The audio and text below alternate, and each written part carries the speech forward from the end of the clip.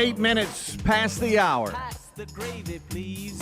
Ooh, it brings me to my knees. We thank y'all so much for being with us today. 866-WE-BE-BIG is our number. The Good Time Gang settling in. Everybody's live, all the way live. And Rick and Bubba, as well as Adler, all join us right after top of the next hour for the main show. But we thank you for being with us. At noon Central today, it's the Bible study with Rick. I know a lot of you make that part of your week. If you don't, you should. It'll be live on our YouTube channel, and then shortly after, it'll be on the podcast. Make sure that you're following us on social media. We always send that out, reminders and links and all that kind of good stuff. That's today, noon Central, but make sure that you're planning for that. All right, over to my left is Mr. Greg Burgess, and to my right, it is Coach Helms. What's up, boys? How are y'all? Everybody good? Fired up, ready to go? Yes, sir. Let's do it. We're good. Everybody's fired up, ready to go for another day. Mm-hmm. Another day. Yesterday was a big day for Coach Helms, and I was actually it was really cool to come out and watch the Jacksonville State women's, or I should say Jack State women's tennis team take on the UAB Blazers women's team, and at the Hoover Met. That complex is so nice. It is. For those of you that have not seen it, I know some of you that are baseball fans, you come in every year for the SEC baseball tournament, and so you kind of have seen how that facility has grown over the years. And it has, not only on the baseball side with the sports complex, but, man, they just you bend around the corner and keep on going. Before you know it, you've got a state-of-the-art tennis facility, and you've got soccer and lacrosse fields, and it's just it's a hub for everything sports. And don't forget the inside. The inside sports, what is it? Just Finley Center. Yeah.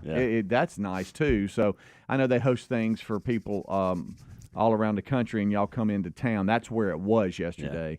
And I knew you started at 1 o'clock Central, and I had done some things and gone and tried to do a little bit better and had some errands to run. And I reached out to Terry. We were just talking. I was like, "Hey, do we have anything today?" What? No. I mean, I was like, "Well, I'm dipping in. I'm seeing the Jack State women play." I said, "Helmsy's there. I don't know that they'll ever be this close to me. Yeah. I'm passing the exit now. It's 8 minutes from my home." Yeah. And so I dipped in. And it was cool seeing y'all. Yeah, good seeing Amanda too. Yeah, I was thankful. You and Bubba both came out, and I got a chance to talk to Bubba about 5 minutes before the match started, and that was good. And then I guess it was early. It was early in the – it was during doubles. I looked up. I'm like, that guy looks like Speedy. Well, there's a lot of those out there. He said, "Look at that bad A. Who is that? Who's that guy? He looks like he's who's that stud?" There was so that's much. Speedy. There was so There's much a lot of going Speedy-ish people on. out there. Yeah, that I was like, no, that's not him. And I kind of went back to, and then I looked up again. I went, no, that is Speedy. He is here. Yeah. And so thank you for coming out. Helms, it's me. It's exciting to see. It's funny because we live two different worlds when it comes to weather, and we've talked about this. Oh. Yesterday morning, all right, I did remote start. There's a little bit of frost on the window. It was 33 degrees when we left to come to work. Yesterday was absolutely gorgeous. It was sunny, hardly a cloud in the sky, short sleeve weather. And so I'm like, I did a little running. Okay. And so, but it was one of those things where I'm like, man, I got 45 minutes to an hour. Let me run out there and just check it out. When I left, things seemed to be going good. How about court one? Yeah. Hey, the Russian, she can get after it. UAB is a good tennis program. They are, and I didn't know that. I didn't know this stat until yesterday. But Jacksonville State had not beat them in 32 years. Wow. Really? Yeah, and I knew that. I know those players because of being a part of the men's program last year. Mm-hmm. So there's some special ties there, and coached one of them for a couple months when got finished with our season last year. And so it was yesterday, and I told you I didn't want to say this. I was an emotional wreck yesterday. Like those, I got friends there, players I've coached. I'm coming back into a place that I dearly loved, and all these people that were our trainers and different staff members and SID and boosters and all these different people are there, and I knew I was going to have to see them, and that was a nervous wreck for me. It's because you got to focus on the match too, and listen, we got a good team, and they've worked really, really hard. And so I knew we had a chance if we just did the things that the simple things well. Yeah. I don't want to do coach speech, but that's the thing. And so I had to really focus on keeping everybody focused because I didn't want to lose track of what's going on because of the outside things that were creeping in. So you get out there and we lost the doubles point, and I thought, well, that's not good. So we got a mountain to climb here, and so you go over and talk to them and kind of just kind of say, hey, look, we're going to lose doubles points. I know this is unfamiliar territory for us because up until this point we've won every doubles point. Kind of got us off to a good track, and so I said, this is unfamiliar territory. Now we're going to see what we're made of, and so we. Honestly, it wasn't looking good. We there was a couple of courts that we were taking care of business and felt good about, and I got the matchups I wanted. And all of a sudden, I look up and we're down a couple sets on 3 of the 6. We got to win 4, and I'm like, this doesn't look good. But let's just keep fighting. You just keep fighting. You never know. You never know. And all of a sudden, you look up and here it comes, and got it done. And I can't. Yesterday is the proudest I have been at this point of the girls. I didn't know they had that much fight in them. I'll be honest. Did they carry you to the bus, or no? How was that? No, Like was it like a Rudy moment? Listen, I had very little to do with that. They got it done. It was golly. I was emotional last night. I was like, wow. So I hadn't seen y'all fight like that. Like I didn't know that was in some of you. Right. It was really good. I don't know if you could hear me sometimes, Greg. I didn't know what the tennis etiquette was, but I could hear some other fans for the other team start saying stuff, and so I would just say, and I'd scream something. Speedy saw a lot of everything yesterday. He saw a girl get a point penalty. I did for vulgarity. He saw you can't cuss. He saw one of mine get a point penalty, and she'll have some consequences for that. She got a warning actually. Yeah, she didn't get a point she's penalty. Fine. He saw a little controversy between 2 players when official had to step in, and two players that aren't from the same area speaking broken English kind of on each other a little bit. That I was entertained by that. Russia and Czech Republic. Yep, were those 2. Yeah. By the way, and very good. Court right 1. Court. I had boy, they'll hit the ball. Yes, they will. And I was very. It's impressed. a different level. You thought, yeah. It's not country club. No, I can tell you that. Now there was some etiquette point, Greg. I didn't know like certain things to do, like a foul ball in baseball. You run and grab the foul ball. You either take it to the dugout or go and, you remember the old times you could take it to the concession stand, get a free Coke. And I was looking for one to see if I could take a tennis ball and get a free Coke, but I didn't see that. There was times that that a tennis ball would come over the fence. Yeah.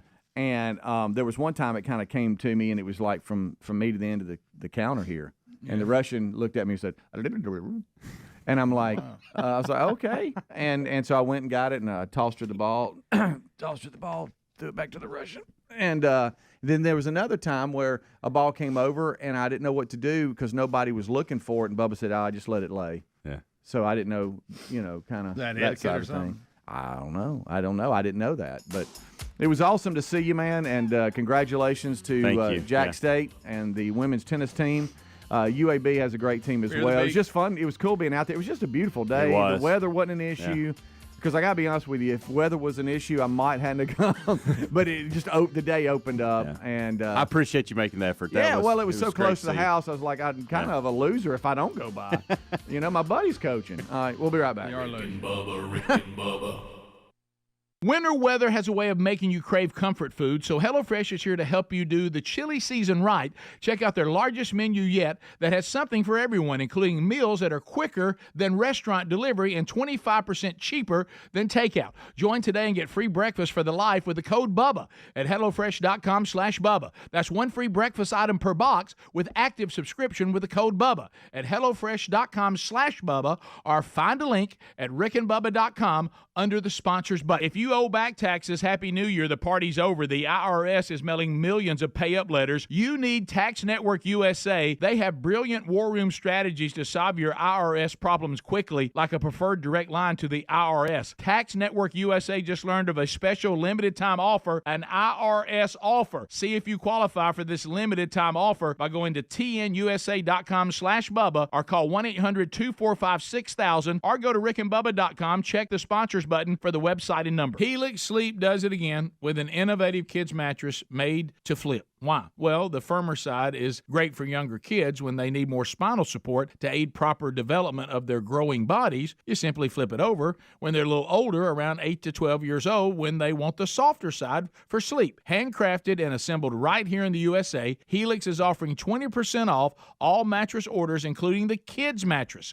Go to helixsleep.com/Bubba. helixsleep.com/Bubba. Resolving to eat healthier this year was easy. Actually doing it, not so easy. Well, Field of Greens is our healthy superfruit and vegetable habit in my house. Each superfruit and vegetable in Field of Greens was doctor selected for a specific health benefit. Some support your heart, lungs, and kidneys. Others support metabolism for healthy energy and weight loss. If you resolve to get healthier in 2024, it starts with Field of Greens. Get 15% off your first order with free rush shipping at fieldofgreens.com. Use the promo code Bubba or go to rickandbubba.com. There's a popular saying out there, health is wealth. And folks, I couldn't agree more. If you're dealing with everyday aches and pains, I want to tell you about Relief Factor, a daily drug-free supplement developed by doctors. It's not just a pill that masks pain. Relief Factor uses a unique formula of natural ingredients that work together to help reduce or eliminate pain.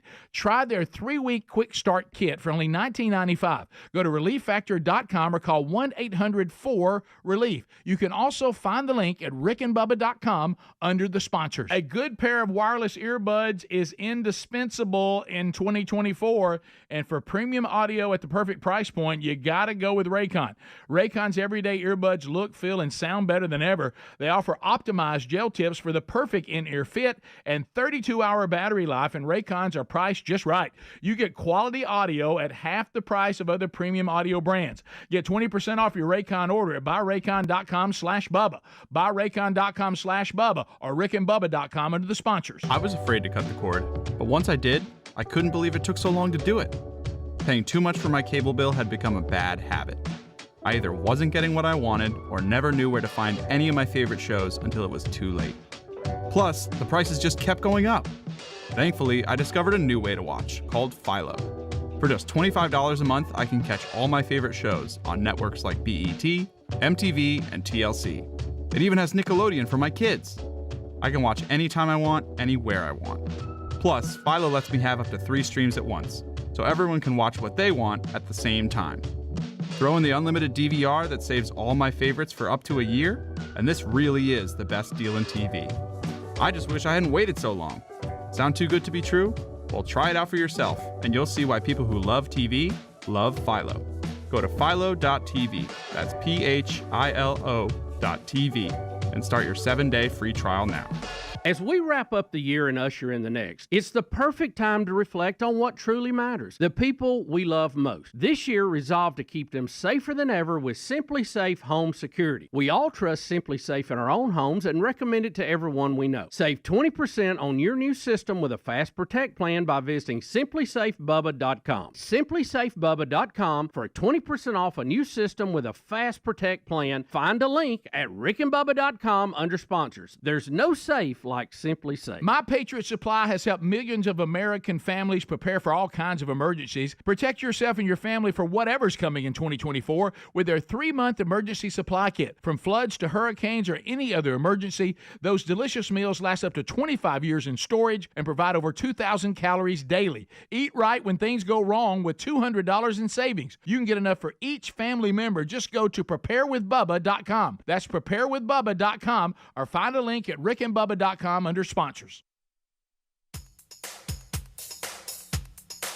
Rick and Bubba's in Ohio. Rick and Bubba. Pass the gravy, please. Rick and Bubba. Ooh, it brings me to my knees. Rick and Bubba.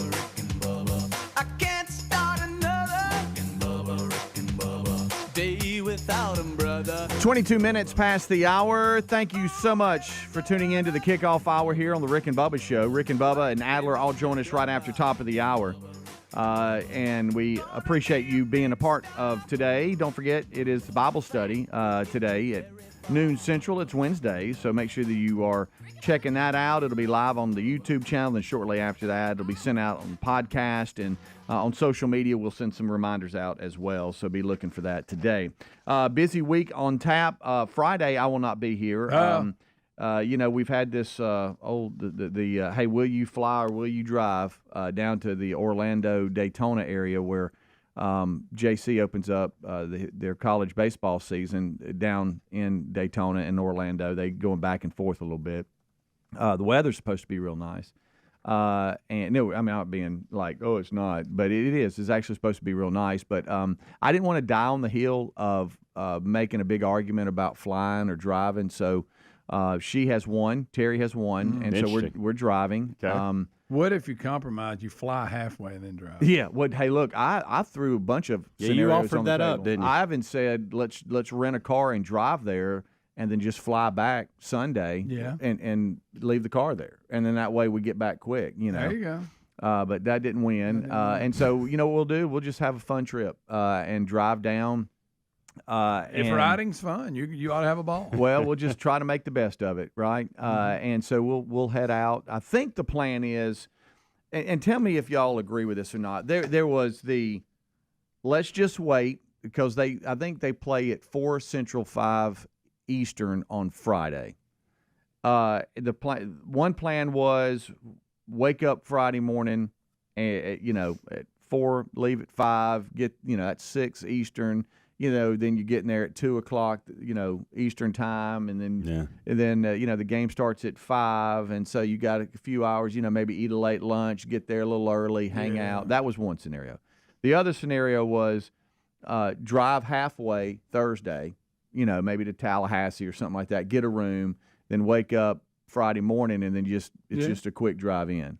But I was like, if we're gonna get in the car and drive on Thursday and get a hotel room or whatever, why not let's just get there Thursday and then have the hotel room or the room Thursday night, wake up, and we're actually there Friday. And so she agreed, so that won out. And so we booked a room Thursday, Friday, Saturday night. So we'll drive down Thursday and then wake up Friday, we'll be there. And so we'll just make the day of it, I guess, and just try to enjoy it. One good thing about not flying is there is weather coming into that area of Florida on Sunday, so they're already moving games around in preparation of that because trying to guess the weather. UAH baseball is not the only team from this area and other areas that are going down there. I think Montevallo's there and some other teams.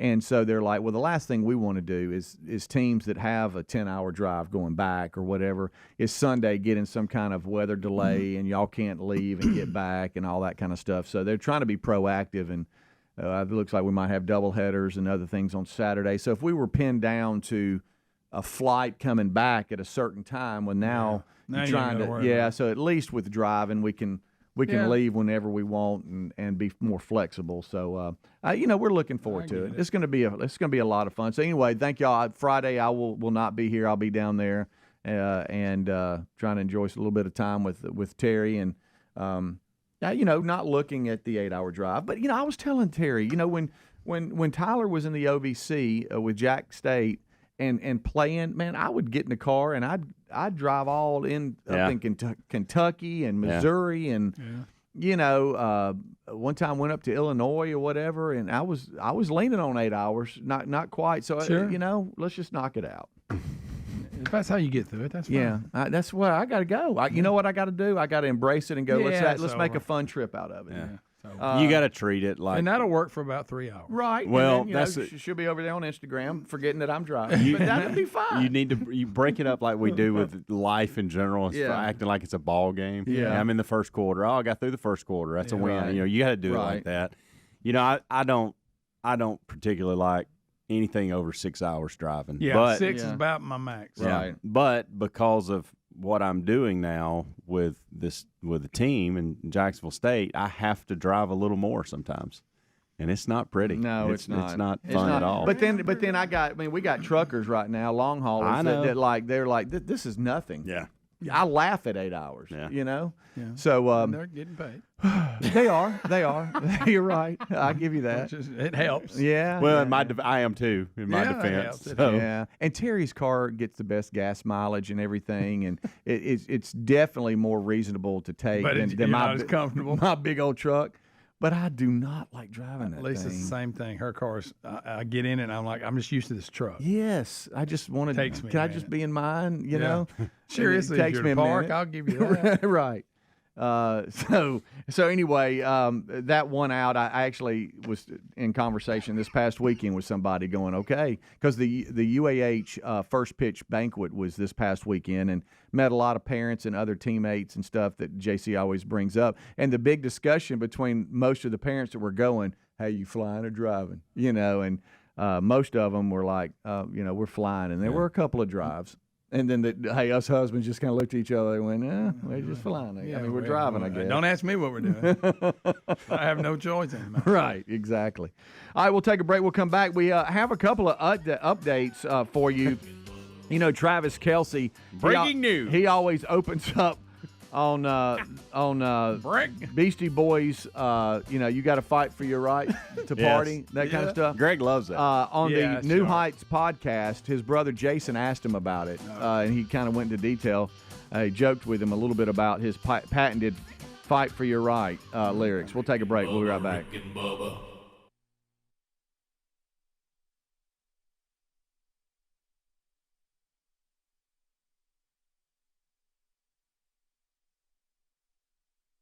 Whether you're making big changes this year or just settling back into a consistent routine, chances are you could use some audio accompaniment on your journey. I know that's for me. It's crucial. A good pair of wireless earbuds, indispensable in 2024. And for premium audio at the perfect price point, you got to go with Raycon. Raycon's everyday earbuds look, feel, and sound better than ever with optimized gel tips for the perfect in-ear fit. These earbuds are so comfortable, and they will not budge. Trust me. Raycons give you 8 hours of playtime and a 32-hour battery life, and they're priced just right. With Raycons, you get quality audio at half the price of the other premium audio brands. It's no wonder their everyday earbuds have tens of thousands 5-star reviews. Now's the time to check it out for yourself. Go to buyraycon.com/Bubba today and get 20% off your Raycon order. That's buyraycon.com/Bubba to score 20% off. Or find the link at rickandbubba.com under the sponsor. If you owe back taxes, Happy New Year. The party's over. The IRS is mailing millions of pay-up letters. Then it's over to the 20,000 new IRS enforcement agents to find you. Why target you and not millionaires? Because millionaires have tax lawyers. You don't, and you're going to have to pay up, plus interest and penalties. You need Tax Network USA, and you need them now. Tax Network USA has brilliant war room strategies to solve your IRS problems quickly and in your favor. Like a preferred direct line to the IRS, they know which agents to deal with and which ones to avoid. It's not all bad news, folks, because Tax Network USA learned of a special limited time offer from the IRS. They're willing to waive $1 billion in penalties if you qualify. Schedule your free confidential consultation to see if you qualify for this limited time IRS penalty canceling offer. Call 1-800-245-6000 or go to tnusa.com/Bubba. Go to rickandbubba.com, check the sponsors button for the website and number. Have you tried the Innovatives Helix Sleep Mattress yet? Well, nothing beats a great night's sleep, the kind you get with Helix. So we love them, and Helix has over 12,000 5-star reviews with customized mattresses that fit your sleep needs because they know everyone is unique. They even have big and tall mattresses and mattresses for the kids. But how do you know which mattress is right for you? Well, Helix has you covered. Just take the Helix Sleep Quiz and find the perfect mattress in under 2 minutes. Place your order and your mattress will be delivered right to the door free of charge. And the best part, Helix knows there's no better way to try a mattress than by sleeping on it in your own home. That's why they offer a 100-night trial for you and a 10 to 15-year warranty. Right now, Helix is offering 20% off all mattress orders at helixsleep.com/Bubba. Best offer yet, by the way, and it won't last long. So if you've been waiting to try a Helix mattress, here it is. Now's the time. Head to helixsleep.com/Bubba for 20% off your mattress order. Resolving to eat healthier this year? That was easy. Actually doing it? Not so easy. That's where Field of Greens comes in. Better nutrition is a key to health and longevity, and a healthy diet could even help you avoid health risks that run in your family. Field of Greens is your healthy superfruit and vegetable habit. It's the only fruit and vegetable product that literally promises better health at your next checkup. Your doctor will notice your improved health or your money back. Do your vitamins or green drinks promise better health? No. I love this stuff and definitely feel healthier taking it. Each superfruit and vegetable in Field of Greens was doctor selected for a specific health benefit. Some support your heart, lungs, and kidneys. Others support metabolism for healthy energy and weight loss. If you're resolved to get healthier in 2024, it starts with Field of Greens. And we got you a 15% off first order with free rush shipping. Visit fieldofgreens.com, use the promo code BUBBA for 15% off, or go to rickandbubba.com, find the link under sponsors. Cold winter mornings are perfect for staying under the cover and having breakfast in bed. HelloFresh supports that dream because they're giving away one free breakfast item with every single HelloFresh delivery for life. That means while you are a HelloFresh subscriber, not only will you enjoy the pick of the tasty dinner recipes they're known for, you'll also enjoy breakfast for free. HelloFresh actually has you covered for every mealtime occasion with a delicious array of quick lunches, sides, snacks, apps, dessert, and more. And not only does HelloFresh help you cut back on extra trips to the grocery store, but their pre-portioned ingredients help eliminate excess food waste. This new year, make eating better and saving money a priority, and make it easy with America's #1 meal kit. Join HelloFresh today and get free breakfast for life with the code BUBBA at hellofresh.com/Bubba. That's one free breakfast item per box while subscription is active with the code BUBBA at hellofresh.com/Bubba, or find a link at rickandbubba.com under the sponsors.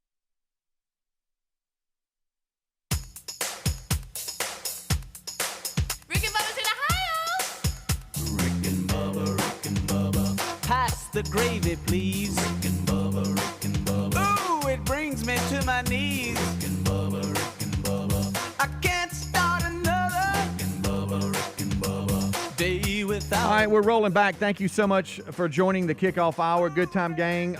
We are live, and we thank you for being with us. If you missed the first half of the show this hour, then you missed us congratulating Coach Helms and the Jack State women's tennis team for coming into Birmingham and defeating the UAB women Blazers.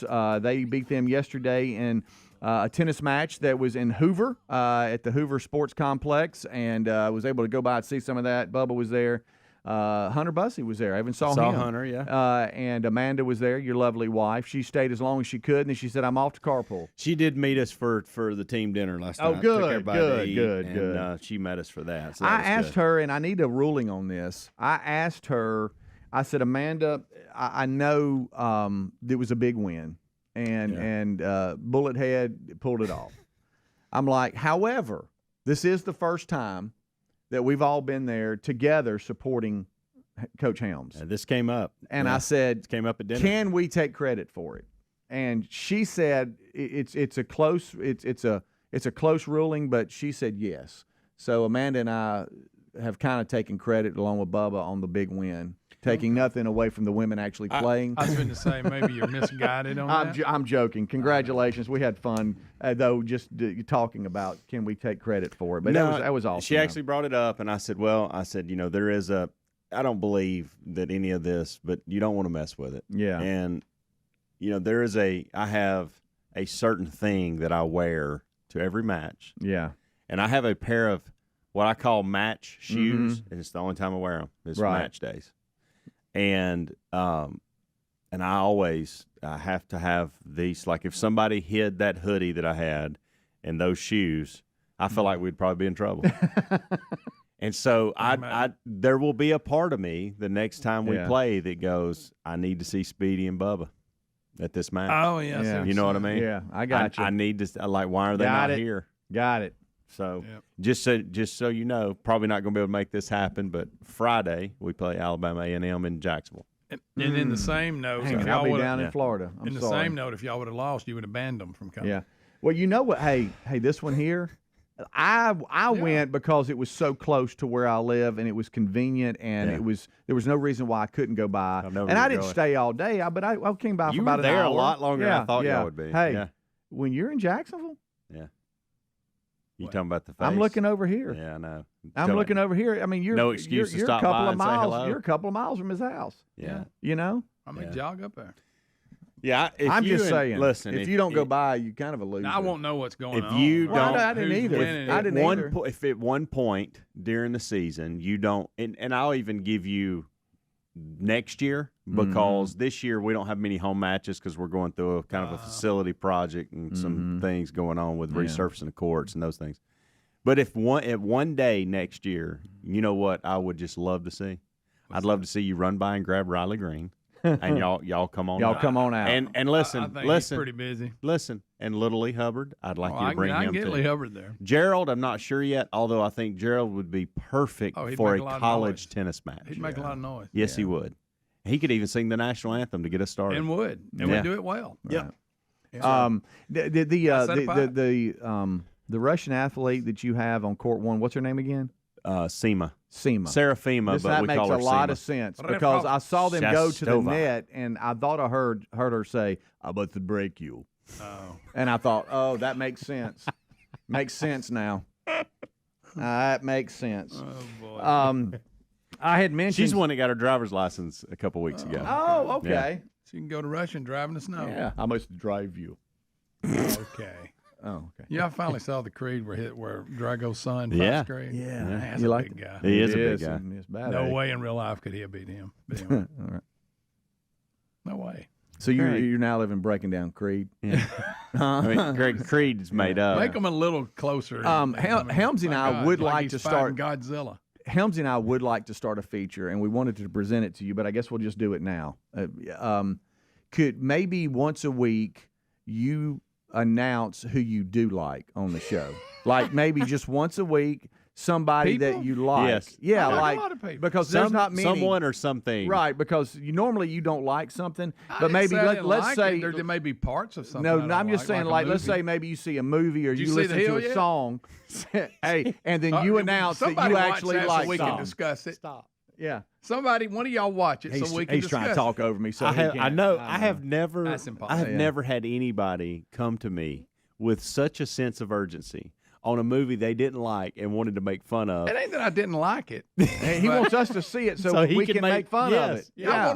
I want your opinion on how did we go too far with this ridiculous. You do not want our opinion. Yeah. You want to make fun of the movie. Right. We're just thinking maybe once a week or twice a week. We don't want to I don't like have to to be be tied pinned down to it, kind of like the sound off thing. But just every now like and The then. Equalizer. We need a theme, of course. Yes. An intro. Yes. You know. Things Greg likes. Yeah. Or what does Greg like? What does Greg like? He likes this. All right, Greg. He likes that. I watched the Equalizer series when I was sick. I watched the Equalizer series with Denzel Washington, and I liked it. See? I liked everything Okay, about go. it. This is it. There This is you a go. perfect- See? Oh, I'm sorry. Look, Let's do that. is it a There we go. ridiculous, over the top? You can't No, Greg. That's not what. That's not hey, what by this the way, segment is guess about. what? That doesn't then. count. That's it. I mean, you really think one person could do all that to all them people? No, Greg, But the point Greg, is, do you ever watch a movie just as a movie? yeah, that's what I'm saying. I Huh? did. But if you want to draw back and go, so this is one guy, Denzel Washington, of all people, Yeah. can just. I'm talking about he can kill Tom and disarm Cruise really did 30 do everything people. in Top Gun that you saw, but did you like Yeah. it? I didn't say Or that the whole like time it. you're like, I couldn't fly like that. So y'all don't think it's a slight exaggeration when they walk in the room and there's like 15 dead bodies in there and one guy did it? I mean, it's Back to the segment, our It's a special movie. feature. Oh, that's a Greg, movie. I loved it. Greg, the I wish there was point of another this is you have to say something Yeah. about someone or something. Someone, and y'all act like and I'm ain't listen, mad about people. but listen, you've got to Except be Urban able to Meyer. say you've got to be able to say you like something and that be it. Stop. You can't go any Well, further. nothing's perfect. You could say I liked it, but yeah, this part was a little much. No, that ruins the segment. Yes, it's got to be. It's got to I be think that is the segment. positive. It's got to be completely. Yeah. You cannot go negative. We can't have any buts in there. I like this movie, but I did. I yeah. like the Equalizer. and then he Now, am I dogs it. buying Denzel Washington can do all that? No. Well, I think, and here's the challenge, and I mean this. I think it's more of a challenge for you to have to figure out what you do like without criticizing it. That's the challenge. Yeah. Because I don't know that watching true stories. Yeah. Anything based on the true Yeah. story. We can start with like your son. My son. You know, you like Taylor. Yeah, but that's easy. Okay. So we'll start Let's with that. start- That's what I'm start saying. Let's slow. start with something easy. That don't count. someone or some You gonna ask me if I things. like my grandchildren now? Yeah, Yes. yeah. Yes, I do. I enjoy them very much, and I love being around them. Okay. How about your wife? I can't find anything negative about it. Yeah, and you love Lisa. Obviously, I've been there for 30-something years. Greg, do you Right. hear Your what you daughter? just said? Okay, you said this will help you. This will help you Y'all for are- this. y'all are Let- two- that's two Can I different stop? things. This will help you for this segment. You said I can't find anything wrong with them. Well, that's But obvious. but listen, means he's but tried. listen. To your point a minute ago, you said nothing is perfect. Well, they're not perfect either, Yeah, but yeah. you can't find anything. I'm talking. wrong. So we're talking about So- two different things. We're talking about two different things. I think the segment is just focusing on Wow. public figures, that matter. movies, public figures, stuff like that. Yeah, yeah, Not and- my family. Well, Come I'm just on, saying, guys. but do that's, you- that- well, that's you- not entertaining and it's not hard. Well, you don't like many people though, to either. That's not true at all. That is not true. Has nothing to do That's with what not I mean. liking people. Like, for I don't instance- like people that exaggerate and that are stupid. What about today? I don't like them. What about if we had different categories? Today, No, we're not Greg's- doing. Family's obvious. I mean, you act like that. I mean, I'd be like an ogre. No, I don't like my grandkids. They get on my nerves. No, that's not what we're saying. No, I think it's about like, and again, Equalizer was a prime example. I But, liked it, but I I'd did- like to see you not use the but. That's what we're saying. Is we don't want you to. We want you to be able to And get Denzel through pulls it off. Yeah. a comment right. and I enjoyed positive without the but. Yeah, I a enjoy it. show, something where you watched the movie, the streamed episode, whatever, and you went, that was nice, and then just leave it there. Yeah. And not go, but this The happened and that Hill. happened. The Hill God, is a he's good stuck movie. on the hill. I Good want you to night. watch it. Good It's a gracious. good movie, but it's I'm gonna based watch on it today. a true story. Go watch it today. I got time today. It's- We're Yeah, off today. I'm hey, gonna watch it. You Okay, won. do. Just watch It's it based today. on a true story, and that's where I can't control myself anymore. Look, I want to enjoy all this stuff just like y'all. Good But a night. lot of times it's supposed to be a true story, and some of the things in it are so ridiculous. Am I gonna have to get through another segment of Granny spit and dip in the floor? Once you get through that, she's gone. Okay, I'm in. Yeah, that was gross. But you don't like it. Especially when you're eating Well, I dinner. like it. What? No. I don't like think the you, movie. I just You said you wanted us to I wish watch. they'd just said it was made up movie, that it wasn't based on a true story. Because some of the stuff's just ridiculous. All right, but Equalizer's a made-up movie. You're criticizing No, I it. like the Equalizer. I'm just saying, but I mean, even in a made up, There's a bite. even in a made up movie. But I mean, you understand what we're asking. and I love the way he'd go in and just kill everybody. I mean, pretty awesome. You mess with something and he didn't like it. By the way, I didn't realize I got into True Detective. It gets it gets dark. The new one is Yeah, has you gotten gotta watch weird. out for that. Let me I tell you, didn't I'm not sure about that series, and I don't know if I can hang with this. I must go. have gave it a pass with Matthew McConaughey and Woody Harrelson because I like them two so much. Dark. But I got into this, and it was dark too. But I guess I just gave them a pass. But in the second one, I'm like, wow, I'm out. I Oh can't. yeah, that's second. Really? one. Oh Yeah, yeah. I I'm haven't gonna tell watched you, that. this fourth one is. Give it a shot. Yeah.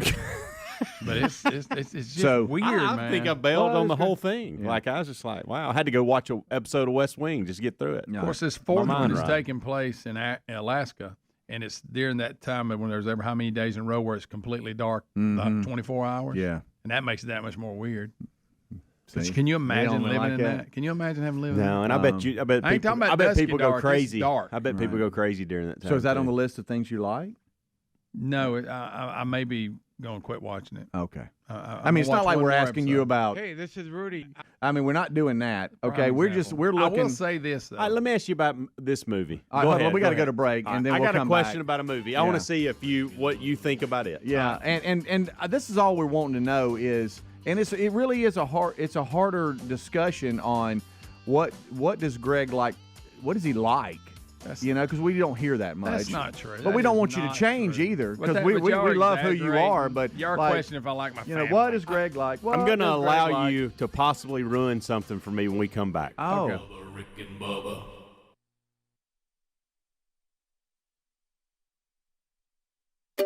Finding great candidates to hire can be like, well, trying to find a needle in a haystack. Sure, you can post your job to some job board, but then all you can do is hope the right person comes along, which is why you should try ZipRecruiter for free at ZipRecruiter.com/free.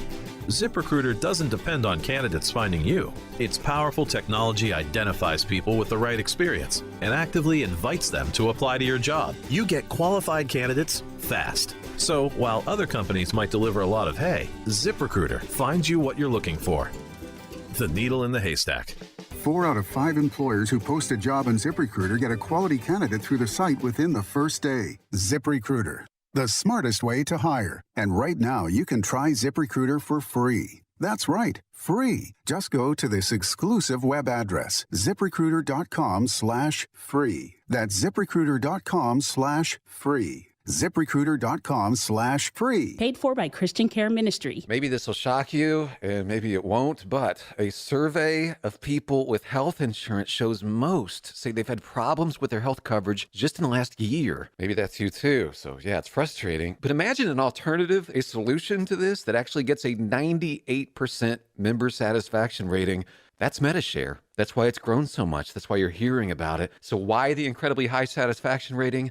You can save hundreds of dollars a month, and you don't have to compromise on quality or reliability to do it.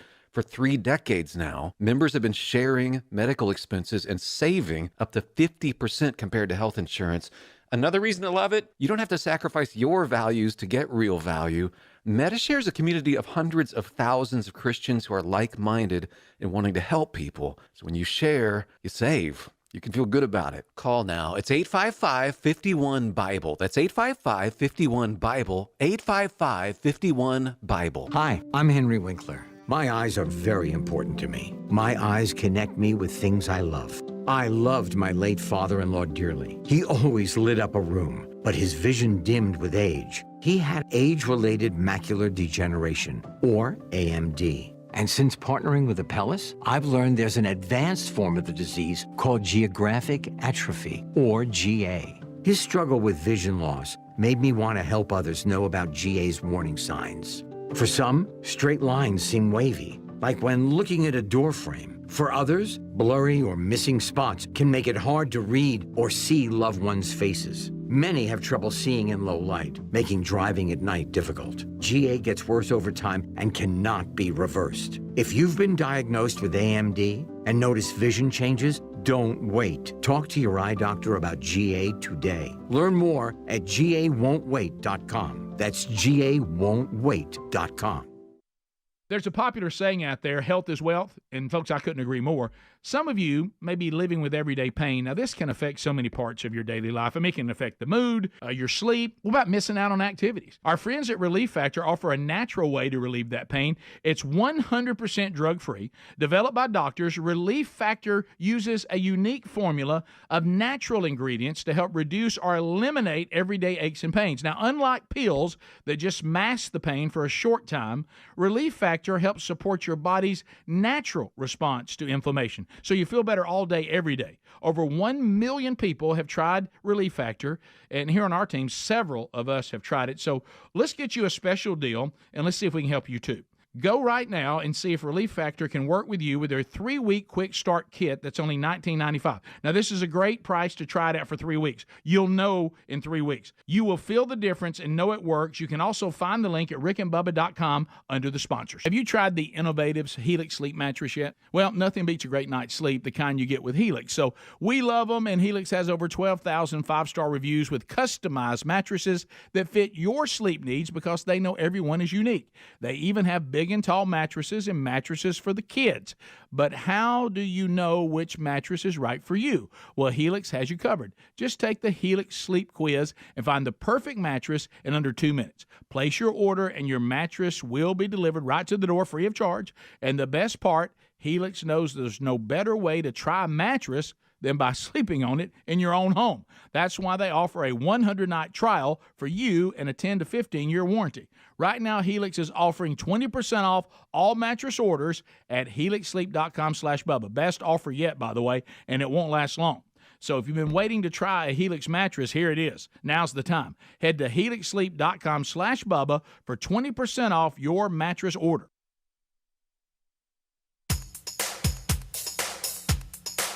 Rick and Bubba's in Ohio. Rick and Bubba. Pass the gravy, please. Rick and Bubba. Ooh, it brings me to my knees. Thank you so much for tuning in to the Rick and Bubba Show kickoff hour. Good time gang settling in for the day, and we appreciate you being with us. Don't forget the number is 866-WE-BE-BIG. Bible study live today, noon Central with Rick. This portion of the Rick and Bubba Show is sponsored by the 24/7 burglar busting protection for your home or small business, simplysafebubba.com.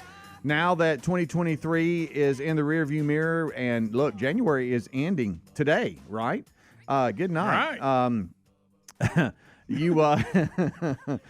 It's a perfect time to reflect on what truly matters. That's the people you love, your property. You want everything to be safe. Maybe you're wrapping up and things are like, deer season's kind of coming to an end. We're not going to be, at the camp house that much now, and I'm traveling or I'm at work. I want the property to be secure. Well, simplysafebubba.com is where you need to go. Simplysafebubba.com is comprehensive protection with advanced sensors that not only detect break-ins, but fires, floods, other threats to your place, and getting you help you need. With the new 24/7 Live Guard protection, monitoring agents can actually see, speak to, and confront intruders, available only from Simply Safe to actually stop crime in real time. 24/7 monitoring is highly affordable too, costing less than about $1 a day. So try simplysafebubba.com for 60 days, risk-free. If you don't love it, return your system for a full refund. Right now, we're going to let you save 20%. They've got a really good deal right now. 20% on your new system with a Fast Protect plan by visiting simplysafebubba.com. simplysafebubba.com. You can also find a link at rickandbubba.com. There's no safe like Simply Safe. All right, so last segment, we're really having a meeting on air. We just presented to Greg that we would like to start a feature every now and then where he actually discusses something he likes without any butts in it, and because I think that would be hard for you to do. But like I say, if it's movies or celebrities or any pop culture, fine. But y'all were trying to go down the road that didn't even like your first one might be Smokey and the Bandit. I love Smokey and the Bandit. Okay, see, that might be your first one because I know how you love that movie. Almost the perfect movie. See, there you go. But so here's what Helmsy said he was going to yeah. let you ruin something for him. So I want to see. So there's when we're talking about movies, and listen, hold your judgments. No sense in sending them an email about why these are stupid. But my top 3 movies that I absolutely love. And top three. And this will be, probably you'll think it's a little bit on the corn side, but Moneyball is one of my top 3. I love sports, business. I love that story. Okay, I know it's loosely based, Greg, on some of the things. Got it. I'm gonna be positive. I will say this. Oh wow! See, it does have, because again, based on true, but they're not corny. Okay, yeah, That's you're right. the key. You're right. You could go, that probably didn't happen, but it could. Yeah.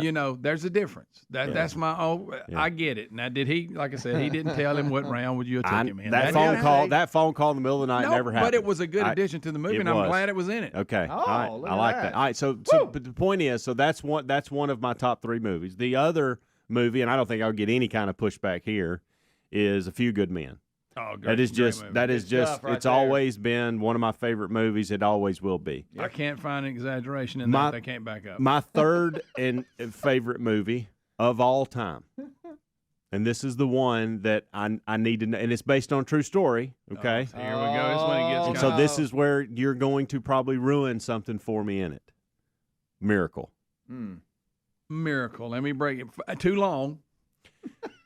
God, the first thing you said was No. It's not the greatest upset in sports history. I've Herb said this Brooks, on- the coach, Great. Love played all that. by Kurt Russell. Sure did. And the fact it's one of my favorite movies. this sounds like this when you hear the true story of Miracle. Yep. It sounds like something somebody made up. Absolutely, it does. The Russians beat them like 10 to something, which Yes. seems like a huge exaggeration, but it actually happened. We Yep. can document that. Yes. The only problem, and I've covered this on the show before, the only problem I have with that movie is when they were at that cabin or whatever celebrating Christmas. Here we go. And it went on and on and on. Let's get to playing some hockey. Okay. That's my only drawback with that. Okay. You notice that part? That doesn't run it for me. Let's Okay, get done good. with that, and let's get to the Olympics. Okay, we all bonding. I get that. We kumbaya. I think we even played football in the snow. We I did. Can't remember. Right. That went on for way too long. But this wouldn't be in the I like it category. You get all the butt. I do like it. But he hasn't ruined it for me. Yeah. But again, I will give you this a little bit of shut up juice on me.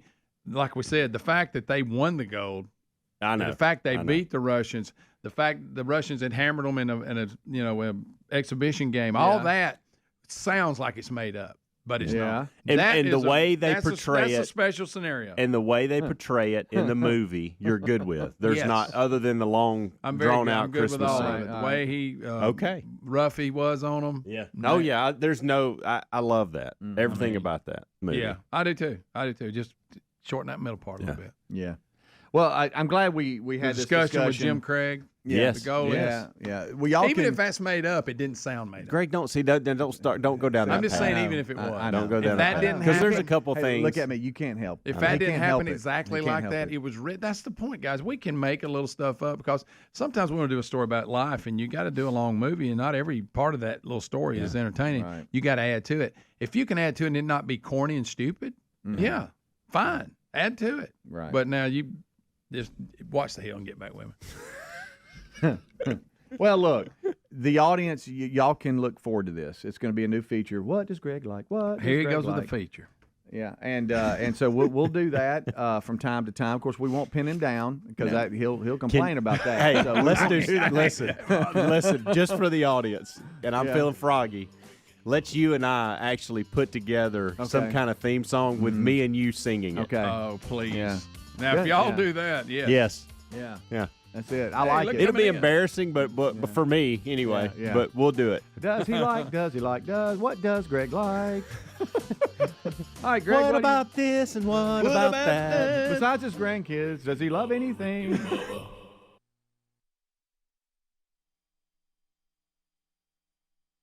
This is all stopped right here, classification point A. Right, yeah. And But that's definitely in 2020 will be a time to refocus. Oh, no, some that's of that. changing. Look, Caitlin told me when she worked those 2 days this week, she told me that, that, hey, there's a new day coming. Yep, new day. No, I've talked about a new day. Right. For years. I was going to say, I've heard it since I've been here. No, Bob, this is a new day. It is. It's a I really new feel, new I really think it's a new intensity. Rick, every day is a new day. Right. Hey, 2020. It may be. Look, I remember the summer of Bubba, and I remember he lost so much weight that like at one point I told him to stop because he was getting where he didn't look like he was supposed to. Yeah. Rick said, "You're not looking like yourself in the face." You know how it gets weird where now the face changes too much, and you're kind of like, all right, I need you to dial it Your back eyes a little sink bit. in a little bit. and- Yeah, we were talking about that off air during the kickoff hour about the summer of Bubba and how committed he was. Well, by That the was way, quite a it transformation. It just hit me. Am I the reason he stopped? I mean, did I get in there and You start? called it off. Did Rick. I get in You there and called critique it it off. too much? Going, aren't you gone too far? Is that on me? Well, And he took it to heart, Rick. honestly, trying to do that, and it's a testament to how efficient our body is with calories it takes in. It's work to do it. I mean, it is work, baby.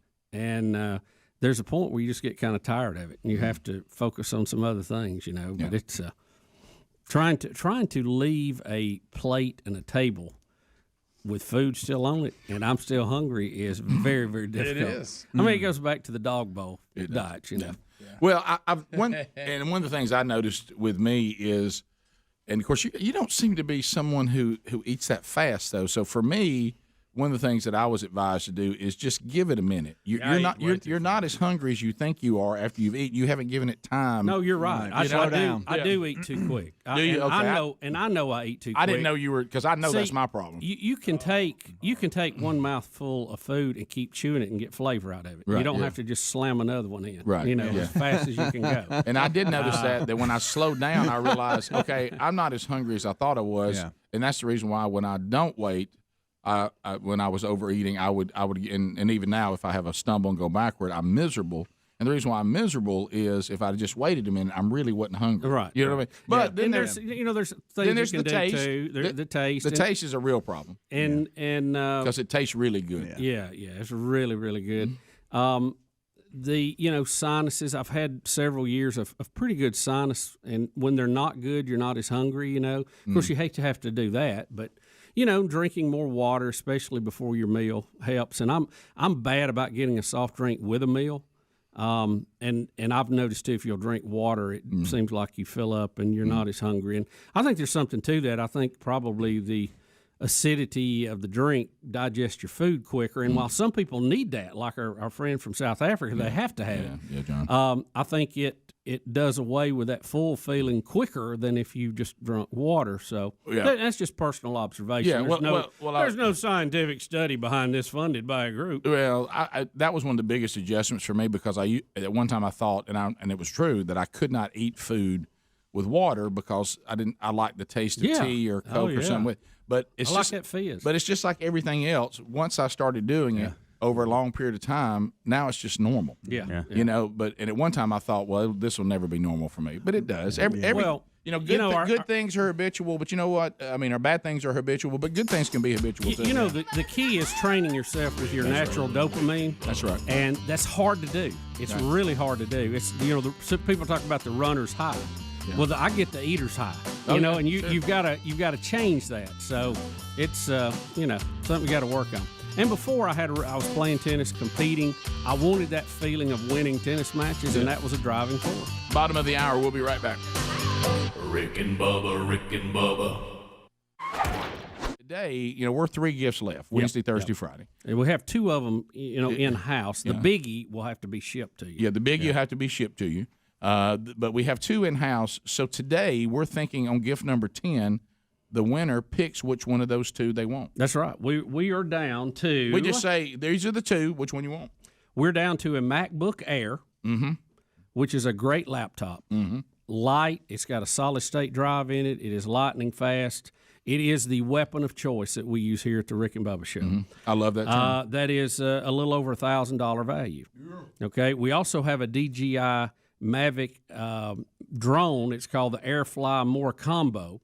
The Arctic white color, and it's a $1,300 value. So prices are a little different, comparable, similar, both over a K. So it's a nice gig either way. So when we decide what color, but maybe you like to get out and fly drones, or maybe you go, I'm not a drone guy, I just want a computer. See, to me, that's going to stir the phones even more because somebody says, I have a choice. Yeah. So if I'm not a drone guy, I don't sit it out because I'll go for the Mac. Right. Or if I'm not a Mac guy, I've already got one, I'll go for the drone. Right. Or maybe you have a drone, you want to upgrade and flip that to your little cousin, that hadn't got one yet. No.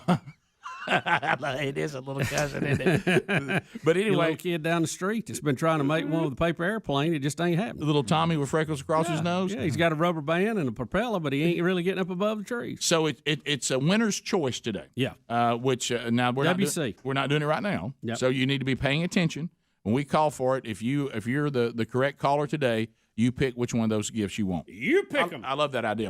All right. So the daily documentary.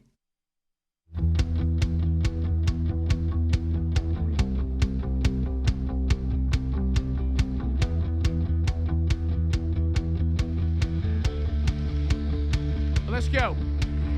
6 minutes past the hour. The Rick and Bubba Show. Brand new hour starting right now.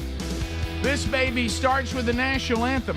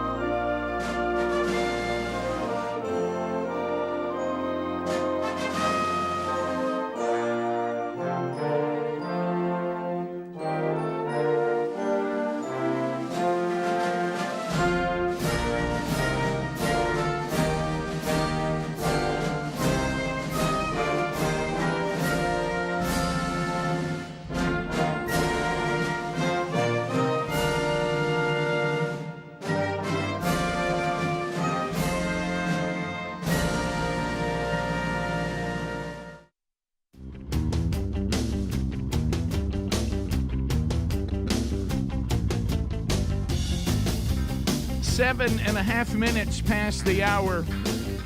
All right, so Rick and Bubba Show, 30 years. We're celebrating and rolling in year 31 as we move forward for another hour. Kickoff hour is behind us.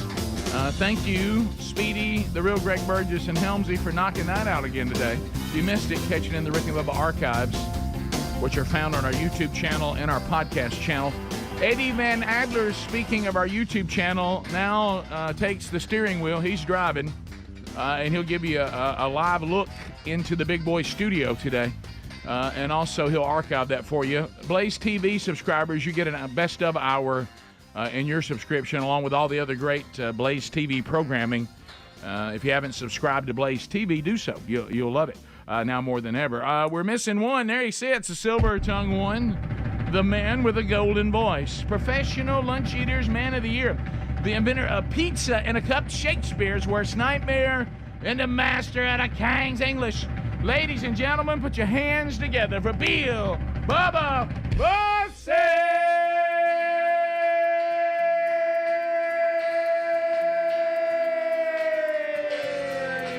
Howdy, Bubba. How about it, Rick Burgess?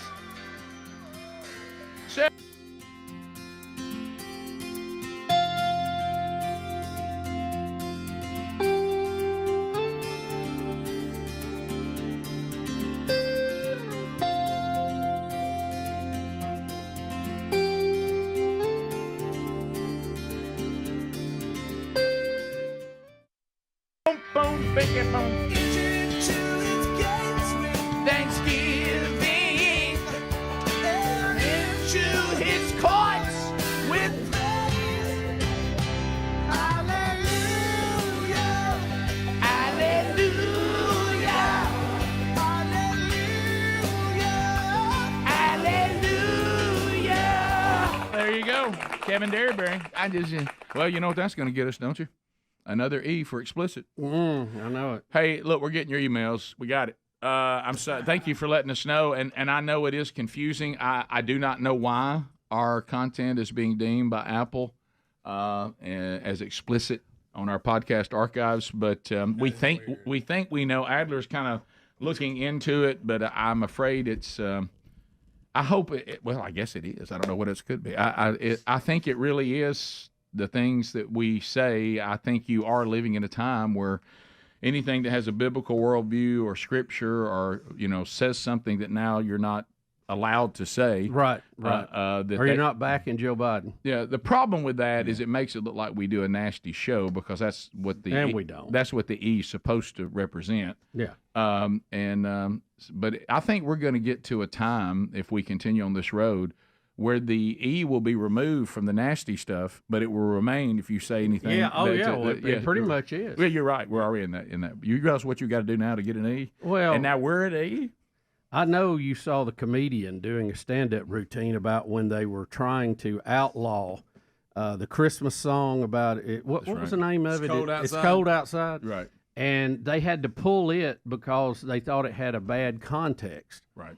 But you had Megan Thee Stallion with a song that was #1 the same week. That was, I'm not even going to give you the initials of it. I think all of you know what it was. Yeah. So you look at that. Look at that. Just that example. That transition in our country. Yeah. What is bad and what is good. That's really incredible. So Adler, is that you think we're on that path? He's showing it right there. Is that what you think it is?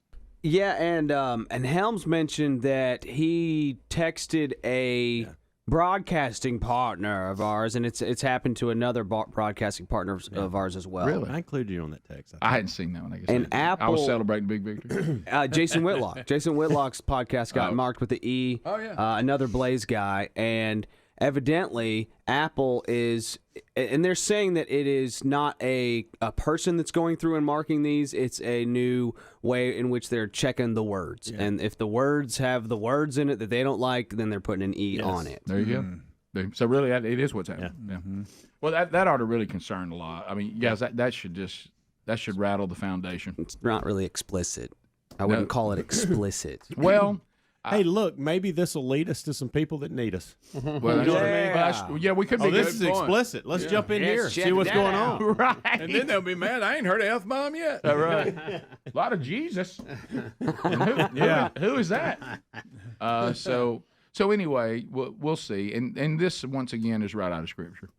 When society is going to turn against all who stand with Him, and that's where we all head. And you have to get to the point to where you're okay with being at odds with them as long as you're right with Him. And I still would rather be right with Him. Yep. So anyway, there you go. So we are aware of it. Thank you for making us aware of it. But I think you just heard Helmsley and Adler kind of give you. I think it is what you're afraid it is. Yeah. I mean, it couldn't be anything else, really. I mean, what else could it be?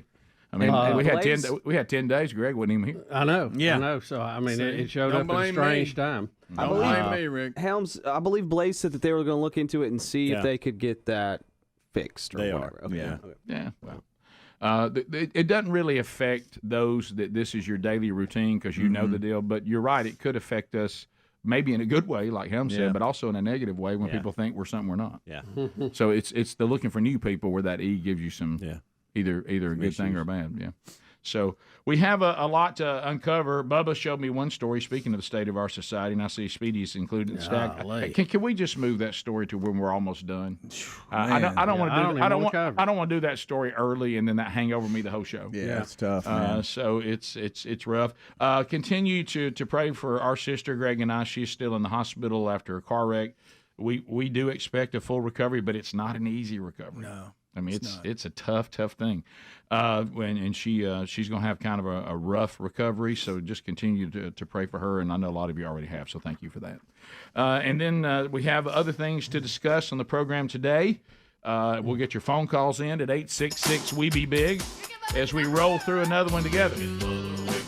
Don't forget the website. By the way, those of you that are doing I guess I call them tea glasses, but the collectible glasses from the Rick and Bubba store. The other one, the next one, which has us all on Mount Rushmore for President's Day in February, comes out tomorrow. So it will be in the store tomorrow if you're collecting those. So grab them before they're gone. We'll be right back. Rick and Bubba, Rick and Bubba.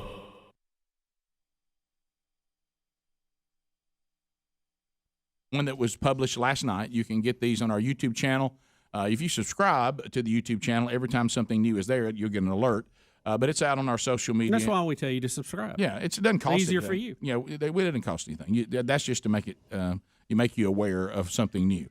So what we're going to do now is we're going to actually let you hear, and if you're watching on Facebook Live, you'll be able to see it too. The documentary from last night, and then if you haven't seen it yet, you'll hear this and go, I got to go see what that looked like, and trust me, you do. So anyway, is it Adler or you that's got it? Adler, here it is. Adler, you remember, and it was a little bit controversial when we did Redneck Rock. Some people liked it, some people hated it. Mm-hmm. So this time, in honor of Little P's visit, we did Redneck Rap. Yeah. So here it is from the daily documentary that was published last night.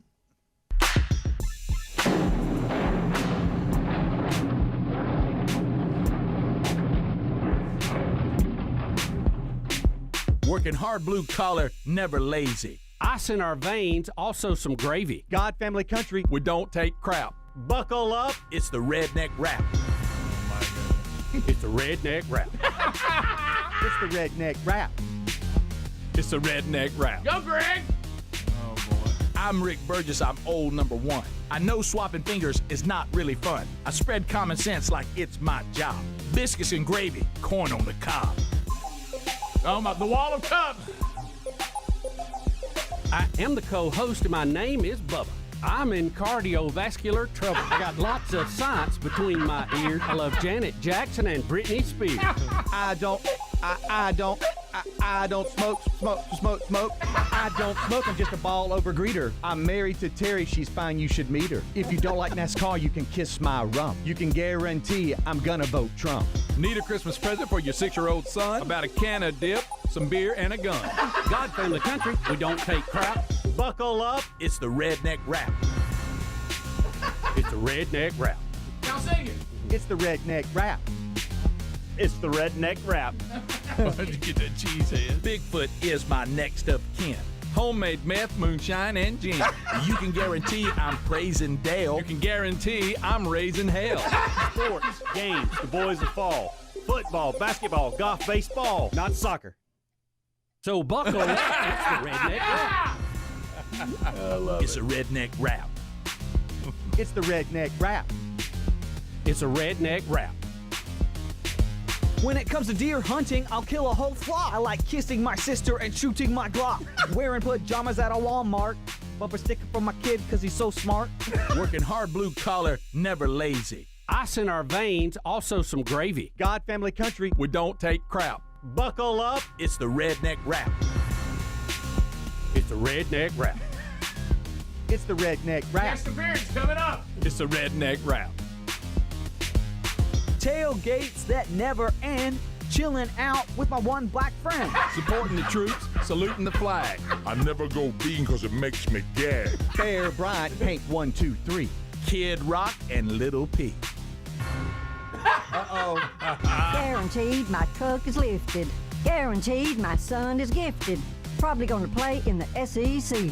That's the facts. My name's Little P. It's the redneck rap. It's the redneck rap. It's the redneck rap. It's the redneck rap. Redneck rap.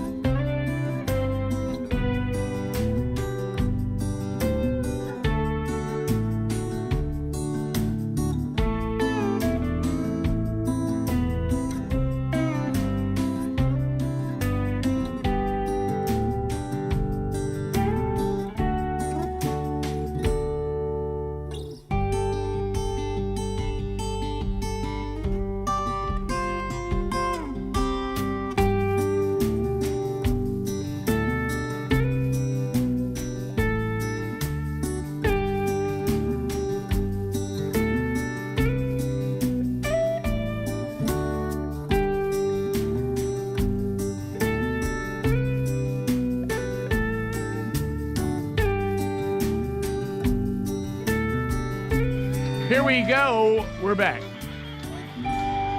Much to talk about today. And we'll get your phone calls in too at 866-WE-BE-BIG. I will tell you, and I sent Adler another one. I've got, apparently I'm on some group text that anytime there is another meme involving Travis Kelce and Taylor Swift in the NFL, they send it to me. Have you seen the latest one? And this is like something that Greg would send out. This is one they sent yesterday. Look at this one. Seeing Taylor Swift after every Kelce catch, and the guy's putting Tabasco in his eye. Oh, that's good. Of course, $330 million worth of impact, but still, right? Yeah, come on. So, and Patrick Mahomes and Jason Kelce, they're in the news today. This is all about sports memorabilia. Is that what this is? It is. We've got their jerseys, and they're breaking records. Does Patrick Mahomes? I know it was in 2022 where this jersey was. But does he think Taylor Swift for how everything that he wears to now has more value? Well, apparently so. His wife and Taylor are really tight. I mean, they got living their own. According to that moves. story we did yesterday, and apparently it was out there because somebody else mentioned that to me late yesterday, that she's raised the value of everything Chief. Mm-hmm. She might even have the people that want them to change their mascot not caring anymore. She may buy the Chiefs. Who knows? Has it dawned on her that she's politically incorrect for cheering for the Chiefs? Probably not. Telling you, has that hit her yet? Bet it hasn't. No. Bet it hasn't. Really quick, can we just talk about? Okay, so Taylor Swift endorsed Biden in 2020. Yep. Correct. Everybody's talking about how this entire thing with Taylor Swift, Travis Kelce, the NFL is a government psyop. Yes, I've heard that. Right. Did you see that Babylon Bee's headline on that? Pretty funny. What was it? I didn't see it. Yeah, I'll find it. Go ahead. Okay. Yep. But it could just be a celebrity endorsement, which is, you don't have to make everything that's scary. common. Right. Yeah. Right. Celebrities endorsing politicians is very common. Yeah.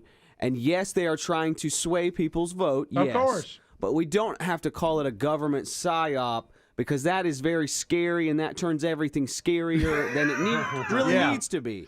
And if everything is a huge, gigantic conspiracy that we can't control, then we all feel defeated. We don't do anything. We don't vote, and that is I think that's something we should avoid. Isn't it good to hear from alt-right, Adler? I'm just trying. All right, listen to this. Babylon Bee, to your point you just made. Conservatives uncover Democratic plot to turn Taylor Swift into an international pop star and the Kansas City Chiefs into a dynasty so Swift could date a Chiefs player and leverage the collective media coverage they both get to get Joe Biden reelected. Done.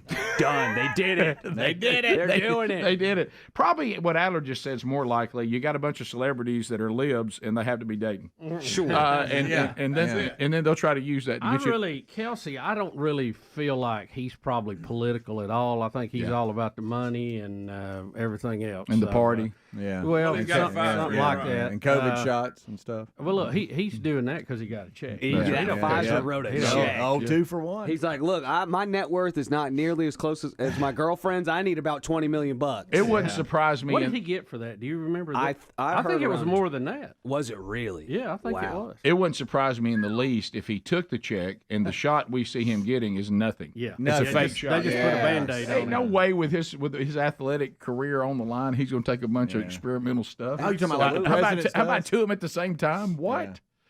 But anyway, Patrick Mahomes' game-worn jersey from the 2022 4-touchdown win over the Raiders sells for a shattering $213,500 at a sports auction. I'm really. I mean, that's an incredible amount, but I'm more curious as to who's buying these things.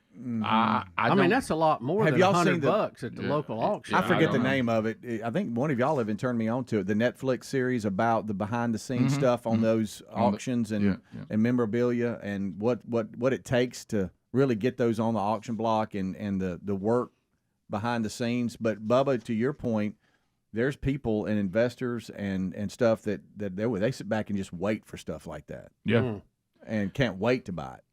So also we had a Jason Kelsey jersey, and it was a game-worn jersey. It sold at the auction over the weekend, and of course they look at that. This one, it says a uniform the center wore from the game between the Eagles and the New England Patriots back in 2019, but it only sold for like $17,500. So. Well, he's an interior lineman. Right. Well, and plus it was not a historic jersey. It was just a jersey he wore. And he doesn't need it because he don't wear shirts. That is correct. Yeah. Yeah, there's no need for that. I'm like you, Bubba. I don't know who has this laying around for jerseys and helmets and things. I don't know. But you know, if you have that. But if you look at this, and I'm not saying, I think you can go quarterback versus a center. Sure. But I mean, you have to wonder: does everything with Chiefs on it is it now worth more because they're hot? They're hot because of Taylor Swift. Yeah. Well, they were hot to begin with. I think you've got a blazing fire that somebody threw gas on. Right. You know, so it's all good. By the way, that was King of Collectibles on Netflix that really got behind the scenes on that. And you're right, Adler. The internet is saying he got $20 million for it. Wow. So that's just for that one commercial. Yeah. Right. He makes $14 million playing. Right. Got 20 for doing that commercial. Yeah. I mean, think about that. What was he getting for State Farm and My Auto? Well, you know, I was curious about that. Did y'all say $20 million? Yeah, 20 for the. They say that annually, right now, he gets about $5 million a year in endorsement deals. With prominent brands such as McDonald's, Nike, Papa John's, and many more. Nike. But this, Nike. Nike. Yeah. I love it every time you can't do it. Yeah. No. But this was, you know, a special deal, Yeah. so to speak. Right.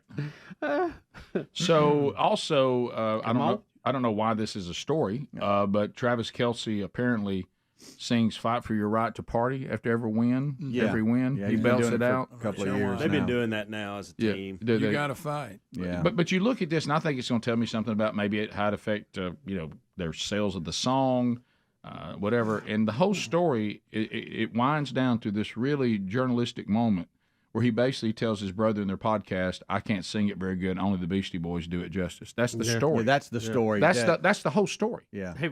Is that really a story? Yeah. Have y'all seen him singing this, or is there a clip of it? He started it. The last 3 AFC titles, he did it in 2020, 2022, 2023, and that's kind of his thing. But he doesn't think he does it justice. And Jason, his brother's like, "No, you're pretty good at it," or whatever. But he's kind of making fun of himself because he doesn't think he sings it. Do y'all want to hear it? You want to hear it? Yeah, I think we do. Can we? Yeah. Okay. Yeah. All right. Jerry Rice, I know it was all about the win, but this was legendary stuff that happened out here today. Shout out to Jerry Rice, baby. The Chiefs are still the Chiefs, and believe it. You gotta fight for your right to party. Believe it, baby. We going to Las Vegas, Nevada. Is he in the WWE? He sounds like a WWE. I had secondhand embarrassment the whole time because Chris Jones was standing there, and I think Jim was supposed to talk to him, and he never did. Oh, no. And Chris kept moving around, and I'm like, "Well, so Do you think if you're Taylor Swift's mom, you look at that and you go, he does make a lot of money? I mean, don't you have to keep telling yourself I that? think he treats her well. I think He's good to her. He Taylor really is. Swift is in desperate need to be in a somewhat normal environment, and this is probably as close as she's Well, I was ever about to been. say, Did you say normal? I was about to say, I don't know that the Kelseys are normal, but I will say as close as she can get. It is normal. Right, I would say, they would be in the same area as our family, it's just a little more rowdy. Yeah. Right. But it wouldn't be a totally different category, you know? Yeah. No, I hear you. She probably needs some of that. Right. She never got to be a teenager, you know? He's good to her. He is. And he makes a lot of money, so he's not trying to get money from her. Yeah. He's he's got an agent. Right. He is singing "Fight for Your Right to Party." I see that. He wants to be an action star when this is all over. Right. You know? Bottom of the hour. We'll be back. Rick and Bubba, Rick and Bubba.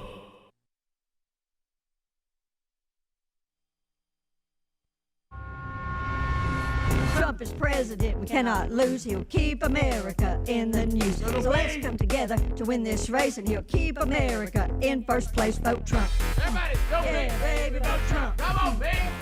Trump, Trump, Trump. Trump, Trump. God plays Trump here to see us through. So let's give a shout to the red, white, and blue. This whole world needs peace within. This will only happen if we keep Trump in. Vote Trump. Yeah, baby, vote Trump. Come on. Hey, man, vote Trump. Go, everybody, vote Trump. Yeah, vote Trump. Go, Pete. Vote Trump. Trump, Trump, Trump, Trump, Trump, Trump. There it is. Wow. Trump. There she is. Yes. Yes.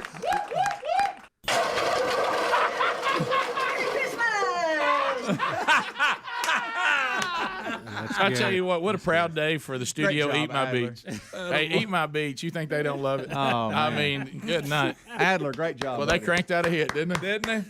Golly, where were we? Man. Just think about it. Without Eat My Beats, we don't have this. I know it. So I just want to say thank you. I want to thank you. I want to say thank you, Rick. I just want to say thank you to Eat My Beats. I do too. Yeah. Golly, what a If there's one people we need to thank. yeah. I mean, we can thank Little I B. don't know Shirley. those guys, but I'm gonna call them up and thank them myself. Would we have this song without them? Nope. No. We would not. They're basically known for it. This has put Eat My Beats on the map. I love you. Look, earlier, as if Bubba was like getting his attack dog ready, he was just like, "Hey, birds, check that email." Let me tell you. Who's I went proud. to the fence with the cup, started running up and down there. That's good. So anyway, let's give it up. Let's give it up for Eddie Van Adler. Yes, sir. That boy Adler. And it's available out there for your viewing pleasure. The latest daily documentary, and now Redneck Rap is added to all these moments in Rick and Bubba history. I don't know if that shouldn't be out there on its own. Well, tell you who I'm on, never forget Disco Duck. Okay. You know who I'm gonna call? Eat my beat. See if they'll record it for us. Yeah. Oh. So, 15 minutes to the top of the hour. Rick and Bubba, Rick and Bubba. If I disliked everything associated with any brand, would you spend time on it? I don't think I have ever took time to give a thumbs down on something. I haven't. I'm trying to think of something I did. Let's just say it was something really ridiculous like Nancy Pelosi. Right, okay? right. Yeah. By the time I could click thumbs down, I could already be on something else. I know. And why waste my time with that? I don't think I've clicked a thumbs down, as you just said, on anything. I mean, I'm talking about something that I'm just repulsed by. I still won't take time to do a thumbs down. I mean, I'm fine with it. You know, everybody's got an opinion. No, that's fine too. That's great that they let you do that. But I am always perplexed about who they are and why they're doing it. Yeah. Well, it's just like let's say soccer. Okay. I mean, can you imagine me? We don't care for soccer. It just never really entertained us, and we've tried it. We've even let our kids, when they were little and didn't know any better and couldn't use their hands yet, dabble in it. Just to see if maybe it's a new generation thing. Maybe our fathers didn't have that right. Maybe it's something, whatever. And I feel like I've thoroughly tested that out. Yeah. I haven't.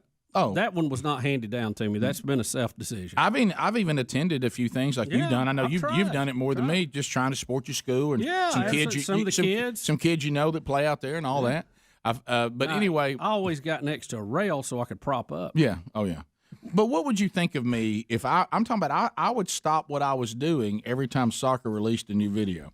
Okay, and I would go out there and give it a thumbs down. I mean, anytime one was really, no matter what they did, whether it was something about the season, some promote, because I just don't watch videos about soccer. I don't even care when they're published. I don't have anything. The thumbs down people are just weird to me. That seems odd. Yeah, now I understand if it's some political thing that's out there and America's weighing in. Some of us like it, some of us don't. But if it's a brand that you just don't, it's just not your thing. And I know this, it's shocking to me, Bubba, and maybe to you. I sometimes sit and look in the mirror and just think to myself, are there people who just don't like what we do? I mean, how can that be? You know what I mean? But I've come to the reality there are some who don't.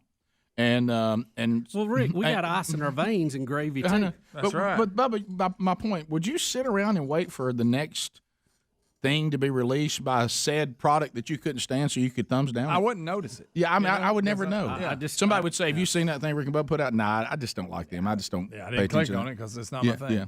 But I'm going to wait and get my thumbs down. But I'm going to give you one of these. I know. Look, we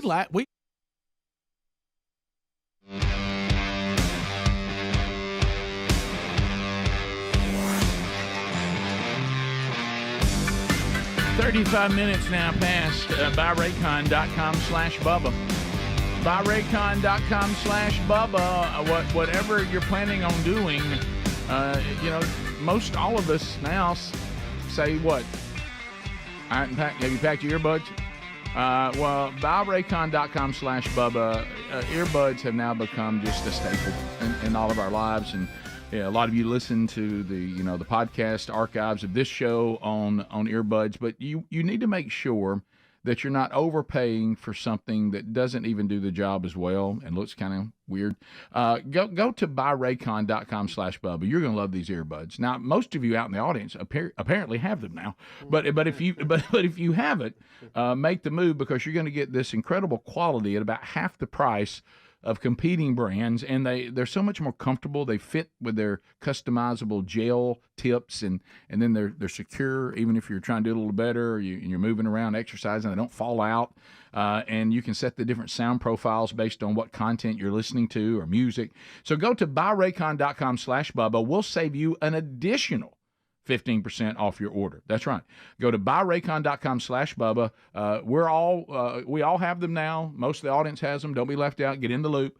Go to buyraycon.com/Bubba or find that link at rickandbubba.com under the sponsors button. So we have a lot to discuss today, but I'll tell you, yesterday, Coach Ham, coach of Jack State women's tennis at Jacksonville State University, or as I call it, JSU. But we talked about the big match yesterday. Bubba, I think you got there. Yeah, I heard that Speedy got there. Speedy got there. Yeah. Y'all saw all of it, some of it, most of it. Most of it. All of it. Yeah. Thank you guys for coming. That meant a ton to look up and see you guys there. Yes. I got a chance to talk to Bubba before the match started, and did he fire you up? He did. He did. Mhm. And Did you address the team? He did No, not. We didn't have time for that. And he speaks English. I was looking for a place in the sun to sit. Oh, I bet you were. Did you find your place in the sun? Find your place. Find your place. Pablo Cruz. Yeah. Didn't know Speedy was going to be there, and then looked up during the doubles, and I thought, that guy looks awful like Speedy. I mean, Oh, you can spot him. Yeah, and so at first I thought, nah, it's not him. And then I bald head- turned bald head around, kind shining. of focused on what was going on as I should be. And then I turned around again, and I'm like, that is Speedy. Well, how about that? That was kind of my reaction, Yeah. just in case you're wondering. I was like, Okay. how about that? How about Inside, that? I was going, how about How that? about that? Speedy's Then, here. you begin to scan looking for Greg.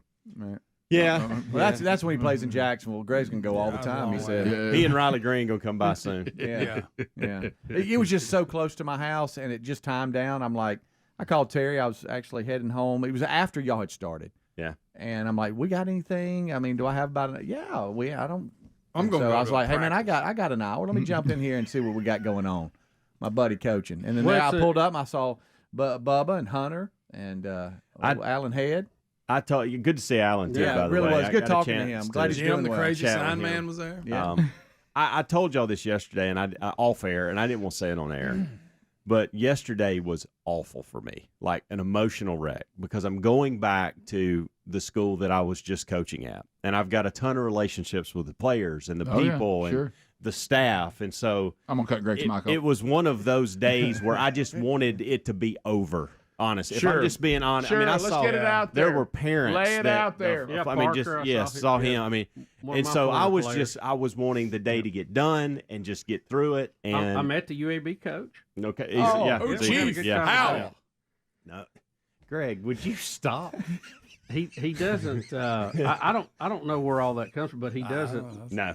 Because I was I know, kind of I know. looking for You looking for somebody in a headdress? No, just So would somebody put Secretariat back in the barn, please?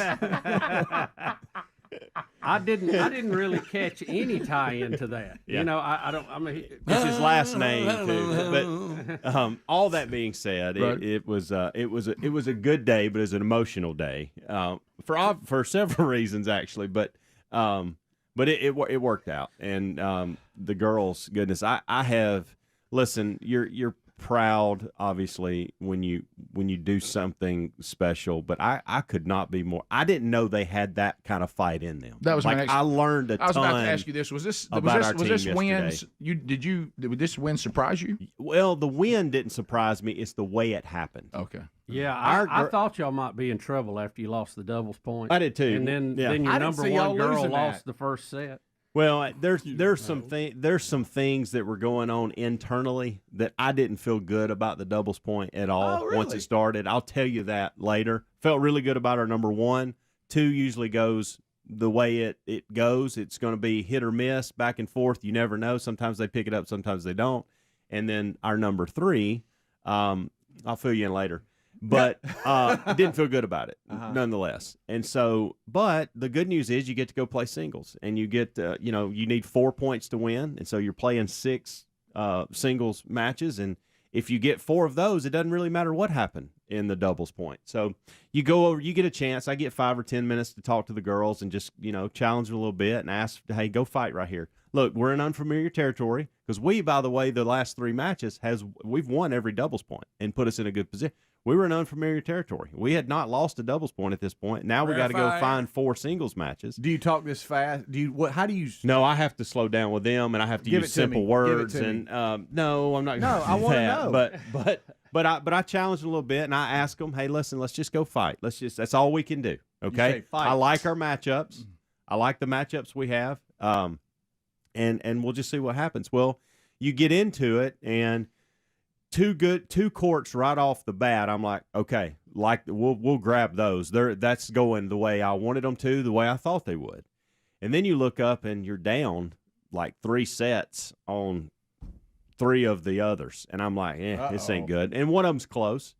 And so it's just amazing. There's so many lessons to learn from what happened yesterday, and why you do keep fighting, because you never know. Because there was a moment where I was going, gonna be really shocking if we pull this off. and all of a sudden it flipped. And it's amazing and that's what I tell the girls. I don't necessarily worry about you winning or losing your court, but man, stay out there as long as you can, because when you're on that court and it stresses the other courts out because they hear you screaming, they hear you hollering, and if you're just out here, when we start eliminating people from courts and they're still out there, that makes a big difference. And then you got girls that are tired. You never know. You get to that third set, you never know. So just keep fighting. And yesterday we were fortunate. It could have easily went the other way. We were fortunate for it to go our way. Well, did you go to the net and scream, "You got to fight for your right to party"? Yeah, right after it was over. I did not. And that's a tough thing too. We see it all the time in different sports. Head coaches shaking hands. I'm telling you, whether you win or lose, that is a hard thing to do, because when you win, you don't want to be the guy that goes over there with a crap-eating grin and smiling so much. But when you lose, you don't want to go be a turd. So there's a balance that you have to have when you do that, and it makes it even tougher when you're friends with the opposing coach. Yeah. And so that's always tough, whether you win or lose. But obviously, he handled that with the classiest. He's just a classy guy. And so we've been actually working on some things in the tennis world outside of college or outside of our teams together. And so even leading up to yesterday. And so we'll give this 24, 48 hours and probably won't chat about that. And then we'll pick it back up, early next week. So hit the peace pipe and moved on. I was impressed. I was impressed with the level of play by all the girls on both teams. We watched mostly the first court.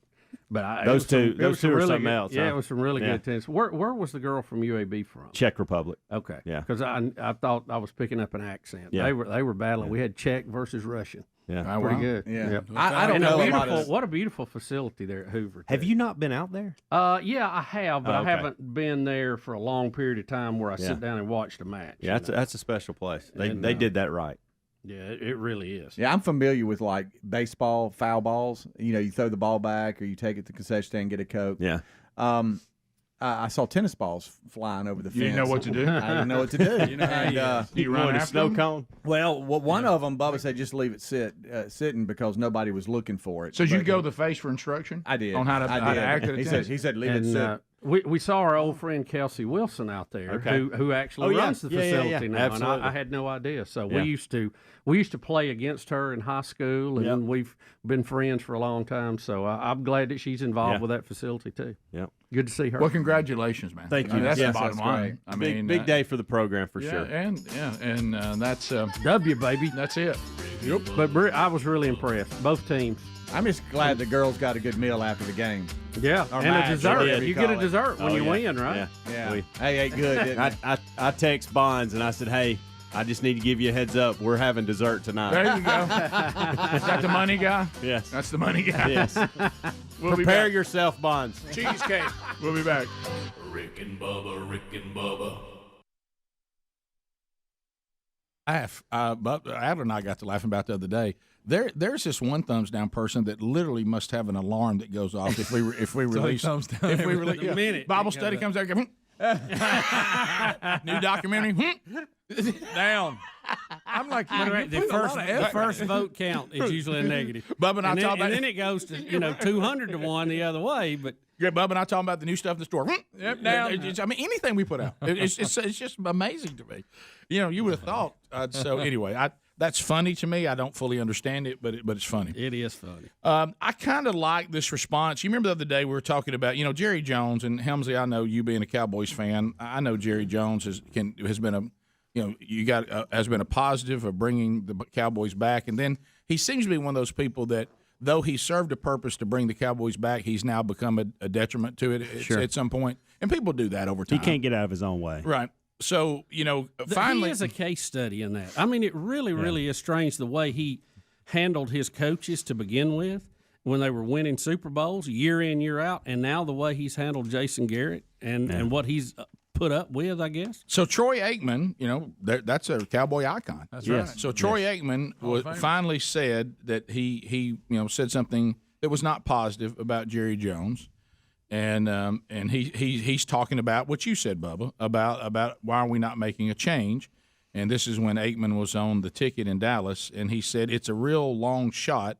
It's unlikely Jerry will ever bring somebody in who can help this team in that regard because he's been real stubborn and steadfast that he's the one in charge.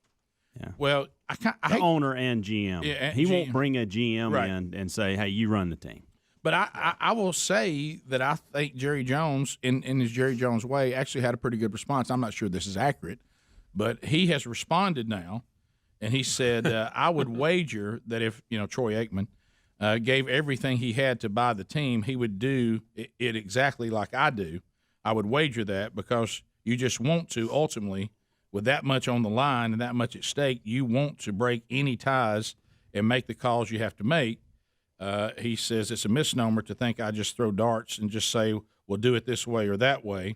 It's not my management style. I've never done that. But as I've said many times, I've never made the ultimate decision. I've never not made the ultimate decision, meaning I'm the final deal. And then he goes on to say, he's just saying, look, that's easy to say sitting up in the booth or on a news talk show. But if you spent the money I spent on this team, I would wager you might not do it the way you think you would. You might do it a lot like the way I'm doing it. And he says, well, and he might, but that means Troy's not okay. Then Troy don't need the job either. Right? Yeah. Well, let me ask you this though: Jerry Jones is one out of 32 franchises. Does anybody else do it the way Jerry does it? Absolutely not. No. And I just listened to the interview on 100.5 The Fan, 104.5, 105.3 The Fan. I'm sorry, guys. I got locked up. Buddy, Good you were Lord. just coming down a hill out of control. It's okay. Jerry Jones does this to me too. The way he was talking about Troy is he was very complimentary of Troy, and then the host kept asking him about if Troy owned a team, how would he run it or whatever, and that's what kind of led him into talking about it. Now, where'd you hear this? On 105.3 The Fan. Good night. Now, how about this? I don't necessarily agree with Jerry Jones because again, this shows his lack to assess himself really in his statement. I think it was a kind of a wise statement because he didn't start hollering down whatever. However, what he's really saying is, I'm so delusional that I think that everybody would do it the way I do it. Right. You know what I mean? Right. And so well, and two, a lot of people. And as y'all said, that's really not a fact. Troy Aikman probably would do it a different way. I'll go this far. A lot of people have been dogging Jason Garrett and want him out of there. I think it would be best for Jason Garrett to leave because he'll get another job and he'll be able to go to his full potential. We can actually see if he can coach or not. You see what I'm saying? I think he's been held back. Yeah. It's just strange. It's really strange the way he handled his coaches and they were winning Super Bowls. Now he's got somebody who doesn't talk back to him, and they can't win, and he's staying with it. Exactly. Rick and Bubba. Yet to happen, and today it will be winner's choice of two choices that Bubba will give you. And Bubba, those choices will be? Rick, it will be an Apple Air laptop, a Mac Air laptop, and it will also be the DJI Mavic drone. It's all right, buddy. You okay over there? Yeah, I'm good. Run us through that one more time. You get a laptop or a drone. That's a pretty good choice. What would you choose if you won, Speedy? Do a laptop. Would you go laptop? Yeah. I don't know. I kind of want that drone. Mm-hmm. Only reason I said 66 We Be Big is our number. We'll get to some of your phone calls coming up a little bit later on in the program today as we cover more. So, Bubba, I know you are a CPAP user. I hope the manufacturer of your CPAP isn't Philips, is it? You know, Rick, I really don't know. I've got 3 different ones I use. Same Philips? Yeah. Light bulbs? I guess. Yeah, the parent company, I think. Story today, because, it's always when we look at the stack, Speedy's going to stack stories that I guess his attempt is to terrify Bubba and me over various things we do. Oh, yeah. Rick, that's a big story today. Any bad habit I've got, we get a story on it. It's one of the top headlines. This is not a bad habit. This is just the way it is. Yeah. Well, it's not necessarily a habit, no. But Philips is saying they're halting sales of their sleep apnea machines, their CPAP machine, because they're afraid that they're causing cancer. Okay, that's a big one. Looking at this story in the liver, it says the settlement requirements that they're going to have. I was looking at you to shake my head. Funny, $400 million they're going to have to shell out. They said that it was spewing I can't say that word, carcinogenic Yeah. foam Yeah. through the oxygen tube Pretty good, right? into the user's mouth, and of course we know those are cancer causing. Carcinogens. I can say carcinogenic or carcinogens. Mostly. Yeah, I mean, about as good as I did. But I can't. Right, I can't tell you that last guy was in the NFL draft. No way. Right. Still can't do it. Right. I mean, I'm gonna have to go to a special teacher and work on that one. So apparently, I'll stay in from PE today. Yep, you're going in the closet. The Philips Chief Executive Officer Roy Jacobs said patient safety and quality remains Philips' highest priority across the company unless we've given you cancer. wow. And they say this is a major you get so mad about it. a major setback for the company. Bubba, they said they were a leader in sleep apnea. Yeah, I'm pretty sure I got one or two of theirs. And they said they grew from $5 billion in 2021 to $7.2 billion. They were scheduled by 2030, but they said this is going to be a setback. The foam particles can potentially induce irritation and inflammation in the respiratory system, which is especially threatening for individuals with pre-existing lung conditions or poor heart-lung function. Rick, given the month I'm having, I don't have any doubt. You probably got 4 Phillips notes.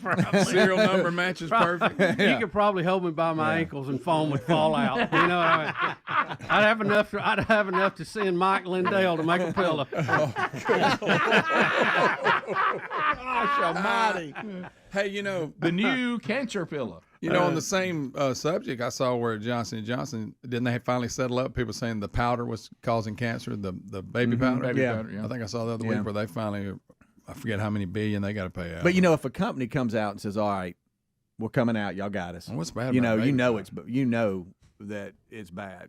Would you like to know? They're going to come on out with they're self-reporting. Would you like to know how many lawsuits they have against them right now? How many? Of people saying this has caused me to develop cancer? 700.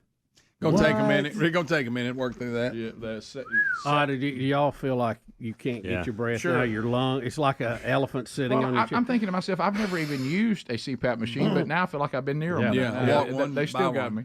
Johnson & Johnson settled with 42 states over the talc-based powder for $700 million. $700 million. This is like $400 million on this one. Man. Gosh, it looks like I'm gonna get cancer on both ends. Bubba, breathing in one end, powder in the other. Bubba, you're fine. You've had all your tests and everything. You're good. You're clear. Oh, that's just You're part clear, of the buddy. comedy of that. Yeah, I know. Bubba, I tell you what, Couldn't help though, myself. you might want to get in line for part of the settlement. Yeah, I know. Really do. If you got it, I'd go check them Phillips see if you got one. Yeah. So I hate to make light of people getting cancer, but there it is. But that is actually Well, you can't have foam particles flying around something that's sending air into your lungs, and we have other pieces of equipment that do that. Surely we can tighten this up and get it right. Well, you guys are saying, truthfully, I think Phillips has finally said, as we see with Johnson & Johnson, and we've seen with other companies in the past, even got the tobacco companies to do it finally. Y'all come on out, they got us. Yeah. Rick, ooh. They finally saw that last memo. Ooh. Oh, yeah. Okay. So if you've got a Phillips CPAP machine, Well, you might just need to check on it. do you think they'll probably, I don't know if it works the way it does with automobiles. If your automobile gets a recall, you get something that says, hey, we know you're one of our customers. Right. Yeah, I don't know. Don't you think you probably received something? Well, from I Phillips? don't know. Lawsuits I don't. that have class action that'll say you Yeah. may qualify for this. Of course, there's some of the people you end up getting like $4. Right. But I think, the documentation with your car goes a lot further. I mean, I don't remember sending in warranty cards. Right, you know what I right, mean? I mean, who sends They may those not know things? you have it. Everybody chunks them things. Just this weekend, my buddy sent me a text message. I just got a $92 check. Bubba's trying to breathe. He's been Oh, using all the right. Phillips CPAP. I just trying got to get the foam I out. just got a $92 check from a class action settlement for Apple messing with the batteries on the old iPhones. He said he didn't even remember signing up for it, but he said he'd take it. Well, can I tell you, on that note, $92. Life-changing money. See, I don't think the $92 helped him out. That's the sad part of this. Oh, It's yeah. probably no. The law firm made out like a bandit. Oh, Okay? yes. But the people who they're actually representing is going to get some kind of token. Oh, Yeah. But speaking of that, on this note, since we've opened the store, and I don't understand it, and I would like to just place a call, but I don't know how many best of bits we have of various members, and definitely Bubba and me, in the world of customer service with giant companies. It just is not worth calling. You can never get to anyone and actually talk to them, so I'm not willing to do it. But my mortgage is with a really big bank chain, and I'm talking about the last 4 months in a row. They keep sending me a $300 check, and I don't know what it's for. What's that about? I'm They're like, sending you money now instead of you Yes. sending them. yes, and I'm like, Rick, I'd be right. I'd be concerned. Well, but I mean, do you realize what I'm going to go through sitting on hold, Oh. trying to call and figure out what's going on? Well, At least you need it's to not figure the that out, government, Rick. but Yeah, you know. I don't know why they keep doing that. I don't Yeah. either, but you Thank need to you, figure but- that out. Yeah, They may have sold your house and you don't know it. Rick. That's yeah, it. yeah. They're Oh, sending no. you payments on it. yeah. Your cut. That's Here's a your little cut. low. That's a little low. Here's your cut, Rick. I don't know why this is happening. You need to But, roll that towards your principal. Yeah, well, that I'm paying down the principal, at an alarming rate. Yeah. Do you think they're like saying you're you overpaid. you're overpaying? Did you let them know it was That's principal, probably or what did it they is. think Messing 'em you're up. sending a payment and overpaying? No, If it says when I send it in, apply to how much do principal. you want to apply to principal? Okay. And I'm Yeah. putting it right there. Oh, So well, I- I'd ought to do it then. But Unless why- you got old Jim Dandy entering it on their end. Yeah, you know? I don't know. I just keep putting $300 in my account, going thank you. But I guess Waiting on them to want it back. because it happened Yeah. once, and I thought, well, this does happen from time to time, something to do with Overage in your overage, what- escrow. Yeah, and I But get that wouldn't be every month. But now they're doing it every month. So you're right. It's like, is there some Jim Dandy that's just entering my payment wrong? Yeah, I mean, there's no telling who's sitting down at that keyboard Oh, every my day. gosh. Over in Istanbul. and they Is- don't want to be there. To Is that start with. when you interact with today's society, it really will just terrify you to think, these people, the ones who actually want jobs, there's some of these people might be doing important things. Yeah, I know, and it's very concerning. Yes. Because there's a lot of doofuses out there. Oh, Boy. Our Doof doofus, City. our doofus numbers are through the we roof. cover it. Yeah, for real, bunch of doofuses No social out there. skills of any kind.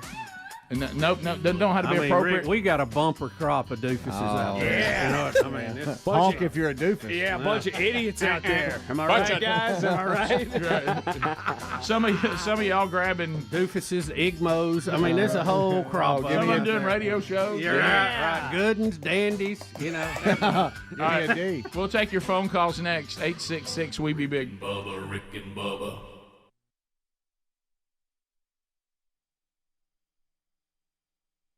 Top because JC, I'm about to have to buy one JC for JC for Christmas for for Hey, college. You laugh Good and it gets God on you. almighty. Speaking of that, Well, yeah. Now is for everybody college. is everybody doing Dirty Santa at their families this year? yes. The one of the I am going to play this for my family because we still do not. yeah. Rick, Yeah, I have By the one. way, that thing where you drop somebody's name, I said numbers a minute ago, and I confused the golden ticket. Yeah. I said we don't draw names anymore. We get together. Everybody brings how many family members you got. Bring a gift. We try to keep it at a ceiling of about $25 somewhere in there, something like that. and everybody brings it. We've moved to that format with my side of the family. Yeah. With Amanda's side of the family, we have not. We're still buying everybody everything, and it's ridiculous. And I hope they're hearing me It right just now. got It's it just got in our ridiculous. family where there were so many people. People were saying, "Look, I'm not trying to be rude. We can't afford to buy No, everybody a gift." no, and no. and Have on top y'all, of have y'all that, thought about going to Yankee Swap? and not only the cost, but trying to figure out what everybody wants. That's that's horrible. You more get of on a the bip line, than the money. you call your sister. Now tell me what your kids are into. Exactly. All that kind of stuff. That's all over, and we actually, I think, are enjoying Christmas Eve again. Yankee Swap makes it kind of fun. Though. Oh, It yeah. puts a little fun. And you into said it. there's something you Every hope I now and get. then you run into some stick in the mud that don't want to do it. Yeah. I know everybody's mad, but I picked one out. I hope Rick wins. You've picked one out you hope I get. I'm not. Yes. I know. There's been So you about did it. 3 You rounds. did it again. There's 3 rounds. You did over it there again. before I said But it's not Bubba. That's the thing. It's Well, it's- no, I I missed get it. blamed for. I missed it. I'm Did just you say it? It's these two. It's these two Greg, right so You here. weren't even in the room. No, Greg. No, but It he's don't filled matter. in. He was still in on it. Listen, Greg said I can't do it. You're making my left eye twitch. Greg said he bought a gift this year for our family's Yeah. Yankee Swap that he hopes I get. What's wrong with that? Well, I just want to talk about something, and my wife won't let me, and I'm trying to make Buddy, I'm trying to make a decision this if I is do you. it anyway. Can we point out This is again you. why did I get blamed and all that? Well, I didn't hear them. I was like I didn't hear them. fifth one in on it. I didn't hear them. Bubba, I'm digging a path that eventually. But Bubba, I will say this: yours was the best one. It may have been late, but it was the best one. That's right. Sometimes playing safety is the most fun. Oh, yeah, you just come up and pop people. Somebody else has done held them up. Yeah, especially when they're only sending 2 out. So anyway, in Greenwood, of course, because he listens to every segment of every show now, he said that I mojoed myself by bragging on how smooth my last trip went. That's why it cost me a gift. He's right. Yeah, he's a big believer in mojo. Yeah. That's it. So boy, you have decisions to make as a husband, and you just go. I've been told I can't talk about it, but I am. Oh my gosh, he's going to Speedy, I think you need another segment before you. I want to go on record as saying, this. Speedy, don't do it. No, I'm saying do it. Look, Speedy, you're I'm brilliant. saying don't do I it. would text. I'm on first. record as saying, To Speedy, you know who. go. Speedy, here's the deal. There's 3 days left. Right now, we're doing things that people are deciding whether they're ever going to listen to the show again. Yeah. Well, that's true. Right. Yeah, are they coming back in 2020? Yeah. I don't know. I wonder if they do a good job. Speedy, here's the check the clock. Is this a good time? I think it is. Okay. I say go. I don't even know what's I going say on. don't do it. All right, Well, Bubba says don't do it. I can't be blank because I don't know what we're talking about. Well, all right. So don't play that. let me just say this. Let me say it this way. Greg says fire it up. Him says text. Nobody will hear this. That's part of the family. But I'm going to say it anyway. And that is I'm gonna leave. It was an honest discussion, and everybody's meaning well, but it's making our side look bad. Okay, your family, yes, especially with your reputation. Correct. All right, so your reputation does hurt this, right? But it's the reputation y'all gave me. People that know me know that's not well. real. Someone gets a reputation because of their actions. Yeah, based on fact. Normally, or y'all spinning. Wait a minute. Things. Kind of like you, Greg. The you're smoking one was made up. But this like, one's Greg, you're not a drunk. You're not. And but we and play the smoking thing's not real. right, and we play all that up. So anyway, but you are a little cheap. No, you are cheap. No, that's the cheap one right there. Frugal. I prefer frugal. So we split up. We do the sides of the family different. On my side of the family, we still draw names. So all you're right, telling it. We still draw names. I said no. On Terry's side of the family, on Terry's side of the family, we do a yeah, guess what? Okay. And we started that a couple of years ago. We drew names, and then it went to that because everything kept growing and all that. Yep. So it's always fun, and we get together. And Terry, on that side of the family, you basically take turns hosting with family members. It's not like a set thing. Like on my side, rotation. We host Christmas, and everybody comes to Christmas. Thanksgiving, we go somewhere else. With her side, it's just they take turns, and it just kind of goes around. All right, so one of the family members was talking to Terry's mom. Bubba, he don't want to do it. And I'm so excited! I can't wait to weigh in and make this worse. and was just hold on, let's see. Am I getting text? I've got secondhand embarrassment. No, you're good. And she was just talking about the Yankee swap, and I don't know about you guys, but with families, they have a limit on what you can spend. Right. Right. I mean, they normally set a limit. I can't ever remember what it is. That's that stick in the mud. Right. Hey, in my mind, at our family, it's $25, but I don't know where I got that. Right. Well, That's usually on where I Terry's land. side of the family, we went, and I wasn't part of the discussion or the decision making, but it went down to like a $10 or $15 gift, and all the gifts were just kind of. They were just even though you tried to find something on sale and stay within that parameter, they just were kind of keeby little gifts. Yeah. You know what I mean? It's like, what did you get everybody? Look, pencils. yeah, I know, and that's kind of Scotch tape, so you can wrap stuff. right. A sock. Yeah. So now understand that Rump ribbon. yeah, that Terry wasn't on the call. I wasn't on the call. We had my family had nothing to do with If this. you'd have been on that, you'd have had it down to $5. Yeah. See, this is where it goes. And so the discussion from a family member came up and said maybe we ought to raise the price up a little bit. You didn't say that. To where the gifts might be halfway decent, because if it's a $20 or $25 limit, a lot of times you can find a $35 gift on sale that's in that window, and You can and get run it. up to 30 and just look at it. Yeah. Just Yeah. You know just what I kinda- like to do? just Go kinda ahead and see. get something above that and just bust the ceiling I on do. it so Right. everybody fights for it. I've and got that keeps the game I've got going. one gift, and I took the price tag and made them take the price tags off. I've got one that's $40. Yeah. Really?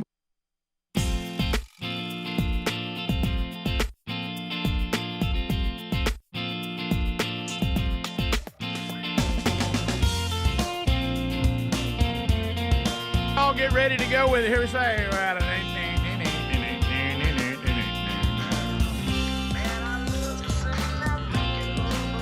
Let's all sing it together. Somebody say, Rick and Bubba, Rick and Bubba. Okie dokie, a brand new hour has begun. Speedy, the real Greg Burgess, Helmsy, and Eddie Van Adler are here. We will go phone calls right now. The real Greg Burgess taking them. 866-WE-BE-BIG. If you want to call us, you call now. Welcome back. There's Bill Bubba Bussy. Rick, glad to be here. Thank all of you for joining us on the little party we call Rick and Bubba. Let's start with Cody out of Birmingham, Alabama. If you want to join us, move to the phones and now. Cody, welcome to Rick and Bubba. How are you today? I'm doing good, guys. How are y'all? No, great. Good. So I'm actually a customer of Philips. I've got one of their CPAP machines, and it was actually a very quick process starting 2 or 3 years ago. Once I contacted them and told them that I had one of their defective machines, they were pretty much just throwing out new machines like candy in response to the lawsuit. And I had a new machine within telling them that I had a defective machine within, I believe, about 2 weeks. And then in December, they said in a very, very long form that if I returned my defective machine, I would either receive $100 or I would get a portion of the settlement, whichever was deemed to be a higher amount.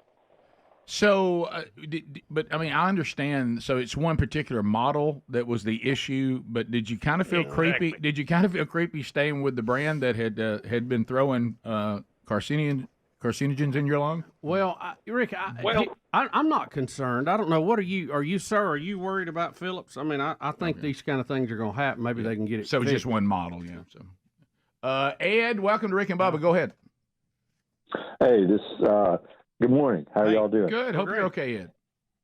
I'm a long-time listener, first-time caller. Thank you. I also had a Philips machine. I am a VA recipient from that, and it was once the paperwork got going, the VA pretty much handled everything, and got a new machine. It's peaceful to know that you got one that works right. Well, yeah, I bet I it went is. through several of them, that from Philips. So, but anyway, yeah, it makes it easier. It makes it feel better anyway. So you're going to get. I've been on it. Was it the same as the other guy? Like you're going to get $100 or part of the settlement. Which one is larger? Same deal with you. I'm still working on that part. Haven't put my paperwork in. Hadn't sent the machine in yet. But I did hear about the $100 for sure. So okay, all right. Well, thank you for the call. Appreciate that. Sounds like everybody's saying, look, they're taking care of it. We're good, and hopefully you don't have cancer.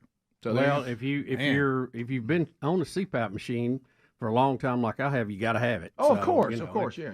I don't think you could ever be trained not to have it now. Tim in Cleveland, Tennessee. Tim, go ahead. Yeah, I was wondering if you've dimmed the lighting in your studio, or my TV's going bad because you're not as bright as you normally are. I'm looking at the monitor. We look as bright as ever. Adler, have we dimmed the lights? I may have changed it a little bit, but I felt like it was blowing out a little bit. Yeah. So, do you think his TV is losing some He brightness? may have noticed something recently. I'm always messing with You've him. dialed it back a little bit. I'm looking at the monitor. It doesn't look like it's. It's about the same. Yeah. So, Tim, maybe a slight adjustment. You might be good enough to catch that. You may have great eyes. Are you looking at my bald head on purpose while you talk about the light? I make sure that doesn't get blown out. That's kind of like my white balance. It's my white balance card. Just staring right at it. Yeah, sorry. Dim all the lights, we darling, 'cause tonight. Let's go to Birdie in Mobile. Birdie, go ahead.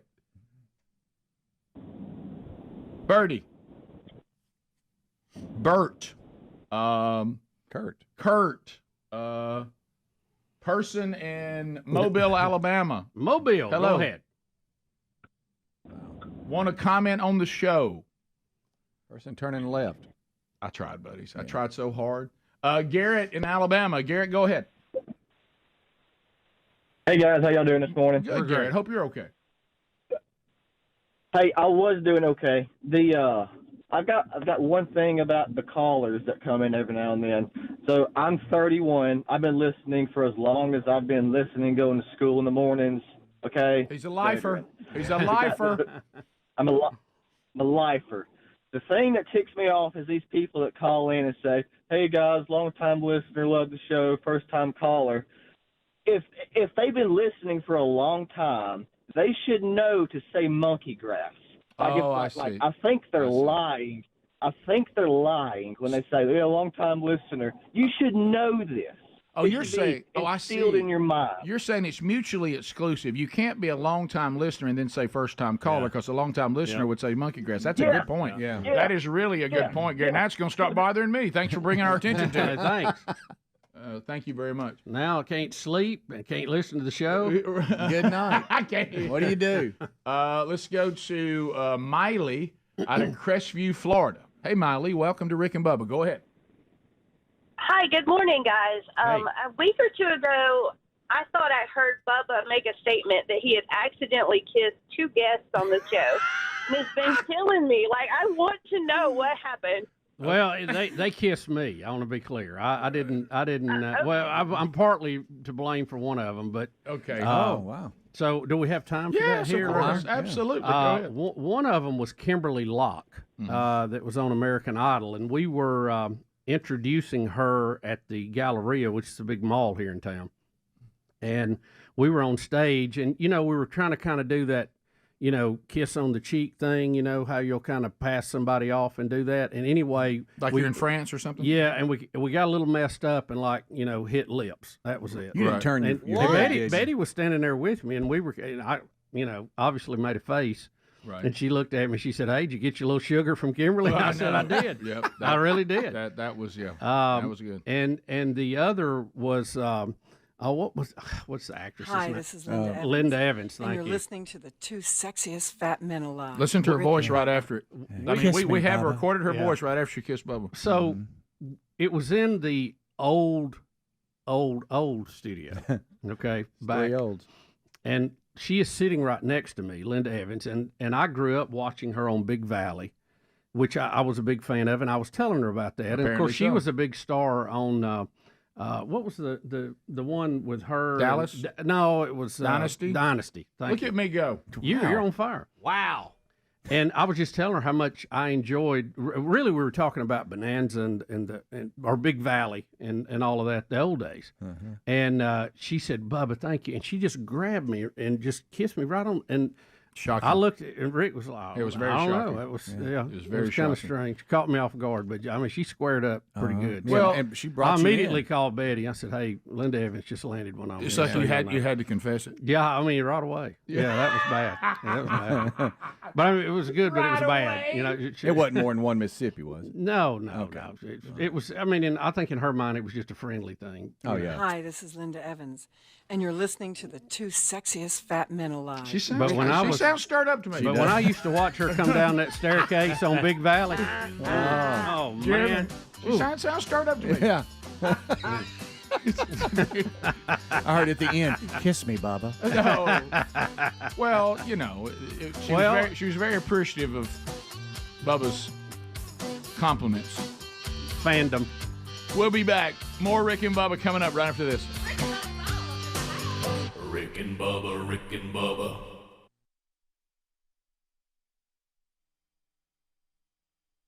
Couldn't help it. But it's fun to do that every now and then. Yeah, You just keep it going. Nobody's gonna know. Right. It doesn't look like it's on the edge. You know what I mean? It's so not anyway. Hey, man. So long story Air. short, the conversation starts with her saying, "Hey, maybe we ought to raise the Who said gift." that? A family member. Okay. That's all I'm just going to say. I'm trying to be vague here. So a remember family her member name. says, "Hey, maybe we ought to raise the gift a little bit, so everybody gets a little bit nicer gift." I agree with that. And it's not these Kiwi little Was gifts. she on Gilligan's Island? Okay, go ahead. So I think you can make anyway, houses out of them. So anyway, Terry's mom, and she's just being sweet, said, or what- knowing you. Well, they're throwing like instant, for instance, like they're just kind of throwing ideas, because most people have conversations. They throw ideas back and forth, like, okay, that's a good idea, but what about this and what about that? They're just having a conversation. Sure. And so Terry's mom says, well, yeah, but then you have big, large families like, with Terry, she's bringing 5. And so if you raise the price, then now, it's a lot more expensive for them than, let's say, somebody that just is. It's I'd like to them and one address other. that, by the way, in a little bit. All right. And so the family member's response said, oh, okay, well, then we just won't do gifts if they're having to spend that much money. We won't do gifts. And so there was a group text sent out that no gifts, and everybody thinks it's because we complained about buying we complained about buying gifts, and we weren't even in the conversation and have never complained about buying gifts. That's where your reputation hurts you. That's right. But when they heard it, they go, oh, I can see and that. so now Terry's mother feels terrible because that was not the intent. And then the other family member thinks they're doing a nice thing, saying, don't worry about gifts, just come have food and fellowship and enjoy Christmas. And so everybody thinks they're doing the right thing, and we're over here going, hello, we never said a word about it. And you know what? So when we go Sunday, that's when it is, everybody's going to be staring at us going, we don't have any gifts because of y'all. I love it. And they'll go, this is when we'd normally be opening gifts.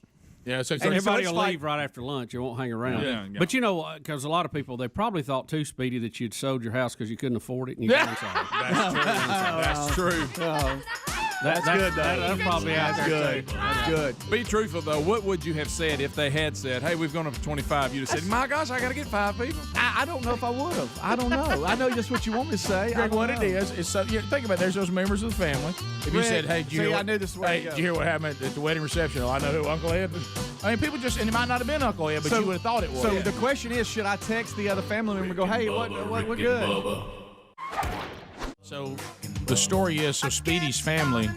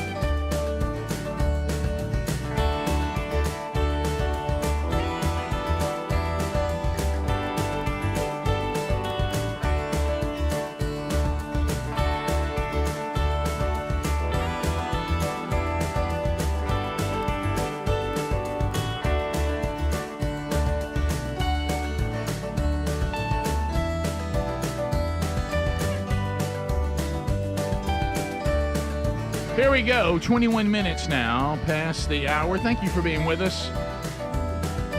Wednesday Bible study back today, noon Central, 1 o'clock Eastern on the Rick and Bubba YouTube channel. We should finish 2 Corinthians chapter 6 today.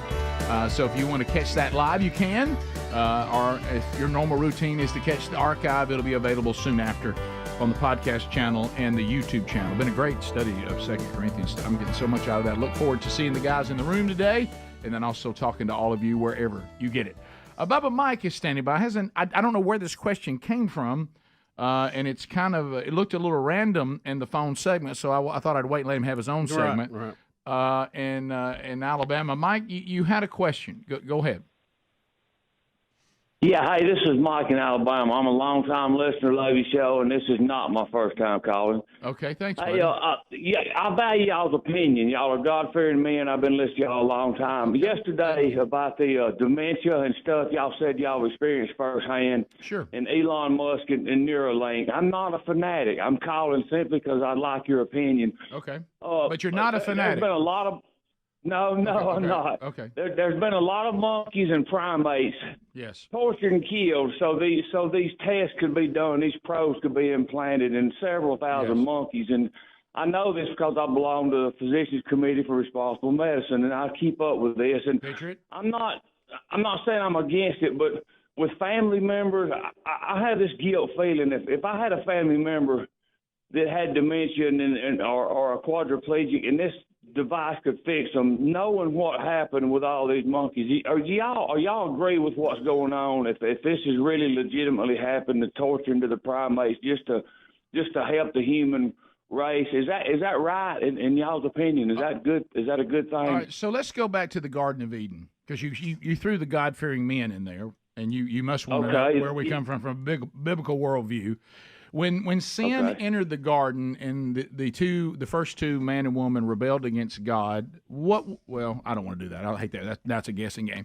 God killed animals for their benefit.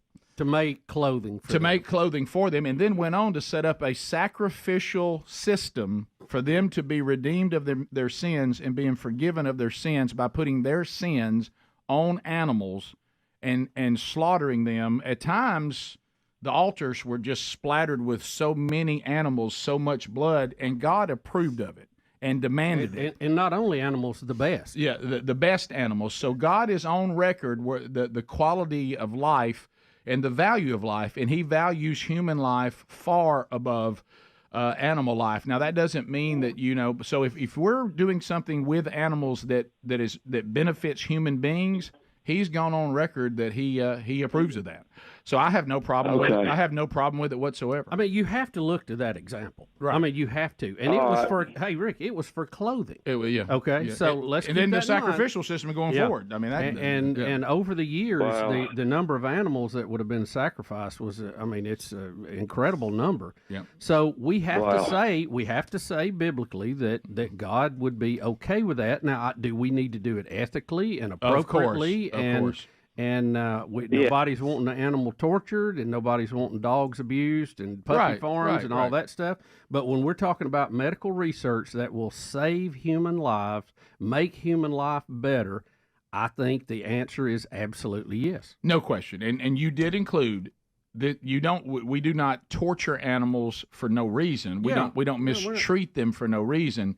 But when they are being used, like Bubba said, to benefit human beings, they are put here. That is part of the reason they're here. Right. It's for the benefit of human beings. Did he say? I called, man. Thank you, buddy. Appreciate it. Thank you. I hope that. I'm glad I called. Thank you, buddy. I hope that sheds some light on it for me. Did he say thousands of monkeys being killed? Because I didn't get that number. Okay, I thought he said thousands of monkeys being hurt. The highest number I can find is that allegations of as many as 12 monkeys were euthanized. Elon Musk responded, "No monkey has died as a result of the Neuralink implant.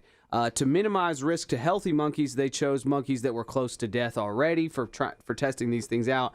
From what I can find, the most that I can find is 12 monkeys may have been."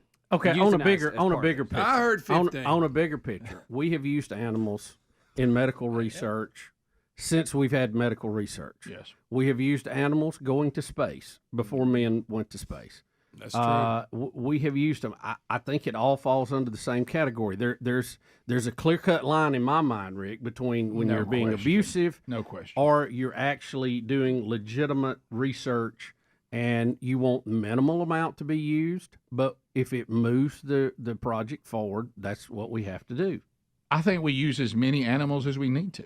I mean, and God has no issue with that. Like I say, it needs to be ethical. Yeah. But this thing that animals are valued at the same level as human life. I know we have adopted that and look at the results of our society as we've devalued human life. But that man says that. But if that is biblically incorrect, right? If you're going to go by the biblical standard, that is not correct. And we all listen. All of us that have pets, we love animals. We know how.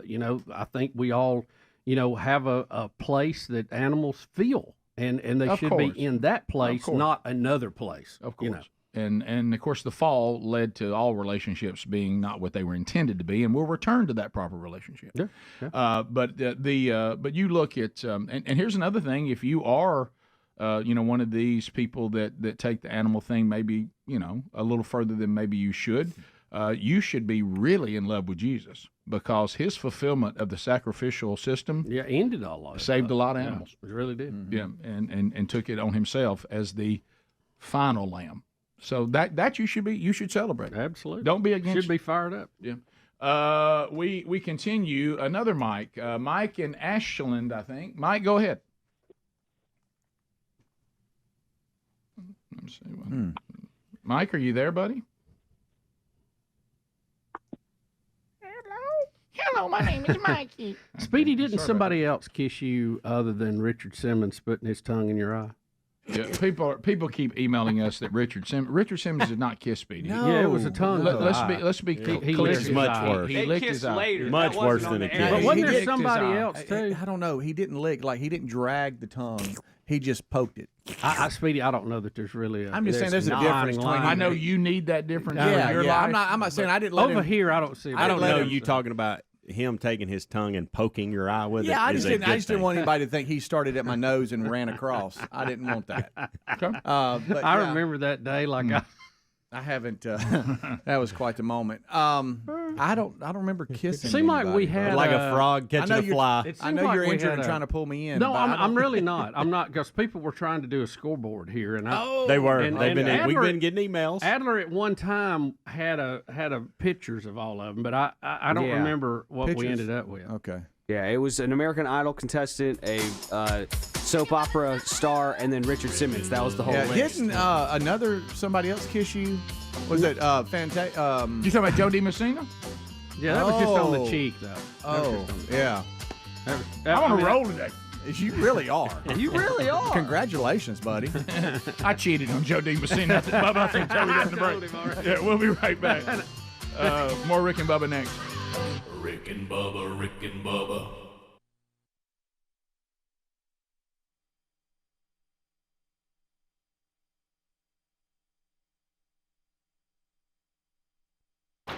So the story is, Speedy's family on one side thinks the reason they're having no gifts this year is because Speedy's being cheap.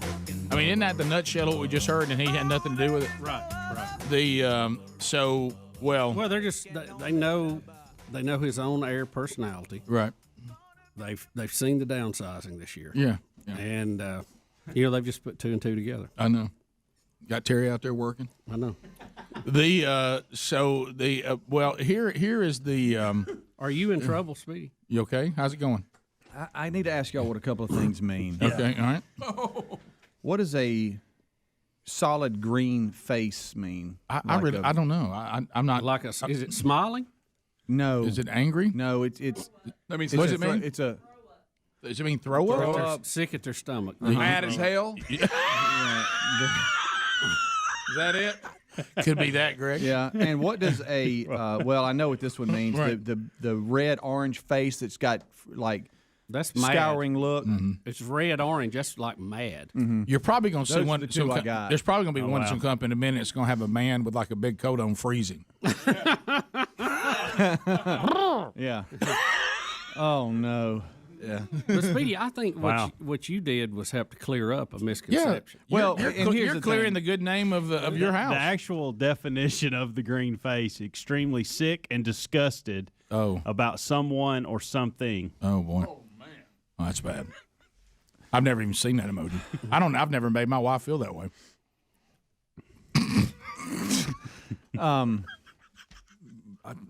I don't know what to do now. I felt like I was a big man for a second. There it is. There it is. That's what I got. Oh, wow. That one in the big orange face. Yeah. Buddy.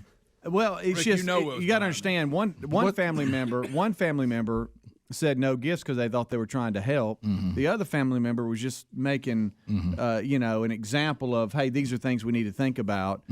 And so they both were trying to do good, and then but we're the ones that look like we had a problem with it, and we don't. And with your reputation. And yeah. Greg, what's behind So this? really, it comes back to it's y'all's fault again. I knew it'd get there. That's why Bubba tried to get us out of it. But he couldn't make it. We have video and audio evidence that I was screaming. But who made Don't the do last this. going to the break comment? Yeah. I don't know what you're talking Rick, about. Rick, his turnaround, because when he told us this, he said, this is not for on air. Right. But then he got to thinking, because it's driving him nuts that these people think this about him, and he wanted to give this elaborate That text is explaining. good. He Yeah. thought, I'll just do it on there. They'll hear it, and I've taken care I've of done it. that before. Yeah, I mean, it's pretty. It's so pretty much good easier money. to text. Yeah. Now, it does cause a lot of issues, but it's just so much easier to text. What about those people who were saying y'all ruined it? Well, you just need to clear there. Yeah. There's somebody that that probably doesn't know the whole story. Right. And when they were told not to bring anything, you're right. I wonder why they were told not to bring. Well, anything. Ryan Greenwood said he's starting a GoFundMe page for y'all so y'all can participate in Christmas. See that? I knew this would. I knew that. That's what it looks like. It does look like that. And Well, and that's again, why you needed to clear everybody's that just up. being sweet. But Yeah. have I said that enough? Yeah. Because I don't want anybody to You think said it too much, actually. Damage control. Look on line one. What do you think? What do you think? I think this might be Scott. Is this Scott Gibbs? You okay with this? Yeah, Scott's. Yeah, sure. Somebody claims they're calling from where your wife works. Scott. Terry's in. Look, I need to be confidential here. I mean, look, a lot of workplace stuff. Okay. Yeah. But I'm gonna tell you, Bubba, you spot on. We all know Speedy. You know, he called me up. Y'all. He called me up. Had to get Terry a little job. I was like, golly. Y'all. So good. And now I just want to. I need the website for the GoFundMe for the Wilburns. You see, I'll be happy to help out, my man. I Scott. didn't know it was this. Scott Gibbs. He didn't know it was this bad. Now, y'all see. I see this how it looks. Speedy, do we need to have lunch?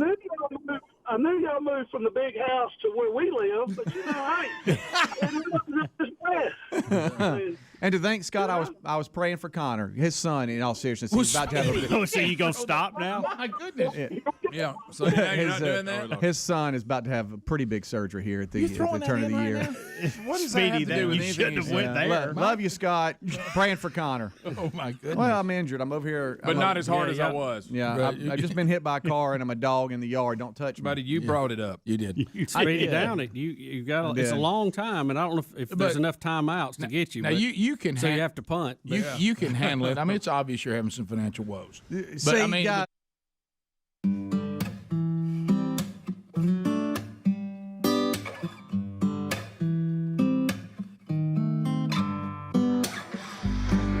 35 minutes now past the hour. Here we go. Much to do going forward on the program. We're glad you're here. Let's talk about HelloFresh.com/Bubba. Digging it. I'm going to tell you what. If you are, it's good for anyone in any situation, but newly married, I'm watching how this is helping. My kids that have just gotten married in back in the fall, and they're talking about, man, this is a game changer. I mean, you have these meals shipped right to the door. You can, it cuts down on the total food bill. You're not wasting food. Here's kind of an example. Like this is one that Sherry and I cooked last weekend. Which she didn't. She said, "Look, this is this one. This is a new dish. You see how you see the card. Here's all the ingredients, and it's the right portion. Here's what it's supposed to look like, and then you turn it over, and then there's all the steps that you work through. And these meals were absolutely delicious. Here's another one I really like too. This one more of an Asian dish right there. It's another one. I got that right there. Very good. So these are great, but also these egg bites, because you get a free breakfast item for the entire life of your subscription if you go now to HelloFresh.com/Bubba. And these egg bites are really good. Bubba, I think I told you today, they're like you may have already tried them too, but they're like picture like a muffin or cornbread muffin or whatever, but it's egg. It's Oh, all egg, and then it has sausage or bacon, whichever you want, and Yes. cheese. Love it. And they're really good. And if you're looking to do a little better, you can get the calories just like you want it, but also have a variety of things you can prepare. So HelloFresh.com/Bubba is America's #1 meal kit. You get the recipe, you get the right portions, you get the ingredients, you just simply prepare them. HelloFresh.com/Bubba. Use the code Bubba for that free breakfast item for the life of your subscription, or also find that link at rickandbubba.com under the sponsors button. Where'd he go? Where'd he go? Yep. Anybody know Basement Joe? There we go. That's a Basement Joe. Bubba, apparently the border crisis is starting to hurt the re-election campaign for the ever-sharp, ever-present Joe Biden. And boy, are they trying to come up with some way to counter that. And I think the great thing about us being so uninformed as a society, I think some of these politicians, they'll go to that deal where they'll just throw something out and they just hope you haven't done your research. Right. They'll just throw out a statement. Now he wants us to know that he's done all he can do. So here's our president talking about, I don't want anybody blaming me for this. Yeah. Here we go. With your hand. With executive authority, is there more you could do? Absent the Done all I can do. Give me the power. I've asked for the very day I got in office. Give me the border patrol. Give me the people. Give me the people, the judges. Give me the people who can stop this and make it work for us. The only problem is that we actually have a clip from February 2nd, 2021.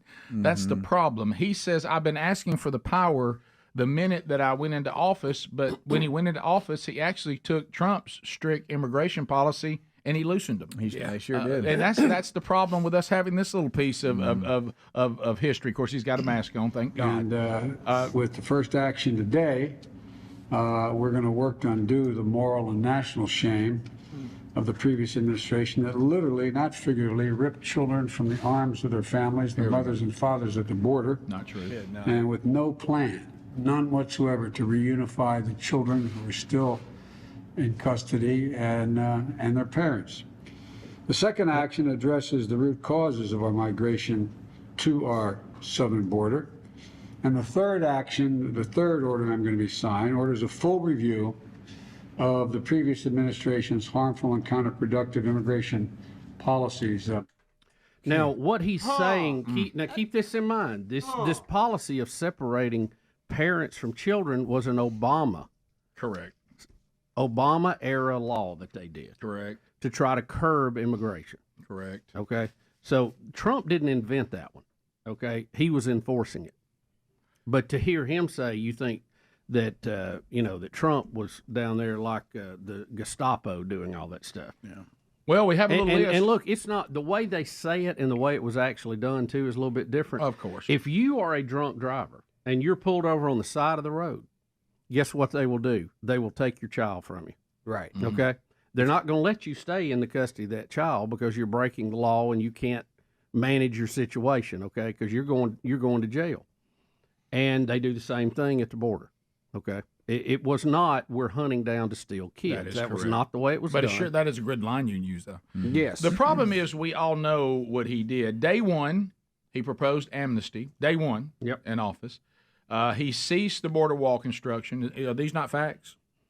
That is correct. Yeah. That is correct. He sought and threatened to tear down what was there. He sought to freeze deportations for 100 days. Yep. Ended the cooperative asylum agreement. Terminated the national emergency at the southern border. That's a big one. Yep. Because it is an emergency, but he said it wasn't.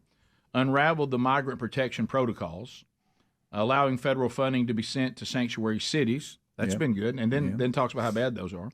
Scrapped fines for illegal immigrants who failed to leave the U.S., so no punishment there. Rescinded President Trump's public charge rule. Now, I'm not familiar with that one. What was that? I don't know what they're referring to with that. Right. But Do something Trump had that was supposed to curtail what was going on. Just another thing that was going to make illegal immigration more unpleasant or more difficult to do. Release millions of illegal aliens to freely travel in the U.S. There's a big one. Establish unlawful categorical parole programs. decreed the criminal activity on its own, not even enough to deport somebody. So just if See, they, now that if they didn't do that, if that they tells you yeah. that tells you right there the whole thing. Yep. If you are convicted of a crime and you're here waiting to be accepted as a U.S. citizen, that doesn't throw you off. That doesn't throw you out. So we're just inviting people to come in, and we're not going to punish you. I mean, think about the reward punishment aspect of this.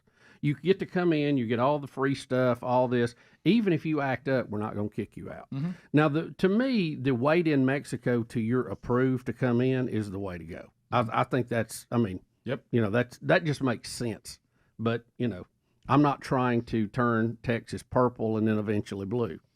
Well, the president cannot say, based on this list and what we showed you back in 2021, the president is lying. He cannot say he had no role in creating this crisis, and all he wishes is the power to stop it. Well, yeah. I mean, there's the video. You heard him in his own words. And then look at all this right here. Yeah. I mean, this is all facts right here. There's every one of them right there. And the public charge law referred to when people were denied. You could be denied a green card. You could be denied access into the country if it was determined that you would be basically a public charge, a debt to the society. You got to bring something. And it would in the old days you had to really bring something to get and approved. it would decrease benefits for immigrants, whereas Biden has increased them. Yeah. He has created the problem, but now it's a political issue. People care about it because we kind of start thinking this could be really detrimental to our country. I think they. And now he's acting like, well, yeah, there's a problem down there. When You're they- right, but I can't do anything about it. Wish y'all let me do something about it. Right. Well, You created it. Yeah, he says that, but for him to do something about it, they're wanting widespread amnesty and legalization and put these people on the voter roll right away. Yeah. And you know that you just can't do that. It has to assimilate over time.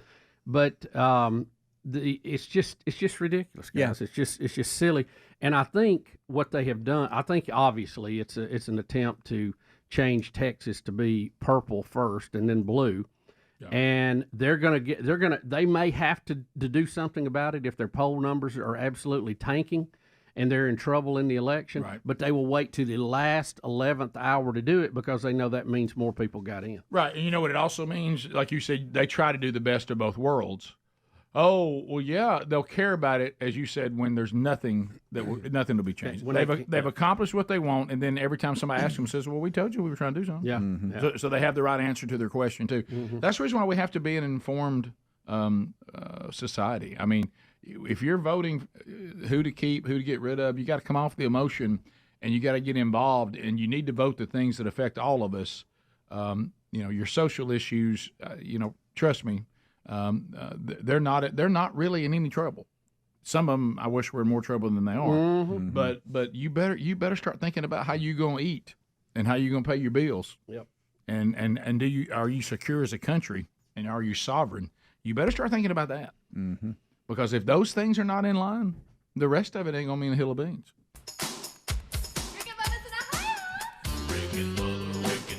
Does a hill of beans? I guess that came back from when beans were really cheap and everybody ate those. Yeah. 15 minutes to the top. We'll be back. We need your idiom book. I know. Yeah, we I had got it in here. It's in his office. I think it's in my office. Yeah. Somebody asked me about that this week. More Rick and Bubba coming up. 15 minutes to the top right after this. Rick and Bubba, Rick and Bubba.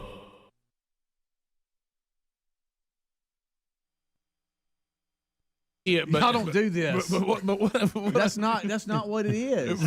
Why would you want to ruin? Is there anybody on this team that loves me? Yes. At all? Hey, Speedy, how can you made money off? I that just house, need you said. one to raise your hand. I'm You kind of made looking money. over here. Speedy, I do. How can I help?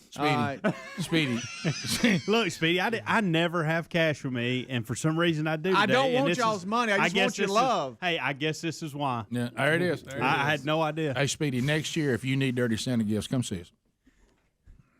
We'll see y'all with this, right? Speedy, I'm there. I told you not to do it. Well, I don't. I mean, I mean, a told you pound not of to do it. Buzz box of coffee would have been a great perfect gift. Let's get a stocking and put it on that tray over there, and we take it off and fill it up for Speedy. You know how they do. No, we got the Toys for Tots boxes out there. Can't we just put a sticker over it? Yep, that's it. And we can do Angel Tree for Wilburns. Hey, did y'all see how quick he grabbed that cash? No, yeah. No, I'm just playing with it. No. Look, I'm in a handle now. I didn't know I was in a handle at work. but I'm in a handle here now with y'all. Right. And I just thought, Speedy, I'm with you. No handle here. What do we need to do? You'll move on. Here's a great story here. They're paying people to drive to move to Topeka, Kansas. yeah, I could get 15 grand doing that. Yeah, I mean that's a good story. Yeah, Speedy, y'all got to. I just don't know how do I? I'm experienced with He's this. counting the money. And I'm just kind of making it all this go the same Speedy, way. how's where you going with all them ones after the show? Really? What you doing? Hey, Speedy, Should I tell Homewood you're coming? Hey, when the show's over, Speedy, Yeah. take your car. I'm gonna follow you. I'm gonna follow you. Drive right up here to this gas station. I'm gonna fill you tank. Throw money at you. Speedy, I got some old clothes that might fit the kids. See, this is where. This is where if you didn't hear the original story, you don't know what's going on. Right, that's right. Think I'm in a handle. You talking about the fact that half? Wait a minute, Rick. We'll come back. We got to come back. All right, Pete, hang on. All right, we'll Pete. take phone calls. Is that Pete Bryant? He said he's Speedy's financial advisor. Yeah. That's not. They call him Downsized Pete. So stupid. You're so stupid. We'll come back. So Speedy, I think you did a great service to your family to clear up I do too. something that was being I misunderstood. just don't want. We're just them having to think fun it was with us, it now. but it was an honest mistake on everybody's part. They go to my And closet. Apparently, I made a mistake today. We'll get you some Rick and Bubba shirts for Yankee Swallow. All right, so we have a lot of callers standing by. You okay, buddy? No. I went by your office and it seemed like I couldn't even see you. You were so tiny in there. Well, And Are you in trouble? You're on the Seriously? phone. You know how you text back and forth with somebody so much that you go, why don't we just talking? Mm-hmm. Let's just call each other. Mm-hmm. So I called Terry. Wasn't good, was it? That was a tone. Well, you did it again. Right. You know, that kind of thing. I mean, she's pretty experienced, y'all. Right. You know, I with did hear this line, and I'm going to go to the exact tone because I tried to, I can mock things if I hear them. Right. This was your exact tone. Now, there's been some time since I heard it, so I may not get it exactly right, but I'll get very close. Guys, you are listening. I walked by his office and I heard this. Nobody thinks that. Right. Oh, we've all had to say that. Well, I hope my family members think it's as funny as the guys do. Nobody. You know, I'm thinks like, that. well, honey, nobody thinks that. I want to be on record. Me and now they Bubba, know. we told you to punt. I have video and audio evidence. Yep. I'm standing by. Well, I didn't know the here's the- story. I here's the can't be thing. held responsible I for a think you story I need didn't to even get know. the I word did it out. for two reasons. The main reason is what Greg said. The other reason is if I don't just go ahead and talk about it, y'all are going to throw in little one-liners throughout the entire show and be so vague that nobody knows You know what what you're you talking did? about. You pulled our teeth. Yeah. We're going to have a good 2 hours. Oh, you would have worth just of you would have just thrown the Yankee swap with your family? you know all that kind of stuff. What are you doing Sunday? Pete in Montgomery, I-92. Pete, Do go y'all ahead. have a limit? By the way, Speedy, your GoFundMe page that Ryan Greenwood set up $73. Did he really set me up My one? goodness. Y'all, I can't. What are y'all doing? $1,000 goal. Ryan Greenwood. It's called Help Speedy Through Tough Times. Read no. Scroll down. Read the descriptions, Rick. Y'all- Read this. I can't say Well, There you There go. it is. We all love Calvin Speedy Wilburn from the Rick and Bubba Show. We all go through tough times. guys, come on, man. So we want to be there to support him. He has already had to downsize to help a situation. Y'all, that's not we true. know he will get over this hump, but we want to help. Any money donation will not be used for cigarettes. yo, that can't happen. That's excellent. That's can't real. happen. That is take excellent. that. Somebody Look, take Greg's even donating. Well done, Ryan. Y'all take that down. That's funny. How do you give that back? If you donate, what do you do? I don't know. I don't even know I'll the give it story. to I don't him. even know how I'm in this. I don't know. Huh? Can't believe I didn't that. even know the story. I had to go to the restroom. Oh, don't you I play didn't hear that the game story. with Did I me. hear the story? Yeah, I don't. Look, I'm on record. I was in the restroom. I tell you who the problem was. Right over there. Rick and Bubba. Pass the gravy, please. Rick and Bubba. Ooh, it brings me to my knees. Rick and Bubba. I can't start another. Rick and Bubba. Day without 'em, brother. 10 minutes to the top of the hour. The Rick and Bubba Show. We're back. Thank you for being with us today. So there's the border stuff, and you're also going to hear that Biden and his administration, you know, well, I tried to get the Republicans, and I tried to get them to go along with me, and Now, he's going to leave out that this latest proposal he's thrown out there is so full of pork, nobody knows what to do. And Speedy was kind of looking into that and need to inform you of, because all you're going to hear is that the Republicans wouldn't help. Yeah, and, it was crazy. It was on the round table, I guess. I don't know, on Fox News. They had someone on that knew what. Not the round table. It's you talking about the next round? No, Ron Brown? No, it's not them. Speedy Travis it's some of the ladies at noon. It's round something. Outnumbered? Maybe that's it. The View. Oh yeah, Probably it's not. They just sit in a Sorry. Anyway, they were breaking it down and about what he was pushing through and why some of the GOP won't get behind it, and it's really ridiculous. And the numbers per day are like 6,400 come through every day or whatever, but he had an all-time low in like 2021 of like 4,000 and something. Well, they want that to be the bar and go, okay, well, we'll shut the border down per day if we exceed that number coming through. Mm-hmm. And the GOP's like, well, no, that's over 4,000 still coming through every day. Right. And there's a lot of other things that are tied to that. But I heard the breakdown of it, and it's unacceptable. And that's why it's not being signed. It's not like it's some great plan, but that's their crutch. They're leaning on that to make the GOP look bad, saying they don't want to get behind border security when that's not the case. Oh, yeah, you always got to look for that. So also, we talked about this, I think, yesterday, video 6, Adler. Now, when I watched this clip, there was, I don't know if hopefully this one doesn't.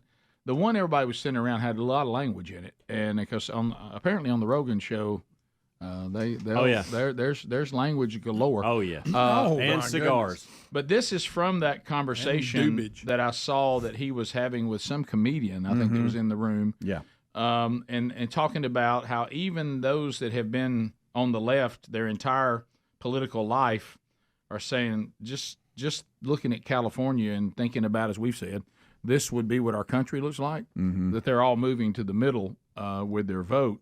So we have that clip.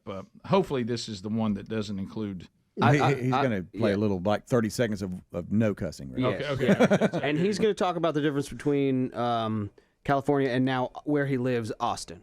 Okay. Hollywood people, they're not lost in this fake world of leftist ideology that everybody's trapped in. They're just people. They're just regular people, man. And those people exist outside of these blue bubbles where everyone's gone insane. Well, I used to be a part of the blue bubble. I was 100% a left-leaning person who lived in Los Angeles. I was 100%. I never voted Republican my whole life. I was very left-leaning, especially with like any social issues. When it comes to financial things, I'm a little bit more conservative, but at the end of the day, I'm way more left than I am right. But California went nuts, man. It's gone like full communist. Yeah. Yeah, man. And he left. And this is a guy who said, look, I've been left voting all my life. Y'all remember when? Good job, buddy. So nervous. Yeah, just you then. did good. It was just riddled with him. Y'all remember Good job. Joe Rogan was the engineer on News Radio? Of course I do. Yeah. That's where I think I first saw it, man. So now this thing where they're trying to convince us, 5A and B, they're still trying to convince us that the economy's great.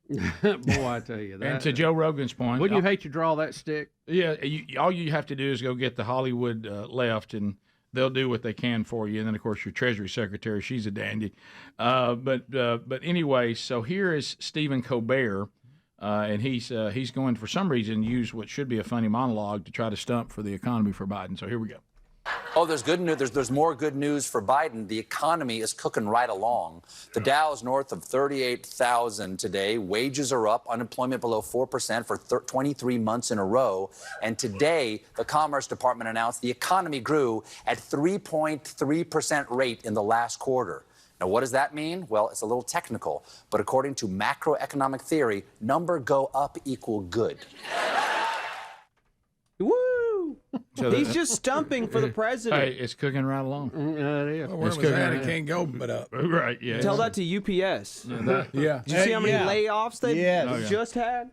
Well, he's playing that game that if I didn't win any games this season, and then I'm the new coach, and the guy before me won no games. I won one. Yeah. Look at we're 100% better. Yeah, they go, man, he's 100% better than the other coach. That's right. But I'm still 1-9. I'm using the 10. For some reason, I'm so old. I'm still saying we only play 10 regular season games. All right. So here's the secretary, Janet Yellen, and she's trying to. Unfortunately, she's going to say something a little different. Yeah, she's going to try to be a little more realistic than Stephen Colbert. Greg, get you look. How do you convince Americans and voters that those prices might not go back to where they were before the pandemic? Well, I think most Americans know that prices are not likely to fall. It's not the Fed's objective to try to push the level of prices back to where they were. Wow. Yeah, it's not the Fed's job. Thank you, Percy. Percy. Saying, but you are in charge of monetary policy that's supposed to help all Americans. So that's right, buddy. Yeah. You're trying to curb inflation. That's what she's wanting to say. But she has to be very careful on every word she says because the stock market just hangs on it, you know. Mm-hmm. She can start may work on that hairdo. Yeah, a good start. I think most She didn't know she was going to be on TV. I think most Americans are hoping and expecting prices to fall and need prices to fall.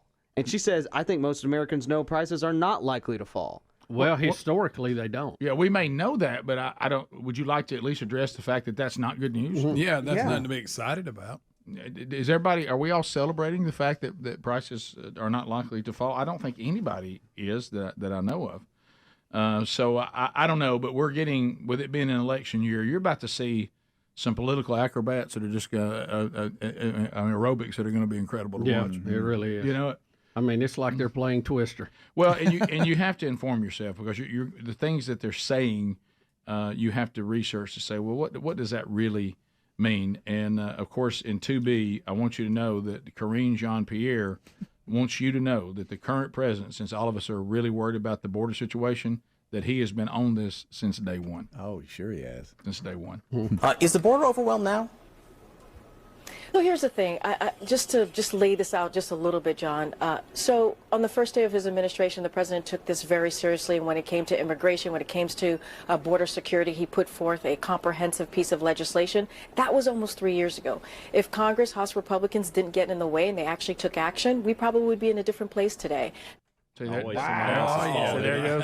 It's just false. She stuck the landing. It's just false. Yeah. Now, what she did is we had a pretty secure border, and then he made it unsecure. Do you remember just not building the wall alone? I mean, if you didn't talk about anything else.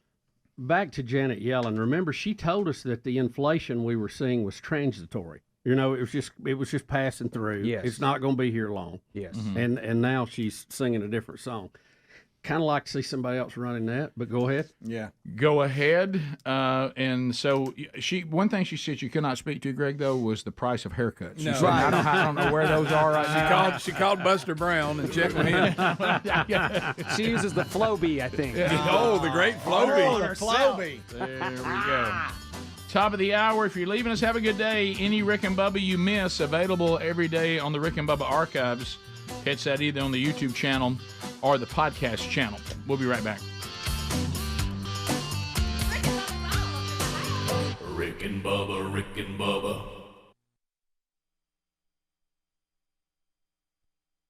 That's you talking about baby brother? Yeah, he led the charge. But at least he's donated. You know what Greg did? He stomped in the briars too speedy, jumped up. He did. I just kind of let him.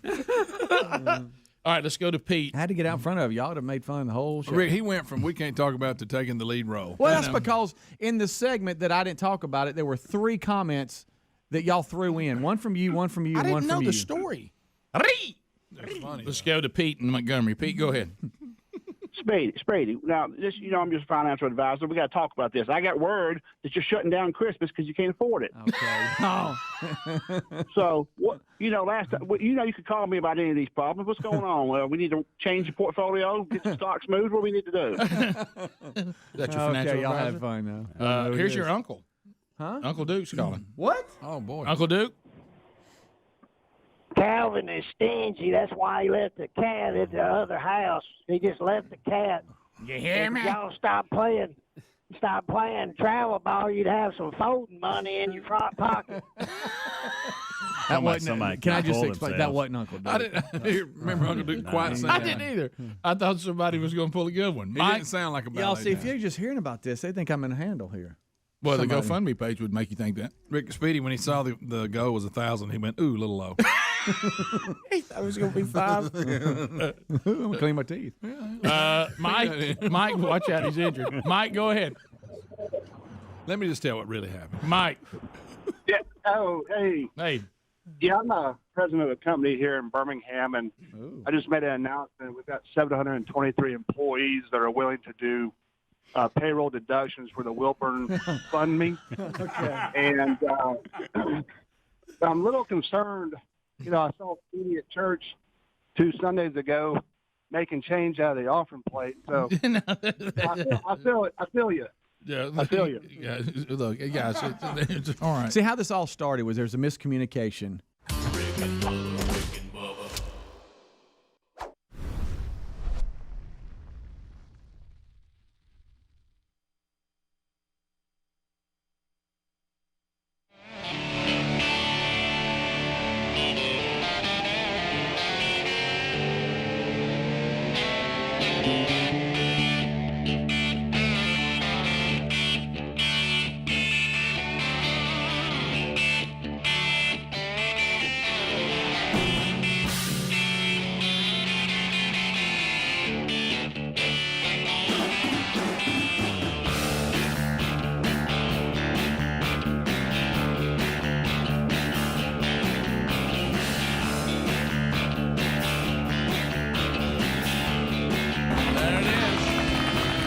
Phillips with his version of Have Yourself a Merry Little Christmas. If you're searching it on iTunes, M-A-R-C, Phillips. Of course, some of you, if you're our age, remember him with the great group in the 70s, Hotel. Hotel. Check into Hotel. Check into Hotel. Yep. So been a friend of the show for a very long time. Bubba, we have gift number 11. I mean, it's ready to go. We know it's a drone today because yesterday you did winner's choice. The winner yesterday chose the MacBook thing, whatever that computer is, that laptop, Yep. that old MacBook Air there, Air. that old Air. And today the drone is up, and then tomorrow we give away the arcade-style Biggie from our friends at Bumper Nets. We're actually rednecks. They're Bumper Nets. Right. Today, over $1,000 worth of prizes. Tomorrow, over $3,000 worth of prize. A Miss Pac-Man and Galaga Arcade Home Edition from BumperNets.com. Tomorrow, the drone today. So 2 gifts remain. Yeah, the DJI Mavic drone today, Rick, over a $1,300 value will go to somebody, and that is really, really nice. Well, we'll see. We'll see who wins it. It could happen at any time on the program. We'll break down other stories that are going on today. Take your phone calls.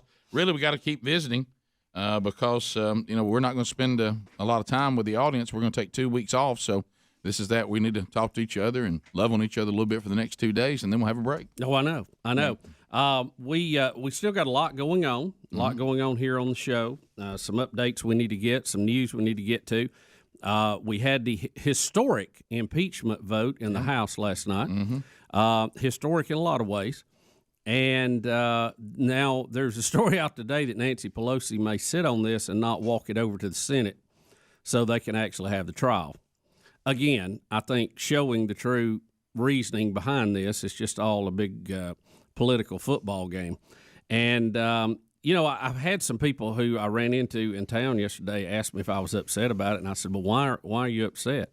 And they said, well, they're trying to take Trump out of office. I said, well, are you surprised by that? When you go to Washington and try to drain a swamp in 200 years of hangers-on up there that have been working behind the scenes, how do you think they're going to react? They're not going to like it. Yeah, let's break that down. So they did vote to impeach him last night, but now they're doing some weird, we may sit on it or whatever. Yeah, I'll tell you, it's funny you said that. I'll tell you what happened at the House concerning it as well. It was so funny because I think a lot of people are going, what are they doing? So we'll come back. We'll unpack that. 16 minutes past. Merry Christmas from the Rick and Bubba Show. So here is Trump at the rally last night in the battleground state while he is being impeached by the House. And so we'll take a peek into the rally last night. Here he is talking about the fact that there are no crimes. So here's Donald Trump. Through their depraved actions today, Crazy Nancy Pelosi's House Democrats have branded themselves.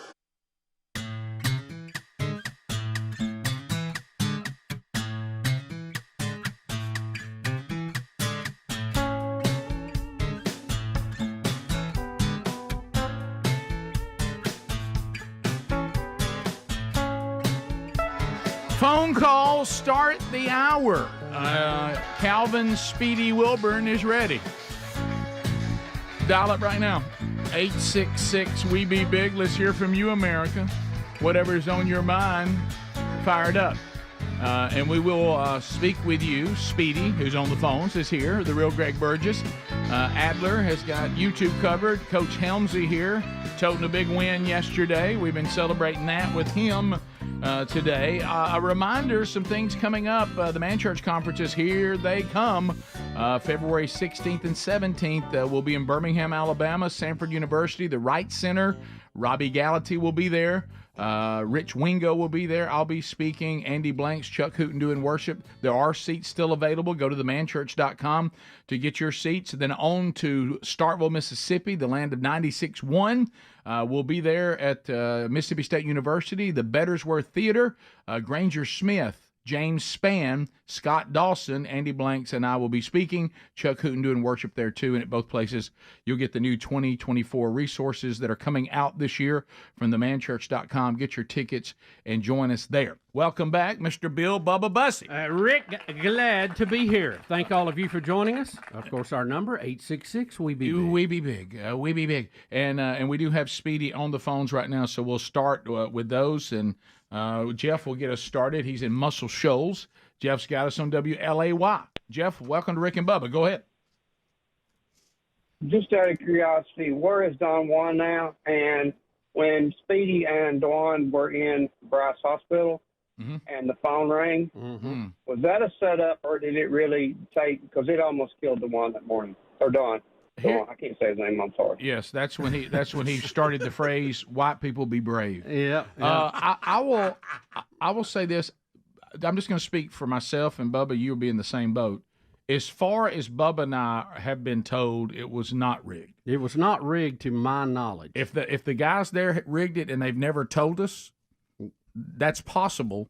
But like when you punch a mannequin. Yeah, I think. But no my one. conversations with Speedy and them was it was not. You didn't have anything to do with it, did you? No, Speedy said no. He says no. Yeah, it was weird. Yeah, it was very, very weird. And Don Juan is in Atlanta. He's been there for several years. He does body jam. He's a trainer, and then also I think works doing some board opping and producing for WSB. Yes, that is correct. The Cox chain over there, but did they sell out too, or did they? Is it still Cox Radio? Good question. I don't know. Yeah, I think they sold off a lot of their stuff. I'm not sure who owns it now, but it's WSB in Atlanta. Yeah, in that cluster. Kristen, Birmingham, 104.7 WZZK. Christian, go ahead. Well, I just wanted to bring up the fact that Greg has been going on about this 4K TV the same way y'all's daddy acted about HD TV. Yeah, we noticed I can't believe no one pointed that out before. No, we noticed that. Incorrect. Yeah, a minute ago, Greg told me I just want to get Channel 2. Incorrect. Dad I don't like the way the 4K looks, and neither does Tom Cruise. He didn't like it either. You remember you saw his public Well, that's service true, announcement. Greg. You are in good company. He even said, I referred to it, it said it looked like a soap opera. He even used the same term, so y'all can eat it. Greg, it's not the 4K thing. Looks terrible. It's the motion smoothing and the frame rate. It's not the resolution. Watch out. It's I don't not care. the resolution. The 4K TV looks like crap. It's just your TV, That's Greg. not true. It's not all 4K TVs. Yes, it is. It's the frame rate. No. I don't even know what that means. I will say that. And the motion smoothing. I will say whatever. Well, whatever it is. Yeah, whatever. It's the frequency of the horizontal Y'all going sleeve. to act like that it doesn't look that weird? That it doesn't look. Now, sports and live stuff is fine. But if you go try to watch like Saving Private Ryan. Oh, my goodness. No, it's like you're watching a play. No, I've had the same experience. The live events are fine on it. Matter of fact, I love it. But when you go watch a show that's supposed to be like a movie, it looks like soap opera. It does. Yeah. You got to turn off motion smoothing, Greg. I've tried to find We it. tried it on his TV. Somebody help him. Pop-Ball can't work his TV. See, I was watching a Vince Vaughn movie the other day because Here we're it talking about, goes. and I thought, why is he in this cheap made movie? Well, I don't know if it's cheap made. It just looks cheap made. And it wasn't a very good movie either. Bubba, let's go deep in the heart of Texas. Justin is standing by. Justin, go ahead. Yeah, thanks. Good morning, Rick. I wanted to make sure I called at a time when my wife wasn't listening. I had a question about what age is or what stage or age. I know that you have more experience and maturity in your marriage.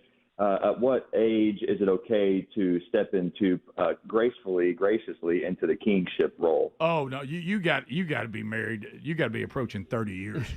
I mean, you got to be right at 30 years. That's so late. How long have you been married? 16. How old are you? 41. Yeah, you got a ways to go. It's too early. You got to be on the other side of your 50s at least, and just running dead on in 60. Yeah. Bubba and I probably have tried to go there about a year early, but we're turning 60 this year. Well, Betty claims I tried the king move about the second year of our marriage. Little early. We'll be 34 this year, I think. 34. Yeah, I'm sorry, Justin. 35. For you to attempt it right now would be disaster. Yeah. It would just be. Yeah, it would just I'm be. afraid. It's just Same year. If you do it right, it happens naturally. Right. Yeah. Yeah. Right. You got kids? Yeah. You got kids? I do. 9 and 11. Oh, no. And Yeah. I've dipped- Yeah. I wouldn't even utter Sir, the just word. a little look, bit. shoot for Prince and That's work right. your way up. Yeah. I'm sorry. Yeah. Thanks, guys. Yeah. I know, buddy. I know it looks good, but it's just hang in there. We all have to serve our time. We have to work through it. That's right. Okay. There's nobody arrives to the king stage early. Right. You got to go through the stages. Yeah. And you strike out a lot, even in the king stage. Yeah. Oh yeah.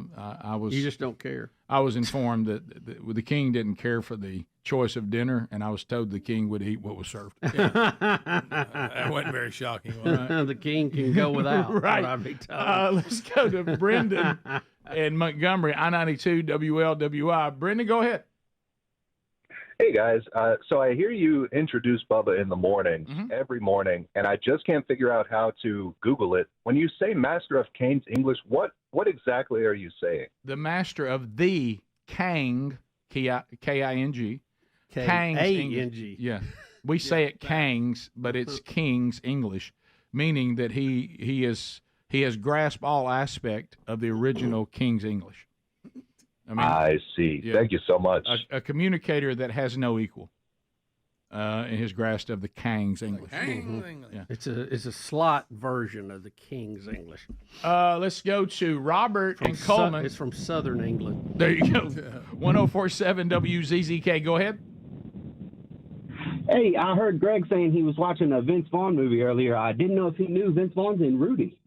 I know. We talked about that, and it does not look anything like him. Greg goes to that every single time. Hey, this is Rudy. I'm the real Rudy. Okay. Let's From go. the movie Rudy. Jeff, welcome to the Rick and book, Bubba. Rudy. 30 seconds. Go ahead. Yeah, man. Hey, I did hear Greg mention the Vince Vaughn movie. Also, Greg, was that the one where he was bald? It was like. No, this one's called Arkansas. Arkansas. Okay. And it's really not any good. And John Malkovich is even in it. What? And again, I don't know if it's a cheap made movie. It just looks that way. I Because never. but it's not good at all. I'm thinking, is Vince not getting the roles he used to get? No, he got blackballed for a little while. Yeah, and it's got old what's his name? The one that was married to Miley Cyrus. He's in it. Yeah, the Thor's brother. Yes. Yeah. It's just John it's not very good. Malkovich. Mm-hmm. Is he on you? And that's You like him? Cyrus the Virus. Yeah. I have never. Yes, calm down. I have never really got into him being as highly regarded as he is, and Right. it's just because I guess he's not been in movies that I saw him. Well, in. But everybody goes nuts about him, and I'm like, I know who you're talking about. Have you ever taken on the movie Being John Malkovich? That's weird. That is weird. And Well, I'm like you, that's Bubba. part of the confusion. It's That's a almost wild like he's trip. considered this kind of highbrow. Yeah, But yeah. yet he was in Con Air. Oh, You know yeah. what I mean? I know. Probably his best role. Now, Yeah. I'm going to tell you my favorite role, Secretariat. He was Yes. a trainer. Now let me tell you what's funny. That was I'll good, tell you. yeah. Let me tell you what's funny. I'm not asking you to find it, Adler, so I'm not trying to put you to bind.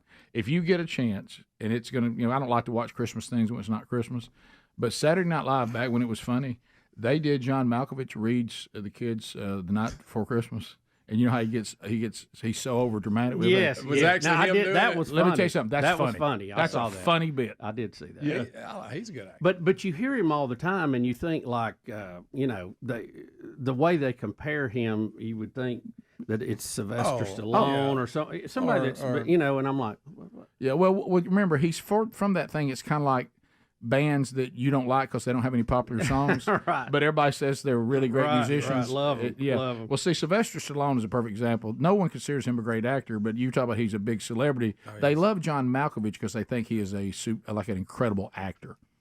Yeah. Very talented. But you want him to have a hit. Yeah, Stallone has just been in blockbuster after blockbuster. Guys, I got to watching Tulsa King.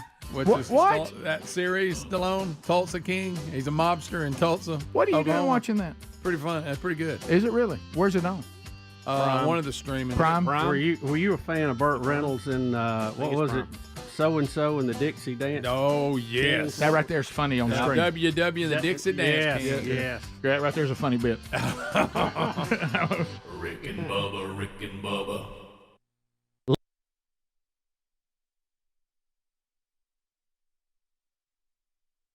With an eternal mark of shame, and it really is, it's a disgrace. Democrat lawmakers do not believe you have the right to select your own president. They think that the Washington swamp, which we believe it or not, it ain't easy because they got so much stacked. And he's got it. And that's really been what they're pushing. That I've noticed is that the Republicans are saying, look, you voted, and they're trying to take that away from you. Yeah. Basically, right. is the narrative. You know what we're doing, and it's not easy. And somebody said, a regular president. I don't want to use the word normal because that's not a nice normal refer. A regular president would have been under a table, thumb in the mouth, saying, take me home, mommy, this is too tough for me. It's true. The House Democrats are walking back from everything they claimed with today's announcement. They're now admitting there was no collusion. There was no obstruction of justice, and there were no crimes whatsoever. There are no crimes. It says it. There are no crimes. They're impeaching me, and there are no crimes. This has to be a first in history. They're impeaching me. You know why? Because they want to win an election, and that's the only way they can do it. But just quickly, here are the facts on Shifty Schiff. This honest guy makes up my statements. He said, the president of Ukraine repeatedly declared that there was no pressure, but he didn't want to say that. We said, say it. Say it, you crooked say it.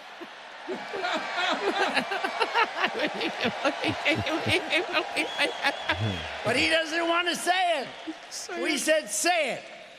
I'd like to force him to say it. A man who I don't know him, but I respect him. Because the Ukrainian foreign minister, and he said it so strongly, I have never seen a direct link between investigations and security assistance. He just said that. The Democrats, who are corrupt, refuse to say that. All right, so there he is. The other thing to me that really is bizarro in the logic of some of this. Right. And again, I understand the logic driving this. We got the numbers, we can do it, so we're doing it. We don't like you. But the Ukraine, I heard even yesterday in some of the speeches, they said this is a national security issue. National security. Trump was holding up money, defense funds going to the Ukraine. This is about our defense. This is about America and our battle with Russia and all this. And I go, you're complaining about him holding up funds to the Ukraine. When Barack Obama was in, we didn't even send him any. He didn't do anything for him. Yeah. They were unarmed. That's why they could walk in and get Crimea and bring that back and make it part of Russia. So you got to take that out of your narrative. If your narrative has anything to do with withholding funds from Ukraine because they suddenly have become these wonderful people in a country that we should embrace and help. But when Obama was president, y'all acted like they didn't matter. Yeah, well, I don't understand. Somebody help me follow this. But again, the money got there. There was no investigation. You can't have a quid pro quo that never happened. That doesn't even. Again, it's all about. We talked the about numbers. that, and that's why I'm not overly bothered today by what we saw because we knew it was coming. I think it's ridiculous. But it is democracy and work, and we'll see how that plays out. The scary thing to me is that I think so many of our citizens have drifted so far to the left that it's almost unrecognizable. No, it is. In It's our not even country. Now, there's still a lot of good flyover country where you have good people with good morals, and they're trying to do the best they can, and they know that we're having a booming economy. See, this is the thing I don't get too. Democrat, Republican, liberal, conservative, whatever. You have to look right now and go, we have more people working. We have less unemployment. And you look at whatever column you want to in that. Our economy is going. So why don't we keep, no matter who the president is, Democrat or Republican, why wouldn't you keep policies in place that have made this happen? But they can't wait to get in there and start turning everything upside down again. Well, and one thing that they're missing, and it's not going to work, it's going to go exactly the way we've said. The Senate is not going to remove him. But let's say they did. That's not going to happen. But let's say they did. So now,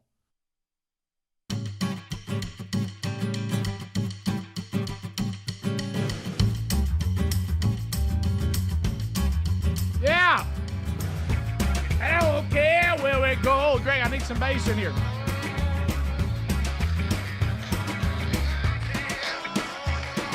Highest mountain, Lord.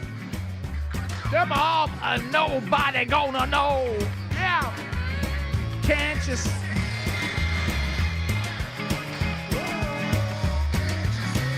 Oh, what that woman she been doing to me? So we're back. Bubba, you mentioned it earlier. I was not familiar with this at all. No, I haven't heard of it. I don't know how it escaped me. Yeah, so first you of know all, the topic. First of all, when it says, does your relationship pass the ketchup test, I love the second line that I don't know either. Yeah. Forget the orange peel theory. What is that? It says now women are using the condiment to test their boyfriend's commitment. Well, you got to slow down there. Uh-huh. I know. I was worried. Sure you the get road, that right. the road look icy there. I know. Well, women have also reported what you almost said they also consider as well. A new TikTok trend has been devised by Gen Z in order to determine if your relationship is genuine. Okay. The so-called ketchup test, which has been tested out by social media users around the world, uses the household condiment to test their partner. I'm uncomfortable. Yeah. What are we doing here? Ketchup? It involves a woman pouring ketchup onto a countertop. Oh, thank goodness. And then asking their partner to clean it up. And if they're willing, they pass the test. Oh, well, that's easy. Would you pass it? But I think they put a I pile don't like of it stuff out there. spilled. I've seen I don't this. like stuff I've seen spilled this. anyway. Yeah, I've seen this. But bothers me. They said that with more than 150 million views on TikTok, the test has caused a storm on social media. Not a storm. And involves two simple steps. First, the women would put ketchup on the kitchen surface. Then they would ask their male counterpart to clean up the mess. And if they agree to do it, they pass the test. Were you afraid of the word oblige there? Well, yeah, a little bit. Yeah. Now y'all got me Well, scared. I know. This is a terrifying story. And I don't know. It doesn't. Am I missing a page here because it went? I don't from like one his thing style. Yeah, that guy's using his hand. Buddy, y'all got napkins? Now they're saying the predecessor, the orange peel what is theory, that? Yeah. tested relationships in a similar way. The phrase is an umbrella term for partners carrying out small acts of love that lighten their partner's load. Still not. I don't think I've ever seen that. Now I understand cleaning up ketchup. I don't get this other deal. Yeah. It depends on if you're in King's mode or not. Hey, there's ketchup on the counter. King doesn't fool with that. The king might ask, "Who in the world squirted ketchup on the counter?" Who's knocking ketchup around in here? I need to know about these because I feel like my wife is coming home before I find out about them, and I'm failing every single one. Oh, she's like putting I'm stuff sure. around. Yes. Yeah. So the former would peel an orange. Oh, so the orange peel is where the person peel an orange for you, so you can eat it without the peel on it. Would they go to the trouble to peel it for you? Okay. Yeah, if I'll do that. if you ask them to. By the way, peeling an orange tangerines, things like that are designed for the peel to come off. But a straight up orange, that's tough. That's a mess. You better off just cut it in quarters. Getting started's tough. Yeah. Well, if you keep them cold, it's easier. Really? The tangerine, because I get them tangerines in the big basket. Loves them. Yeah, I do too. Man. It's kind of a combination. Cuties. The oranges and not tangerines. Oh, we go through cuties like we're cute. Yeah. Straight up, I love those. I I mean, eat a couple of oranges every night. how about I'm not willing to dine on oranges as much because I'm not willing to go through the peeling. Well, if I buy them already peeled. Rick, here's another thing. If you'll cut a hole, roll them, squeeze them, cut a hole in the top of them, and drink the juice out, then you can peel them. You can do that. I did that when I was a little kid, and I think that was the way my mom got me interested in oranges. Said, look, we don't have to peel the whole thing; just do this. Yeah. Now, don't confuse that with vodka and a watermelon. Don't confuse that. Yeah, we were about to get that confused. Because that's the first thing I thought about. A lot of people confuse oranges with watermelons and vodka. Yeah. What are you You talking cut about? the hole in top in there and dump it in there. And Greg, that's where your mind went? It's not even in the story. No, I was talking about peeling stuff. And Bubba talking about squeezing the orange juice out of it. Hey, but wait a minute. I'm Hey, confused. you thirsty, biggin? I'm confused on the watermelon though because it's full. Where Then you eat the watermelon. Does it go down into It the soaks watermelon? up into the watermelon. I've never heard of this. Fuses into it. I've never heard of Then you this. cut the watermelon. We got a little party boat. I've never heard of this. No, I hadn't either. It does explain though. When I was younger, why all these ugly women wanted me to take a bite of their watermelon. I get it now. I didn't know what that was about. Take your bite. I just didn't want y'all to confuse that. Okay, thanks. So has anybody listening to the show ever done the ketchup test? No. That's a good question. That's pretty sad if you have to resort to that. Well, it's a lot of. I would clean it up though, because I don't like stuff on the counter. Don't you wish sometimes you Or see, dirty plates. when you see some of the people Dirty plate. that women seem to be bringing home or dating? Don't you wish they'd do some kind of test? Yeah. I mean, some kind of cool factor. Orange peel or ketchup or Right, whatever. sure. Yeah. No regrets. Maybe the question of do you have a job? That's a big one. There's your I'd test. start there. Can you hold a job? Rick, if you got a good job, I don't care if you wipe ketchup up or not. Yeah. Whoever leaves that our table a mess every day, they wouldn't clean up. They wouldn't clean up. So you're 31, and where do you live? Yeah. I'm still at mom's. Okay. I think all that's more important than ketchup test, don't you? Maybe. Yeah. So, to each his own. I really never thought it was a big deal. If Betty asked me to peel an orange, I'd peel it. No, of course. Of course you would. Now, if I found ketchup on the counter, I'd say, "How'd it get here?" Right. I'd probably start with that. Yeah, because What'd you do that Who did for? this? that would be kind of tragic for you to see that, wouldn't it? Yes. As much as you love ketchup. Would you try to scoop something through it before you cleaned it up? Depending on what I had. You had a French fry close? I hate to see it go to waste. I'll eat a few extras if I got a little ketchup left. I don't want whatever it is. And I know this has been around as long as we've had the show, but we continue our plight. If we could just somehow ban packed ketchup from the planet. It's terrible. I mean, just not even exist. I just wish they didn't even exist. I wish they could be banned. Of all the things we ban, let's ban that. Because we have a replacement, the little peel back one, the plastic one. Yeah. We've got a replacement. I for can it. almost take that. Something. But I don't like any of them that get sticky when there's a bunch of them together and one of them breaks, you know? And the problem, I hate to see that under a microscope. What did it got? The problem with packed condiments, too, is you cannot get around the water. I mean, that water comes out. You can't mix it up. No. Because of the air. It's so airtight. No, it's terrible. That's a if horrible you do product. shake it up, people will talk. Horrible product. What about when they drop them in there on top of your fries and they've had their old hands on it? But I used to squirt it out, and then I would kind of lick the wrapper. You'd suck the wrapper? Yes. And it was, I don't know what I was thinking. You should have just licked their fingers. Well, that's a test. Rick and Bubba.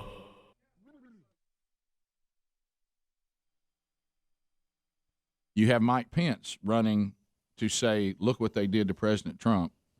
And then you could end up with Pence, which on some of the issues y'all hold dear, he'll make Donald Trump look like walk in the park. He'll look like a liberal. Well, you know what I mean, I don't know if you caught it yesterday. Adam Schiff mentioned that Pence needs to be investigated too. I knew it. That's not what that makes any sense. And if you remove Pence from office, who do you think is president? Pelosi. Mm-hmm. Everybody let that one settle. Let that one simmer just a second. So, yeah, you said on the quid pro quo, it would be like Bubba going out telling the whole world that Rick said unless I washed his truck, he wouldn't give me any BuzzBox coffee. And then somebody came up and said, "Did Rick give you BuzzBox coffee?" He did. Did you wash his truck? Did you wash it? You go, "No, I didn't." Well, then it looks like he just gave it to you. Then you know, quid pro quo is a deal. Right. Quid pro se is I'm going to help you. You help me. Right. You don't have either one of those. But you would have to produce. It didn't actually happen. That's Right. the thing. You can't. I mean, we can all talk about whatever, but if you don't actually do it, it doesn't matter. Wouldn't you have to produce that I withheld coffee from you and because you wouldn't wash my car? If you had the coffee and my car never got washed by you, you'd have a tough case, wouldn't you? Rick, I mean, that'd be a tough one, wouldn't it? Now, they've tried to spin this, as I said, into a national security issue, and now that Trump and the latest thing is he's trying to steal the 2020 election. Well, they got to come up with something. Well, the American people have got to get to a point, and Trump is saying this, and you'll have to decide that for yourself. That's the beauty of being an American citizen. But what here's where or just getting in. Here's where the American citizens are right now. Can you stomach? And because they always bet on the far left, the maniacal, the screaming, the mob. They always bet. You know who they act a lot like? And I know what I'm about to say, but they act a lot like Ho Chi Minh. You know what I mean? Because remember, he said, "Look, y'all are going to kill more of us than we kill thousands of us. Yeah, while we kill one of yours, but you're going to grow tired of it before we do. You won't be able to stomach it." Right. Okay. And the Democrats, they hope that they can make so much noise, make your life so miserable, scream so much, protest so much, that you finally just go, "Hey, just forget it." I mean, they really just try to wear you down. And let me tell you this, and I've noticed this personally, and of course we've noticed it, as a team. If you'll just stand up to them, they really can't take it. If you just continue to stand up to them and don't crumble to them, they eventually realize they can't accomplish anything because they can't get you to turn. And then what they do is they keep giving you a platform like this to stand up and say things that they don't want anybody to ever hear. So you got to stand up to him. And for all of his, personal, personality flaws, Donald Trump stands up to them. And they don't like that. And maybe he's the kind of person, because he understands their world. It's almost like you send a double agent into their world that now works for you. And because he knows who they are, and he'll get down there in the mud with them. And the thing the Democrats seem to keep missing is that this is the time, if you think, "Oh, Donald Trump's mean and look how he acts," well, then this is your time to offer the Americans an alternative. But what you've done is you are worse than anything else out there. So you know what people like me say? I'm one of them. What do you want me to do? Run to the Democrats? Are you kidding me? I mean, they're some of the right now. They're like Bubba said a minute ago. They're unrecognizable. They're not even. They don't even seem. They've lost their way. They've ceased to represent the United States of America. I mean, they've become some socialistic, bizarro world. Well, you're certainly not going to go there. And the independents don't have a chance, so you can't go to them. It's just like this is if there was ever a time for the Democrats, but see, the thing is, the Democrats, they're not wise enough to realize they think the mob is the majority. So they're afraid of them, so they won't play to really what is a majority and say, "Look, here's what America used to be." They're just further off the page than Trump is. Rick and Bubba, Rick and Bubba.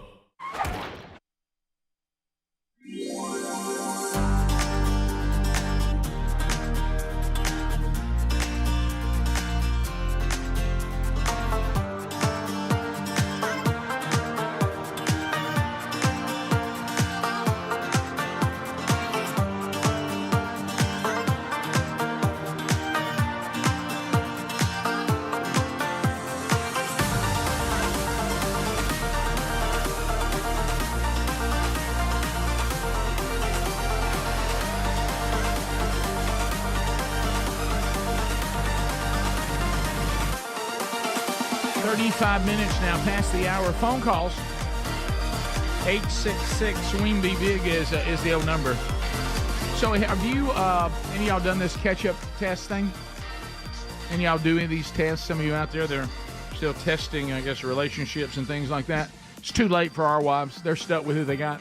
But Anybody done this before? 866-WE-BE-BIG. We have other topics we'll hit too. Yeah, I mean, if Betty puts ketchup out on the counter, I run something through it and eat it. Yeah, sure. I'm not gonna let that go to waste. Yeah, that's a way to watch French fries go away quick. Yep. Relief Factor, been with the show quite a while. Love the feedback we're getting on this. I love this product. I don't miss it. I take it twice a day, once in the morning, then again before I go to sleep to help reduce or eliminate the everyday aches and pains that we all deal with, neck, back, joint, muscle pain. It works. Yesterday, after doing a little bit better, went and took a pack and that was kind of my evening pack. Over 1 million people have tried Relief Factor, that quick start kit. It's only $19.95. That is available to you if you want to go to Relief Factor and try that. Also, there's a link at rickandbubba.com that'll take you right there. Or if you want to call them, you can, 1-800-4RELIEF. 4 botanicals, all natural. You don't have to deal with side effects like the over-the-counter stuff or the addictive properties of some of the opioids. This is something that can naturally help you. So go to ReliefFactor.com. Over about 70% of the people who've tried the Quick Start Pack had so much relief, they stayed with it like me. So hopefully that'll be for you too. So get yours by going to rickandbubba.com under the sponsors or go directly to ReliefFactor.com. Standing by, we have Addison in Tuscaloosa. Addison, welcome to Rick and Bubba. How are you? Hey, I'm good. How are you? Great. Fired up, ready? I've heard y'all talking a lot about Taylor Swift lately, and I know she's been in the news a lot lately, but I haven't heard anyone call into the show yet and talk about the episode in 2008, Once Upon a Prom, on MTV when she came to Hillcrest and came to my prom in Tuscaloosa. Yeah, I remember that.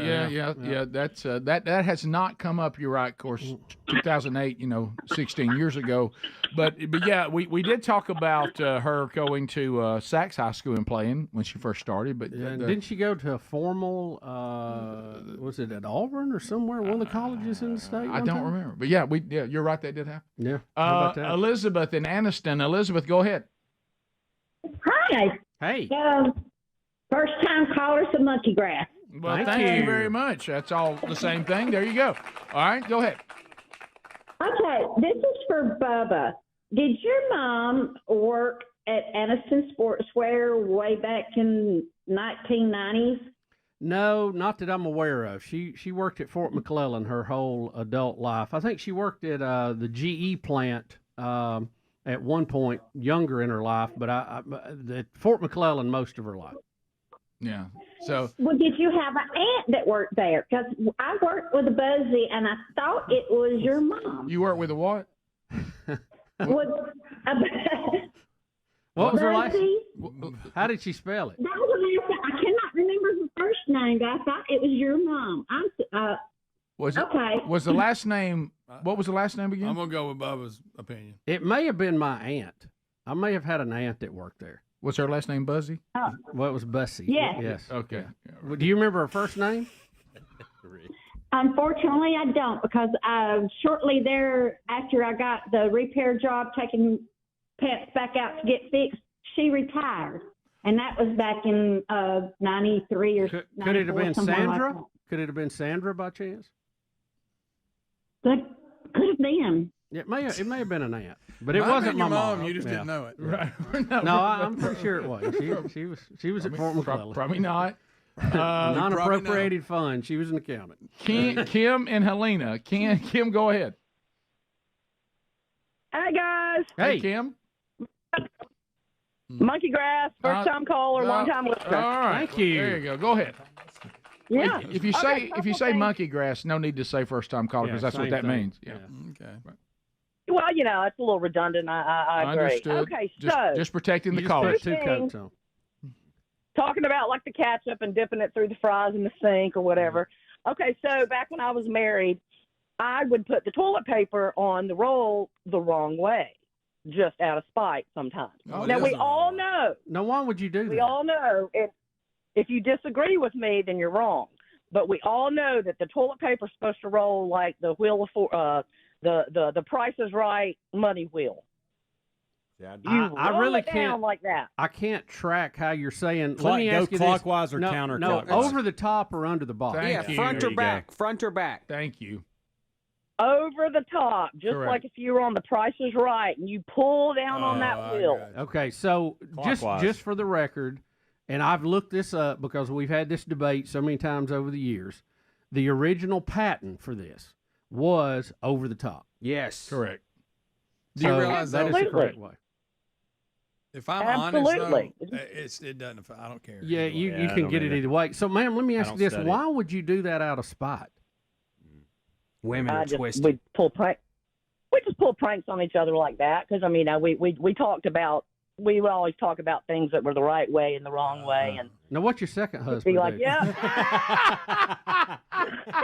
That's good. honey, I don't have one of those. Yeah, smart. Just Thank stayed you. single. Huh? Yeah, that's right. Let's go to Gary in Now she plays Alabama. pranks on herself. Gary, go ahead. Lucky grass. Thanks for the call, Gary, and thanks for using that term correctly. Go ahead. I just wanted to call and let y'all know that, I've been married for 40 plus years. My wife went to school with either Rick or Bubba. I'm not sure which one. It's interchangeable. Over in Oxford. Yeah. And that'd be me. Okay. Anyway, I've been married to her for, like I said, over 40 years, and I've never been a king. I've always been the peon, the worker, the person who goes empties his trash, whatever. How old are you, sir? How old am I? 67. Oh my. She's a year older than I am. Oh, okay. Wow. And when I started hearing y'all talk about, trying to claim your kingship, I'm just, and y'all aren't married to anybody like me. Probably not. Well, again, keep in mind, one thing you're missing, Gary, it's one thing to say that we're trying this phase of life. It doesn't mean we're successful. I think you're missing that part. Yeah. Are you at least in the Prince phase? Yeah, there's not a lot of success here. It's just saying we heard this is the stage we're supposed to be. Are you in the Prince stage, sir, at least? Have you graduated to that? No, I don't think there is a prince stage. I think when you marry, you're in servitude for life. Well, to each other, you should be, no doubt about that. Yeah, that is true. It's Well, I'm not. I think it's more one way than the other, but that's okay. That's what I agreed to. Sure. Okay. There you go, Gary. Well, then you know what? If you're at peace with it and you would love it and you enjoy it and she's loving it, that's really all that matters. So thank you for the call. Rick, yesterday he reminded me of something I meant to tell y'all. He messed y'all up on who was who.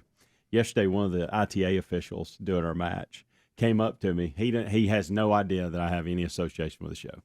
He just thinks I'm a tennis coach. That's it. Right. He says, "Hey, celebrity in the house today. Do you know about it?" I said, "No. Well, who's here?" Rick Burgess from the Rick and Bubba Show. Yeah. I didn't have the heart to tell him. I just let it go. I said, "Hey, Hey, Rick. hey, that's big." I said, "I thought I saw it." You don't have a requirement to change it when I've been Bubba through a whole conversation and never changed it myself. Yeah. It just. I just laughed and went on, and man, that's great. That's awesome. Tell you who's up here in the house. Who's so confident Rick about it? Burgess. Alan, the one who plays tennis. Yep. Alan and Trustful, go ahead.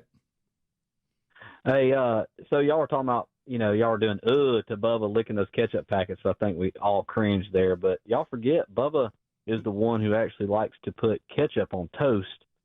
Yeah, that's burnt true. toast. That's true. Bubba likes to put ketchup on anything. Even though that's troubling, it's not gross. Being not sanitary. That's perfectly fine. But Right. licking them packs. Well, it was just that's kind a of whole a new bad meaning. habit. I didn't really think what I was doing, Rick. Understood. But everybody does. That. I know. Well, I wish you work with a guy that used to suck jelly packs, and it bothered me. ooh. David in Leeds, go I ahead. wanted him to stop. ZZK checking in. Hey guys, love y'all. Love your show. Love what you do. Thank you. And just wanted to tell Greg. I know he had been out a week or so. Greg, Yeah. Happy New Year, bud. Oh, my Okay, goodness. there it is. Joy in Tuscaloosa. Joy, go Watch ahead. out. Monkey grass. Thank you, Joy. Well done. I love you guys. I don't get to listen to you all the time, but I got in the truck and I heard y'all talking about being kings and this guy talking about he was a servant. I don't really know the whole conversation, but my husband's a king. Is he? So How old's your husband? my husband's 62. Yeah. We've been married for 14 years. He's right on schedule. Now, are you happy about that, or are you complaining about that? No, I know. I love my husband. He's the best thing that ever happened to me. Well, think about this: the God that created us is a benevolent king. A king in and of itself is not bad as long as it's a benevolent king. Right. And this is a king that even serves those that he's king over. So this king thing is not a negative. Is this me trying to? It's like I'm doing my own thing. You're trying to sound like a commercial. So you can actually have a great experience with the right king. You just don't want the wrong king. That's right. Right? Or queen, for that matter. Absolutely. Ask those that had to face Bloody Mary. Ooh, not good. No. Yeah. If you don't go to the right church, you want you to. You got problems. We'll be back. Bubba, Tennessee. Wow. Tennessee. Under investigation. Tennessee. Starting to get NIL trouble out there. I didn't think you could get in trouble for NIL. We'll be back. Rick and Bubba, Rick and Bubba.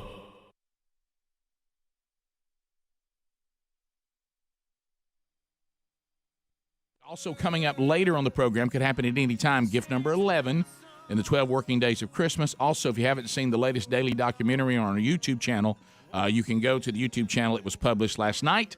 And if you missed yesterday's Bible study, it is also on the YouTube channel or our podcast channel, and you can go and access that on your time. All right, so let's start. Let's go to Rocco out of the great state of Georgia. Rocco, welcome to Rick and Bubba. Go right ahead. Hey, fellas, Merry Christmas. If you don't think this is about pure revenge, today is the 21st anniversary of the Republicans and Democrats impeaching Bill Clinton. Yeah, That's all this is about. Let's go back to that vote in the House. Was it bipartisan on Clinton? Yes. Or did any of the Democrats vote to impeach him back then? Yes. Some did. I'm sure it wasn't a big number. I don't have the numbers in front of me. Did any Democrats vote against the impeachment last night? Three did. No Republicans voted for it. Not on one. the second one, it was 3. On the first one, it was 2. I think. Yeah, Abby, or the girl running for president, she voted present on one of them. I forgot what it was. That way, step up. Yeah, that way to be bold. Yeah. I mean, I want to be president. I'm gonna vote president. Let's go to Randy. Gosh, give me a break. Hey, I had a way to get out there and fight. Let's go. That way, be principled. Randy in Huntsville. Go right ahead, Randy. Hey, good morning, gentlemen. How are y'all? Good. Great. Hope you're okay. Hey, you may have already seen it. If you have, I apologize. If you get a minute, you guys check out the Greg Gutfeld show. They have a comedian on there every weekend that does Adam Schiff. Really? Crazy eyes with the red cheeks and red chin. You guys get a minute, just take a look at it. It's right up your alley, man. You guys will love it. Yeah, I've never seen that. I haven't. Surely there had to be somebody. He's got, because he looks like a cartoon anyway. I think if you're someone who does impressions, he's probably gold for you because he's got so much to work with. You're talking about Shifty? Oh, Shifty Schiff. Didn't you say he called him Pencil Neck too? Was that another one, or was that somebody else? There's so many different. There's so many different nicknames that Trump's come up with. We continue. 866 We Be Big. We have an anonymous caller. Oh, look! Anytime there's anonymous, I mean, look out. You could be a whistleblower. You gotta be careful. Rapping Romeo. Yeah, it might be Rapping Romeo again. Anonymous caller, go ahead. I was just furious last night watching the impeachment process. I cannot believe this is the country we live in now. I turned to my husband and I said, "Does this not make you just want to run in the streets and scream?" I mean, this is beyond absurd. Well, we've said it a number of times, and others are saying it. We are the United States of America, and we're starting to take on the image of a banana republic. This is the kind of stuff that goes on in countries that we don't want to be. You know, where there's chaos, there's no law and order, the voice of the people is undermined, people force their way into power, and this is not who we are. This is not the way we operate. Yeah. And if you want to do this, fine, but you got to have a crime. You have to have something, to go with. And I think no matter what party you pull for, you can look at this particular situation and say this is purely a political move. And what's going to happen, because you're dealing with politicians, and Bubba has said it over and over again, if we don't watch it, this is just how it's going to operate from now on.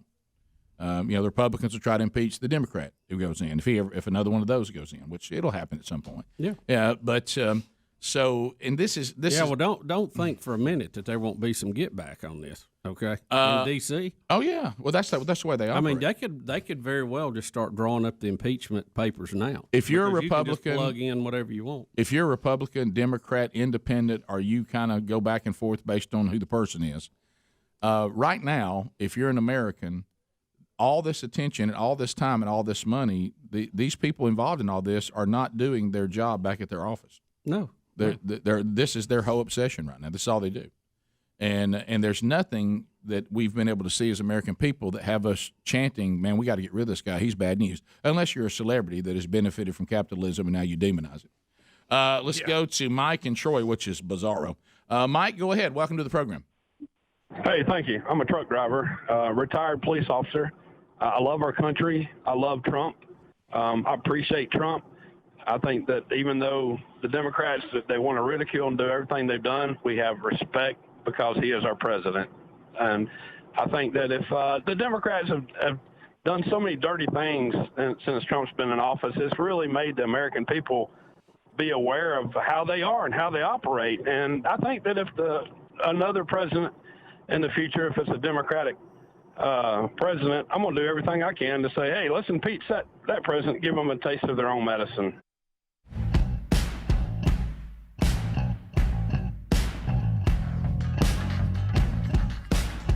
All right, so 9 minutes to the top of the hour, Rick and Bubba show.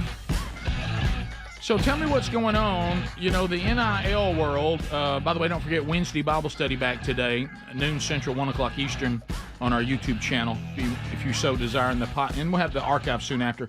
So the NIL stuff, you know, we saw Florida State. They got in a little bit of trouble. You know, is this some attempt? Now we see Tennessee today.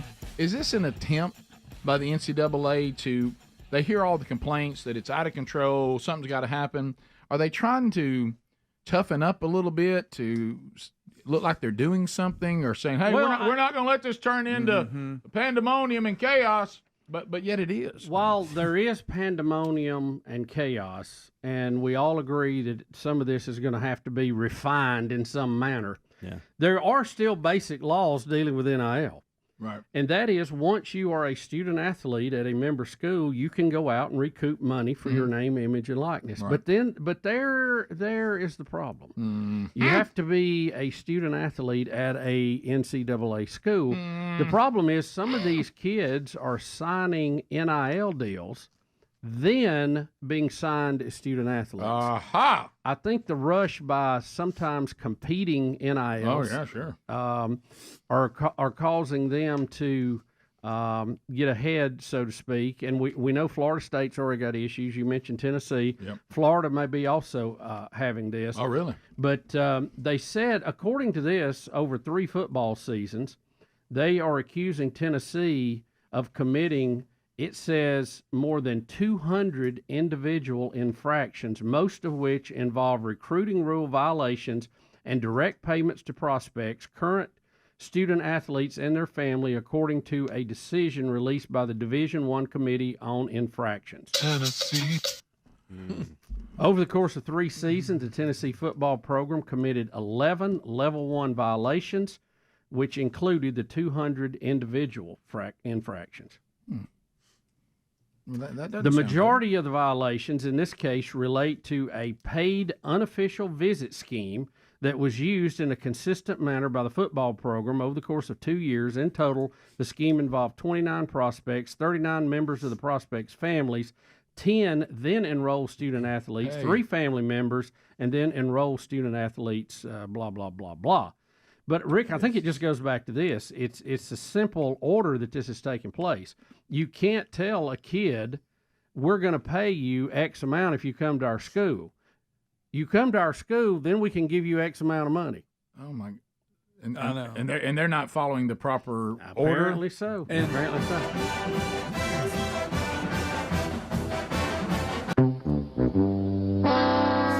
I know. Now, they're being investigated. Florida State has already been passed down infractions on this, and it's going to hurt them. I mean, they're going to lose scholarships and everything else. Right, when they were good. I know. And in that case, like a prospect had come in, an assistant coach picked him up.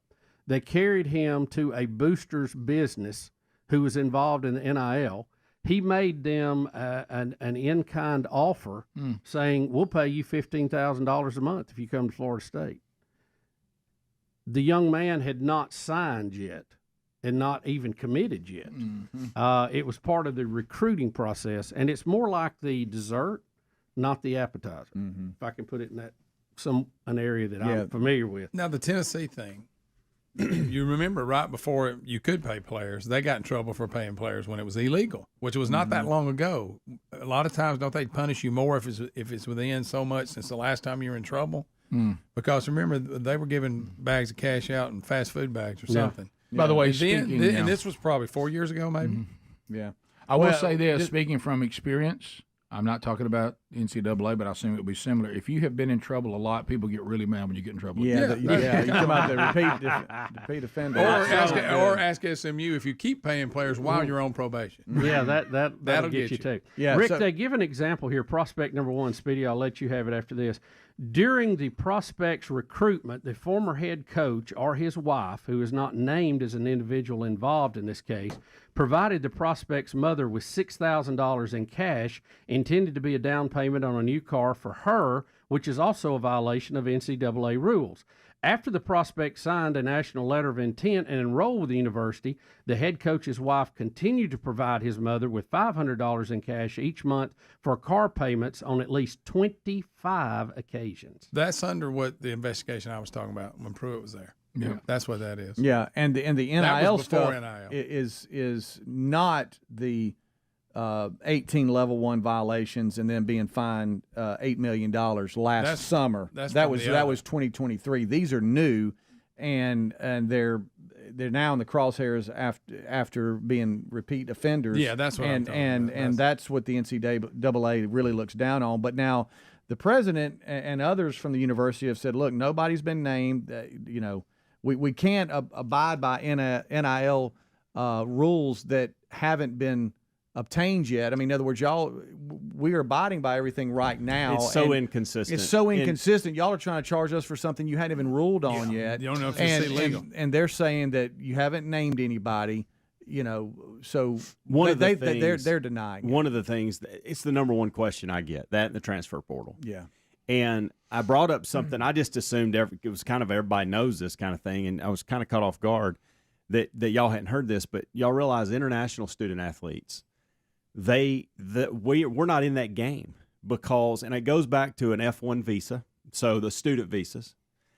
So international athletes can, unless there's immigration lawyers that can really go behind the scenes, which, by the way, costs money, so the university is not going to pay for these type of things. Sure.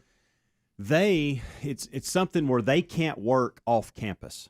Their visa allows them residency to come into the accredited American universities, but they can't work off campus. And if you can't work off campus, you can't collect employment, can't collect money through NIL deals. And here's the problem with that. You go, well, that may be a simple rule, whatever, and they may change it, they may not. But that's a student visa deal. That's much bigger than NIL. Mm-hmm. That's just the law. But here's the thing that people are starting to talk about.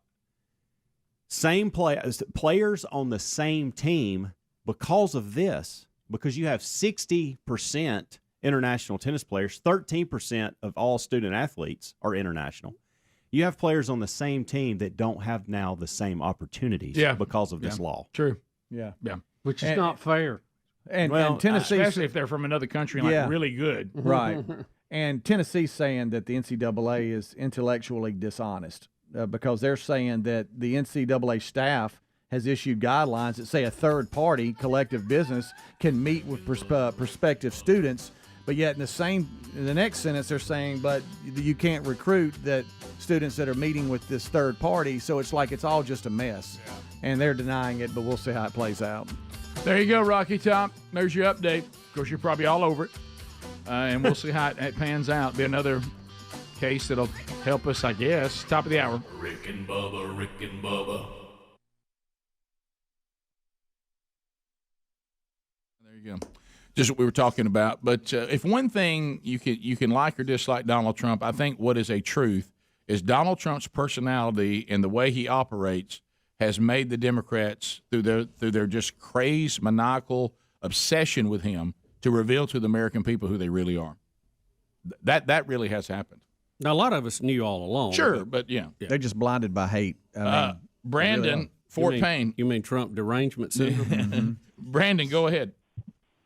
Yes, good morning, gentlemen. I was just wondering, Nancy Pelosi's press conference last night after he got impeached or whatnot, she sure was slurring her words a pretty good bit. Sounded like she was a little drunk. Well, remember now, she'll tell you straight up, she's a woman of God. Be careful. She's praying for all of us and praying for the president. Yep. And now there's all kinds of things and the way she votes and the things she stands for that are in complete conflict with the holy word of God. But remember, Nancy Pelosi wants to remind you over and over again that she's a woman of God. Did you see her start her little speech with the Pledge of Allegiance? I did not. Yesterday? I did not. Rick, I chose for my mental health not to watch it. Now, because I knew how I was going to go. Yeah. Well, it's like I said, it's no surprise. Yeah. It's just been a process. To Don and Madison. Don, go ahead. Don? Yeah, I'm here. Yeah, go ahead. Here's a scenario for you. Okay, Trump gets impeached. Pence becomes president. He pardons Trump. Pence appoints Trump vice president. Pence then resigns. Trump becomes president, who then appoints Pence vice president. Still playing games. I wasn't surprised by the way Washington. Look, nothing's off the table anymore. Glad to be here. Glad to be reporting for duty. And, at some point today, I think we really just need to, because tomorrow's going to be crazy, the big year ender. Big year ender, yeah. Just say a heartfelt thank you to the whole audience for allowing us to do this for 25-plus years now. Yep. Unbelievable. Yeah, unbelievable. You are. I don't want to steal Dan Moultrie's word, but unbelievable. Well, the audience is the fuel. If there is no audience, there is no Rick and Bubba show, and if there is no audience, there are no advertisers, which means there's no ability for this to pay people to do it, and so you guys make it happen. Your encouragement over the last 25 years, as Bubba said, is unbelievable. We've been through a lot of highs, we've been through lows, we've been through everything in between, and you guys have been there with us, laughing, crying, encouraging, getting angry, when we need to, and it has been an incredible journey, and excited about what still lies ahead. But you guys have been the fuel that has us still on the air. However, and wherever you're catching the show right now, we are here because of your devotion to the show and your support of the show. And I love the emails and the calls about how people, say they have to have this show to get through the day, and how sometimes we motivate them. But I tell you guys motivate us. Yeah. I can't underline that enough. Yep. We're just very, very blessed to have this relationship with you guys. No doubt. And so thank you all very much. Interesting, I got this from a person, talking this time of year, there's always the discussion, and we're going to ask Speedy how he's doing after yesterday. But there's always the discussion about husbands and wives and gifts, and, hey, if I want to get my husband a gift, can you guys tell me whether this is a good gift? You heard us talk to the woman who was from up north that said, I don't understand my husband's obsession with a pickup truck, and some of the ways that we can help. This is a tough one here, and I'm cautious to read it because this could be fuel for wives everywhere. But it's so funny, I think I have to. Oh boy. Here is this, Rick. My wife told me the other day when discussing, are we going to get each other anything for Christmas? Her quote is, I just want you to spend as much money on me this Christmas as you have spent feeding deer. Ooh. Uh-oh. Wow. Shot. And the quote was, something nice. he said that he returned fire by saying, well, now, if you're talking weekly, that's fine, but if you're talking monthly, I could never afford you.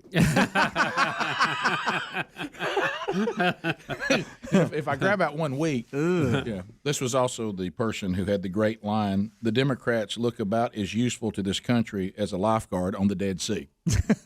Wow. But anyway, so some great lines from him today. So be careful with that one. That's I know that just gave a lot of wives fuel, but it was so funny I couldn't pass up on it. Right. So speaking of this, Speedy, how did you fare when last we visited with you? Ryan Greenwood had started a GoFundMe page for you, which he has since taken down and refunded all donations. What did it get up to? Do you know? About I don't know. There's still a link that says, "Hey, it's going on," but they're not taking donations. Right. It's just a funny now. Yeah. Hey, thanks, Ryan. Yeah, that was a funny because that was a good one, by the way. And kind of a a comedy of errors. Your in-laws thought that the fact that you kind of have a reputation for being cheap, that you had caused them to stop doing Dirty Santa because you have the most kids. Oh, okay, Right. and stop. Yeah, right. Well, I'm just saying you said that. No. You said everybody thinks we caused it. I mean, I'm not bragging or anything, but that's what happened. Right. Here we are talking about it again. I think I survived a little bit of yesterday, and here we go again. Well, But that was I just want to know, did you get in trouble? It 'Cause was your wife told you not to It was talk two about it. honest mistakes going back and forth. Right.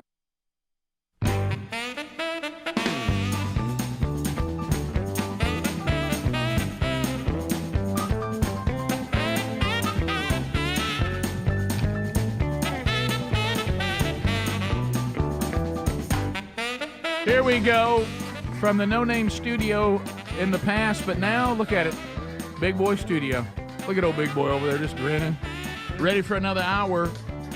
You can reach us. The number 866-WE-BE-BIG. We'll get more of your phone calls before the hour is done.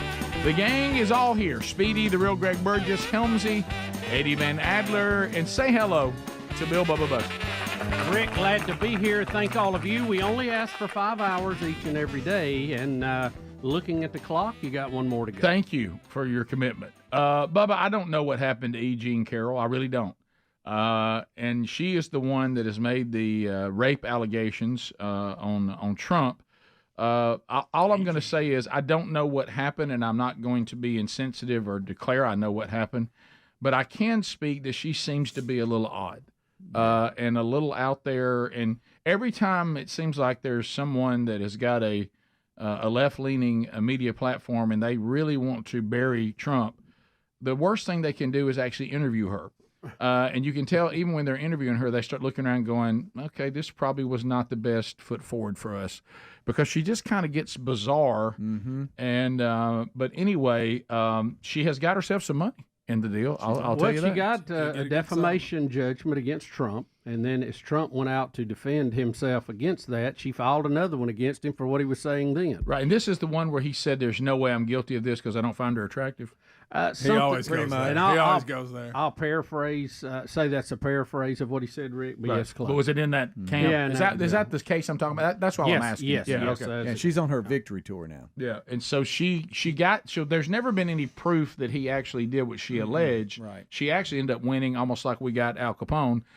She actually ended up winning on the defamation charge. Yes. That's how she finally got. And it. then won again on the defamation charge. Yeah. Well, what's the number? It's big. This last million. one was $85 million. Did you say that again? $85 million. Which again, if you were defamed, you have to show loss, and I think this is another exaggerated thing. They're just out to get Trump. Yeah. I mean, if he did defame her and the court says that, you have to show where you actually were damaged by. Yeah. I mean, I don't know where she was going to make another $85 million if he had not said that. Let me put it that way. Well, I'll tell you what. She spun the wheel of Trump, and it landed on $85 million. Yeah. So here if you file it in the right district with the right judge and the right jury, you can go a long way. Not sure that's the society I want to live in, but here is E. Jean Carroll. Her lawyers seem to look pretty uncomfortable because one thing you don't want to do when you get a ruling is to gloat in front of everybody, because you're supposed to be, to Bubba's point, you're supposed to be so damaged by this that $85 million worth of damage has been done to you, and you should at least be visibly shaken by all you've been through, as opposed to high-fiving your daughter about how much how you're going to go out and spend it. So Peter Pan's even uncomfortable. Really? How about, why don't you drop the E too? Jean Carroll will work. Thank you, Greg, for correcting that, and I appreciate that because I'm uncomfortable saying it. Yeah. All right, so here we go. You've talked about using some of Trump's money that you're about to get to help shore up women's rights. Do you know what that might be, what that might look like? Yes, Rachel. Yes. Tell me. I had such great ideas for all the good I'm going to do with this money. First thing, Rachel, You and I are going to go shopping. We're going to get completely new wardrobes, new shoes, motorcycle for Crowley, new fishing rod for Robbie. Rachel, what do you want? Penthouse? It's yours, Rachel. Penthouse and France? You want France? You want to go fishing in France? No? Oh, all right, okay. Oh, real uncomfortable. All right, okay. That's a joke. Our lawyers. If me fishing in France could do something for women's rights, I would take the hit. You know, I would obviously. What are you going to do for women's rights with that money? Well, okay, you purchase number one is. But you see where it all went south, and I for some reason I thought Rachel was her daughter. I didn't know that it was Rachel Maddow. So I didn't even know she had a daughter. I just saw the line. So this is exactly what we're talking about. This is the moment where you talk about all the horror that's been done, and it will be used to make sure this doesn't happen to any other women in the future. Right. And she starts talking about her spending spree and how we're all going to just confirmed what everybody thinks you're doing anyway. Well, you can tell. I don't mean to be mean here because you're going to buy you a penthouse. Yeah. But you can tell too. You know how when people that maybe struggle to have a grasp on reality all the time, or maybe they're on some sort of medication that makes them not be anxious or whatever, but they can seem a little spacey and high. She comes across that way every time I see her get interviewed, like this when I see Adler's pulled up here. She always seems like she's not quite, doesn't quite have a grasp on what we're really doing. And that was it. You saw the lawyers just joking. And Rachel's like, well, if fishing can help women, that was the topic we were on, if you remember. Women's rights. Please talk about women's rights. Please talk about women's rights, please. Yeah, so here she is. Do you remember this bizarre one? Talking about the allegation of the actual rape, and it is, okay. Which the word rape carries so many sexual connotations. This was not sexual. It hurt. Well, I think most people think of rape as it is a violent assault. It is not. I think most people think of rape as being sexy. Oh my. Do I know? Let's take a short break. Think of the fantasies. Face. I don't understand. We're just going to take a quick break. If you can stick around, we'll talk more. Oh, great. Did you see how he doesn't know what to do? Yeah, she is off. Yes, she's off. She's way off. Real and the courts didn't allow that clip to be played in this second trial. I know. What happened there? Because you could sell right there that. Anderson is like, okay. And guys, right, we got to take a break real quick. And let's be honest. Let's be honest. I mean, if it's a real quote, and I think it is, but if you're being accused of that, she's not my type is really not a good defense. It's not a great defense. It's not great. Now, if she'd have been my type, we might be having something to talk about. Right. That's not maybe your defense would be I would never do that. That's not something I would do. I'm not attracted to her, so I don't know that it's ruined your life at $85 million for someone to say they didn't find you attractive. but still, that's not the best defense in the world. I think maybe there's no way I did this because that's not my character. I wouldn't. That would be better. And y'all have no evidence to support it. Maybe he's basically saying now if she was my type, then I would have considered it. No. Who would risk all this for that? I mean, that's not what we're looking for. He's never been known for great. That's not what we're looking for. This is from 2019. This is the cover of New York Magazine. It says, "This is what I was wearing 23 years ago when Donald Trump attacked me in the Bergdorf Goodman dressing room. Unfortunately, her story had to be changed because that dress was not out the year that she claimed this event even happened. So that she doesn't know the season. She doesn't know the year. Why would you even? There isn't proof. Can I just say this? I'm sorry. This is painfully obvious. She doesn't come across as a credible source for anything. Not after that last. Adler, show that again. And look what the story is. One of the stories titled in this. Look in the very bottom left-hand corner. My List of Hideous Men by E. Jean Carroll. Oh, wow. Okay. That says a lot. I think she has accused other people of this, too, if I'm not mistaken. Really? But I don't think that was admissible either. Yeah. Oh, wow. And then there's also the Law & Order episode that is the exact plot line, and she admits to being a fan of that show, and it's literally a plot line in the show in one of the episodes. Well, it sounds like, guys, see if I have this right, that after all the allegations, they really don't find her credible on the charge of rape. They just finally said, well, he did say something mean to her, so we certainly can give her some money and rule on that to make him look bad. That's what it feels like.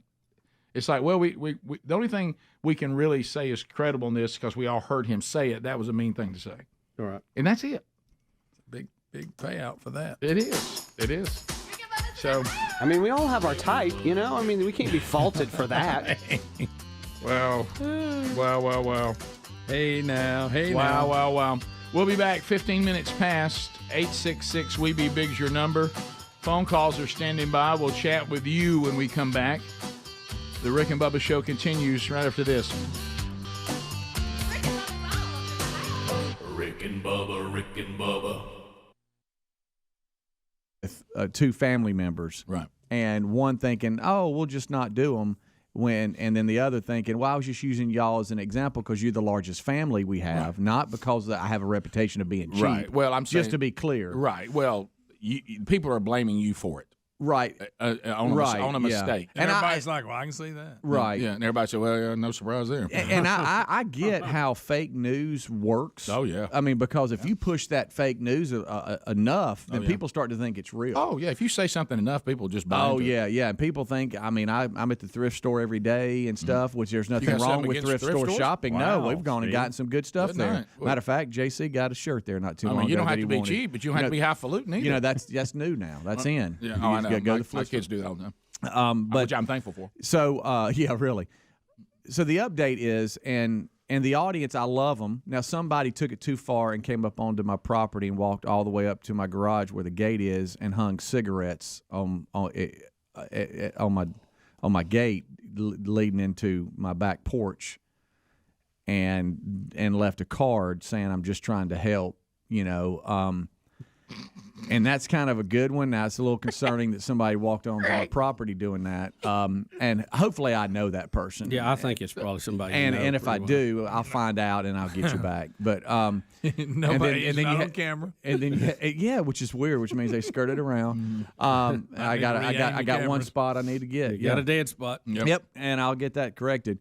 As far as Terry goes, I think I have survived it a little bit until probably today, and then we're bringing it back up. Was she upset about it yesterday? Yesterday, and I had a good day yesterday because it was so busy as a family. We had so much going on. Tyler coming back into town. I had somebody at the house. We just were going, and she did the grocery store run for Christmas because we're hosting. Yeah, man. Trying to get ahead of it. It's a big bill. Oh, boy, is it. Everybody's coming to the Cove. Everybody's coming to the Cove for Christmas. That's 3 buggies. And she was It's up. a Cove Christmas. You're right. And she came up. Christmas at the Cove. That's a Hallmark movie. It is. Yeah. How you like this? I like this better. Christmas at the Cove. Yes. Yes. It sounds like a Hallmark movie. Right. One that you could watch. Calvin Speedy Wilburn comes back home after being a huge success to a little small town Cove where they're having Christmas. Yeah. And then he discovers, you know what? I always try to get out of this place, but I realize this is where life really is. Why was I trying to wipe the dust of this little community off and go out to the big time? It's better here than New York City. That's a Hallmark movie. Is that it? Yeah. This is me. This is really. You make your final decision after you've already sent everything back to the big city. You go and you see the Christmas tree lit, and you just call and tell them you're not coming back. And then you run down the streets of the Cove screaming, "I have a wonderful life." Okay. Yeah. But after work, she went there. So by the time she gets home, and she even called, you know, and was like, and you know how you try to keep the conversation going to where it doesn't. Well, hey, let's talk about. So I was bringing up anything and everything, you know. Well, what are you doing? Okay, going. Okay, all right. Well, do what? Okay, I got to go. And I just stayed busy all day, and then so she comes in and she's all distraught. And I think that took the focus off of what happened because she was upset that the grocery store aisles were already empty. That's good. And everybody was upset where she went. Yes. All the customers were complaining because there was nothing out. And she thought she was getting ahead of it because she knows this weekend is going to be crazy. Yeah. So now we got to go back. And it was a mess. So y'all never really talked about it. And that took the conversation. I like it. And really, I was pleased because I then stayed busy. Yeah, okay. And then when that was over, I tried to get out and do something else. So we really never – and I did have a conversation with her on the phone about it yesterday. She was extremely displeased with what I did. But she's more concerned of how the family members too much going on. She can't really land on it. Yeah. She can live with it. She's more concerned about how will the family members take it because it was about them. and hopefully they didn't take offense to it. Because it was two honest mistakes. This show is Dirty Santa back on now? No, I haven't talked to any of them. And then in the movie, it's kind of late now. It's Christmas at the Cove, and then you like go into Bubba's office and he's sitting behind his desk, and you're trying to tell him about, hey man, we just need a little bit of help. Can you help me? He goes, a sentimental hagwash. Okay, I like that. He's Mr. Now, Potter. Has he had meniscus surgery yet? Sentimental hagwash. How did I get to be Mr. Potter? I don't wanna be George Mr. Bailey, Calvin Wilburn. Is his leg up from surgery? When he said Yes, okay, sure it is. So you're okay right now. So far, I'm okay. I'm a little concerned until your family shows up and starts bringing it up. I don't know who brought cigarettes to my house. That's the first That's thing. disturbing. That's the first thing I got to figure out. It is funny. Thanks, Greg. And then the other thing is.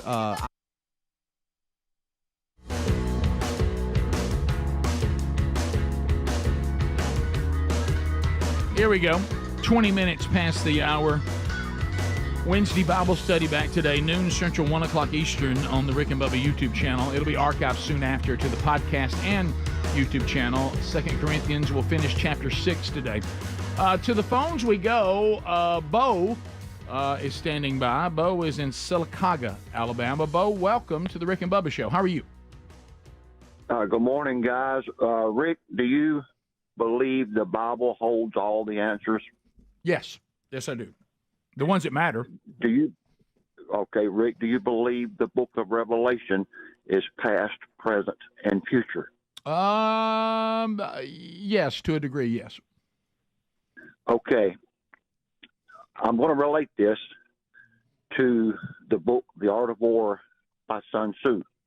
Okay. And also, do you believe if it's written in red that Jesus said it? Yes. Of course, not all Bibles wrote it in red, but yeah. Thank you for answering all those questions, Rick, because it's been really hard, and I've had this. I'm about to remove this ton of bricks off my shoulders. Having asked you those questions and you give me those answers, if you want to know who's doing this, all the satanic actions, murdering the unborn, drag queens at school, and I'm sure you guys could help me with the list to go further down of all the satanic things that is happening in our country. So Jesus tells us who's doing this. And you can research it. It's Revelation 2:9. And Rick, he tells us in Revelation 2:9, they're not who they say they are. And I have called before and mentioned to you guys that this certain group, they're not who they say they are. Okay. Well, thank you, Bo. And I seems like I would have remembered that call, I think. But thank you, Bo. I appreciate that very much. Group? Who are they saying they are? Who is it? I don't recall off the top of my head Revelation 2:9, and here it is. Okay. Oh, I see. Okay. I see. You are the synagogue of Satan, and you are not the Jews. You are the synagogue of Satan. Yeah, he was going to go down some road there, but I think where you have to, what you're talking about, what that is talking about is that any of us would be in that category if we were rejecting that Jesus Christ was, and will be, and is the Messiah. So you can take groups and single that out. Obviously, God's been dealing with his people for a long time on this issue, but it would really apply to any of us. Any gathering of people who are claiming to be worshiping correctly and have rejected the gospel would all be in the same category. Right. Yeah. Mm-hmm. And now one thing that is being said there too that's really important, and it's something that I have had to deal with in studying the Bible, is I think sometimes, and I know I did this, we try to think there's some middle ground that I'm certainly not a child of the devil, but are you a child of God? Well, mostly. Well, that really doesn't exist. We're either a child of God, meaning we have been redeemed and we've been justified and we're being sanctified, or we're a child of the devil. Mm-hmm. There really is not this middle ground where we go, well, I'm a pretty good person. I'm not quite sold out to this repentance thing, and You know, I'm still have a life of sin and deliberate and perpetual, not stumbles, and I'm not quite there, but now I'm not the child of the devil.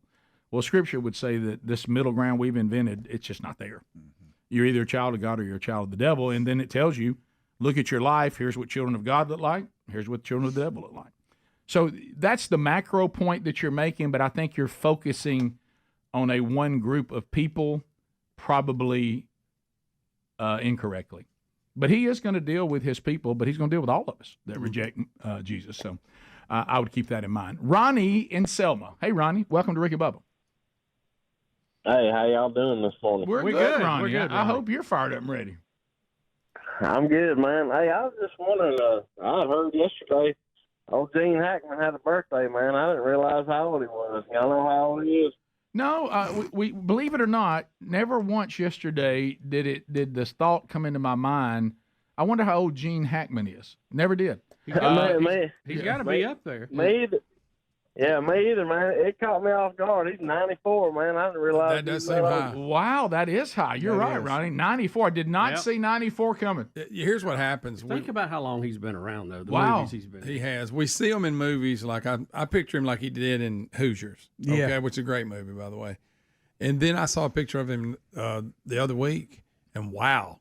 You're right. I mean, I didn't know he was 94. 94. I didn't either. I just remember the way he looked in the movie. Yeah, I asked Bubba in the break. You like Gene Hackman? I do. Yeah, I like him and everything. Think about this, and I don't even remember the movie, but I knew it was a big movie at the time. I remember the name, The French Connection. He was in that, and that was in 1971. Wow. Yeah, you're right. He's older than Clint Eastwood. He's been in a bunch of movies. Bonnie and Clyde, 67. Wow, y'all. He looks like 93. That's him? That's not Gene Hackman. That's not him. That ain't Gene That's the picture I saw. He's a withered old man. No, he's 93. He's 90. Don't call him that. He's 93. I picture him as Little Bill. Yeah. I picture him as Little Bill in Unforgiven. You're right. So that's not him. Yeah, that's Gene Hackman. I got to see his face. Hoosiers may be my favorite, one of my favorite movies he was in. That's a good movie. That's on the list of things you like? Yes. Oh. I can't find anything wrong with that movie. Okay. Write that one down, Helmsy. All right. One other thing I would say. It doesn't claim to be based on the actual events. It's Right. loosely.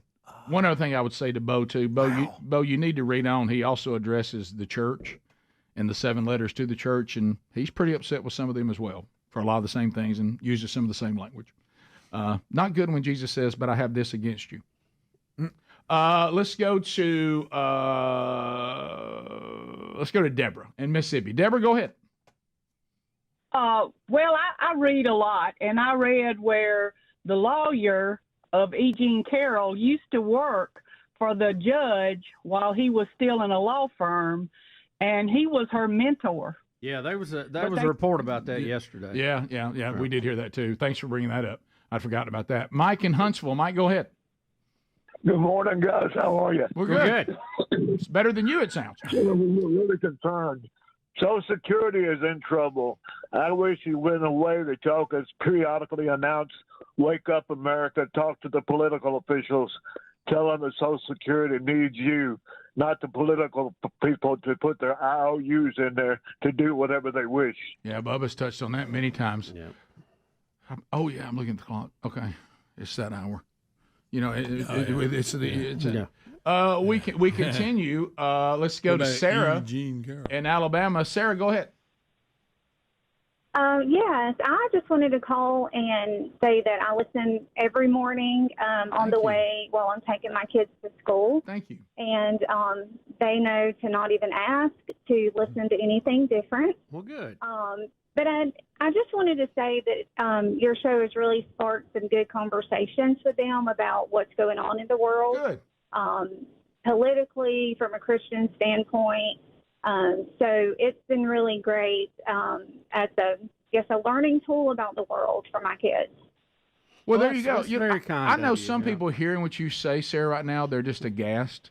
But thank you. I mean that's good. That's motivating to us that it's used to be conversation starters in the car. Probably not everything we say, but I'm glad to hear that any of it. I am, Rick. Right. The fact that any of it's getting Right. used for something good is positive. Yeah, Rick. I hope some of that isn't. What does Mr. Greg mean by that? Right. You know, I hope Yeah. that's not. You know, None of that. None of that. Bottom of the hour. Or like, oh, what was that sound? You know? All right. Sorry, that was for the kids. That's Sorry. for the kids love that. They're giggling. The kids. Thank you, Sarah. Very kind. Bottom of the hour, we'll be back. That number's 866-WE-BE-BIG. We'll see if we can get some more in before the hour's done. Make sure we've covered everything that's on the docket today. More Rick and Bubba right after this. Rick and Bubba, Rick and Bubba. I was pleased to see that the money was refunded from the GoFundMe deal because I was like, I don't, we were going to keep that going. And then, but as far as Terry goes, she was distracted and upset more on the grocery store and her experience there. How could I be Mr. Else. Potter when I was the largest donor to your GoFundMe? Sentimental did you? Hagway. You're so sweet. Did you not look at the list? No, I didn't. I didn't think it was real. I gave $73. Bubba, Rick and Bubba. One of the biggest recruits out there is Emmitt Smith's son. Is that right? And he's announced that he will.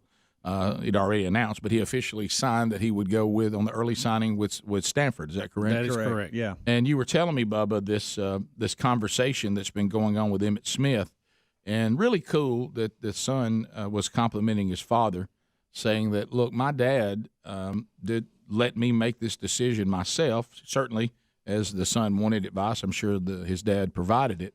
But it ultimately, as Emmitt made clear, was his son's decision to go to Stanford, and he certainly sees that a Stanford education, is of great value, and for that to be offered to him to play football, he felt like that was the best route for him.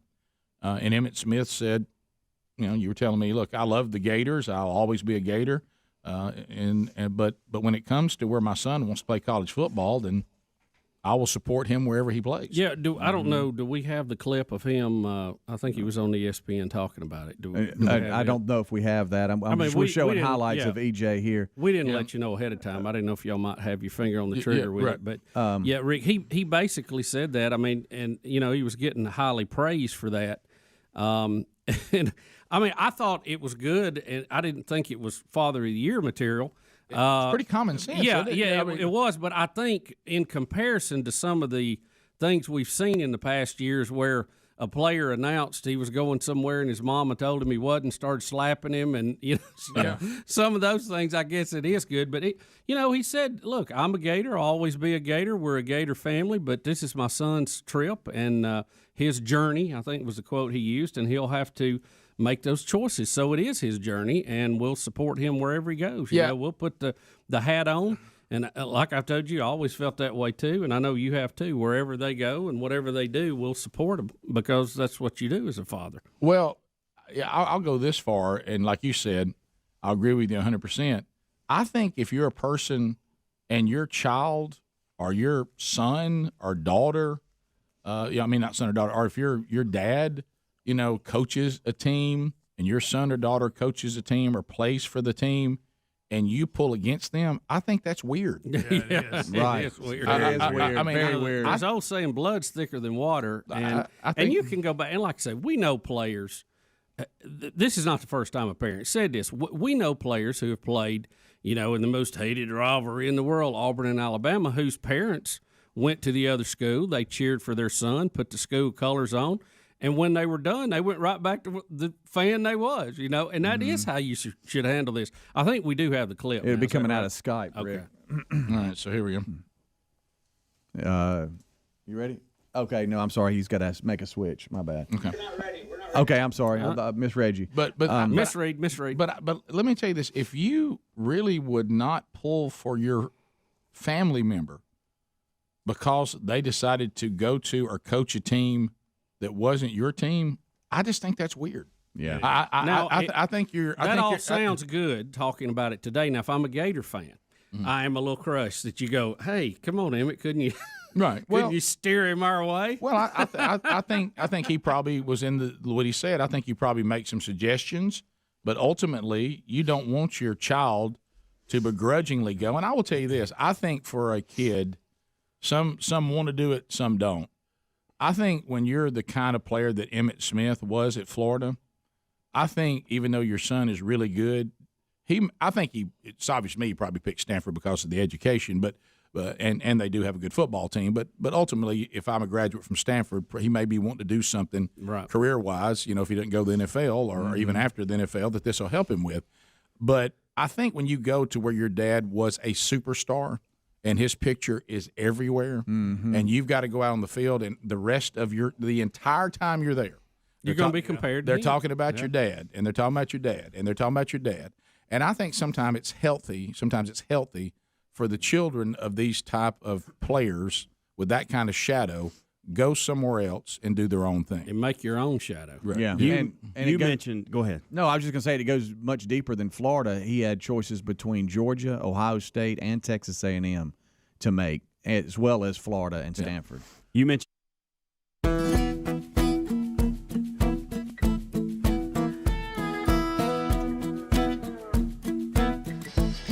35 minutes past the hour.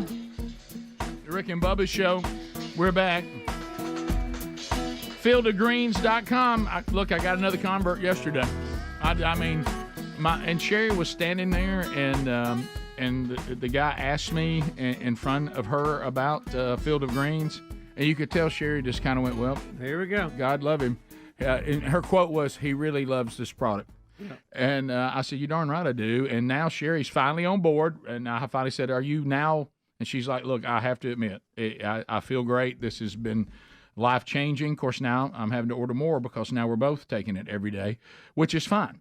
Took care of that. If you have not tried this product, you are going to love this product. And it's real simple.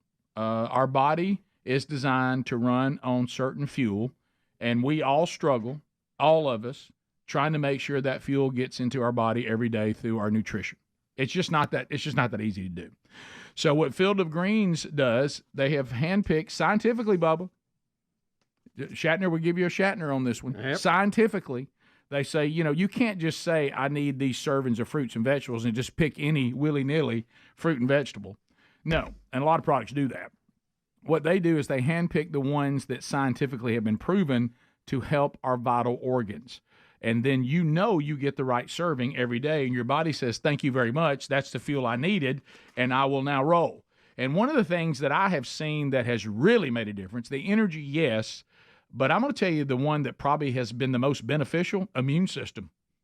My immune system has been great through all this cold and flu season. I'm not saying that, I can somehow never, ever get sick again, but boy, it sure has made an incredible difference in the last 2 years of my life that I've been taking this. So go to Field of Greens right now, fieldofgreens.com. Use the promo code Bubba.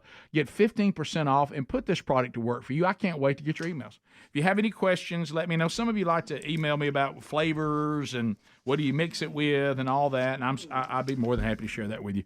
You can reach out to me if you so desire. So, Bubba, you've been checking on this Beverly Hills deal? Yeah, what another odd situation for California that they have found themselves in. A Los Angeles Superior Court has ruled that the city of Beverly Hills, Beverly Hills, cannot issue new construction permits because it is not following a state law that requires it to plan for affordable housing.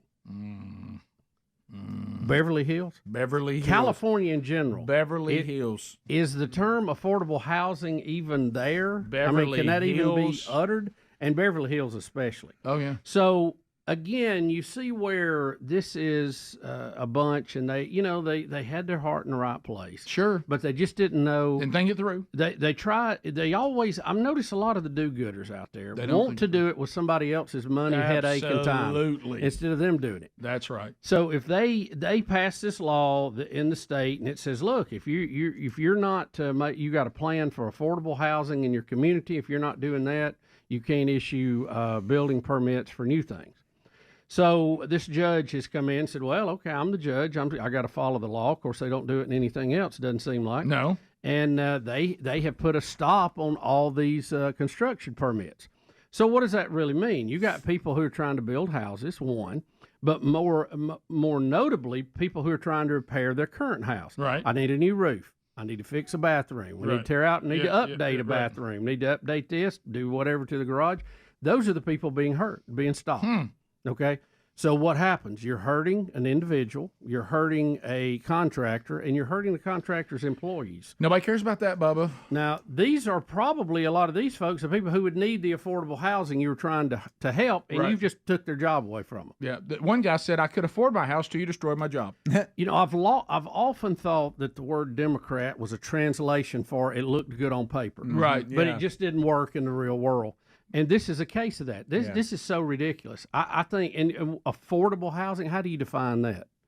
Does it have a you know definition? how a judge will throw a case out and say, look, you don't have standing in this case, or you don't have this. The judge should throw this law out because it's ridiculous, it's poorly written, and it is not going to help the people designed to help. It's only going to hurt them. It's ridiculous. I love what you said about how do we define affordable housing? Well, if your income is a certain level and the house cost a cost that works, it was affordable. Right. No matter what your situation is. Let's say your payments are about 25% of what you bring in. Right. Net. I mean, that's kind of what the financial gurus talk about a lot of times. Yeah, don't we all have to find affordable housing based on what we can afford? Yeah, absolutely. Because, I mean, you can have unaffordable housing and you won't be in it long. No, you won't.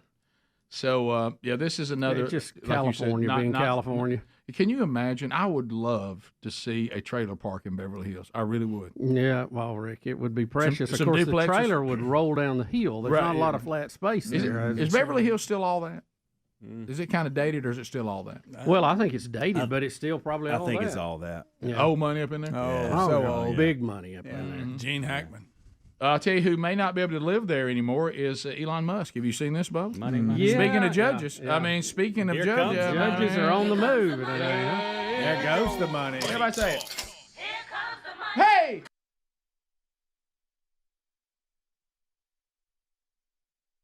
So it looks like that Elon Musk may lose his position as the world's richest man. Watch it.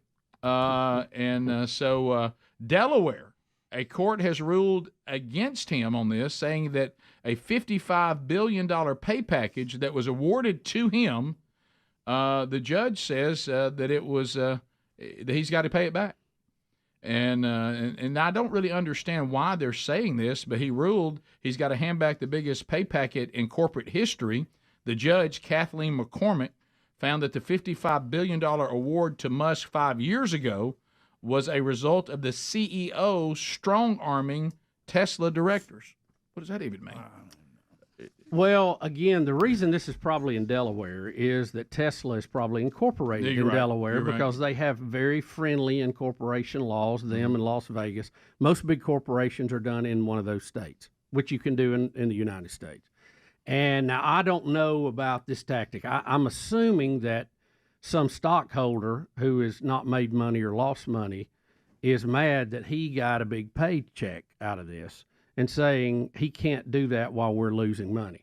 Yeah. And that's the judge is trying to reel that in some form or fashion. They said Musk wanted to drive off angry, but his car was still charging. But no, listen to this.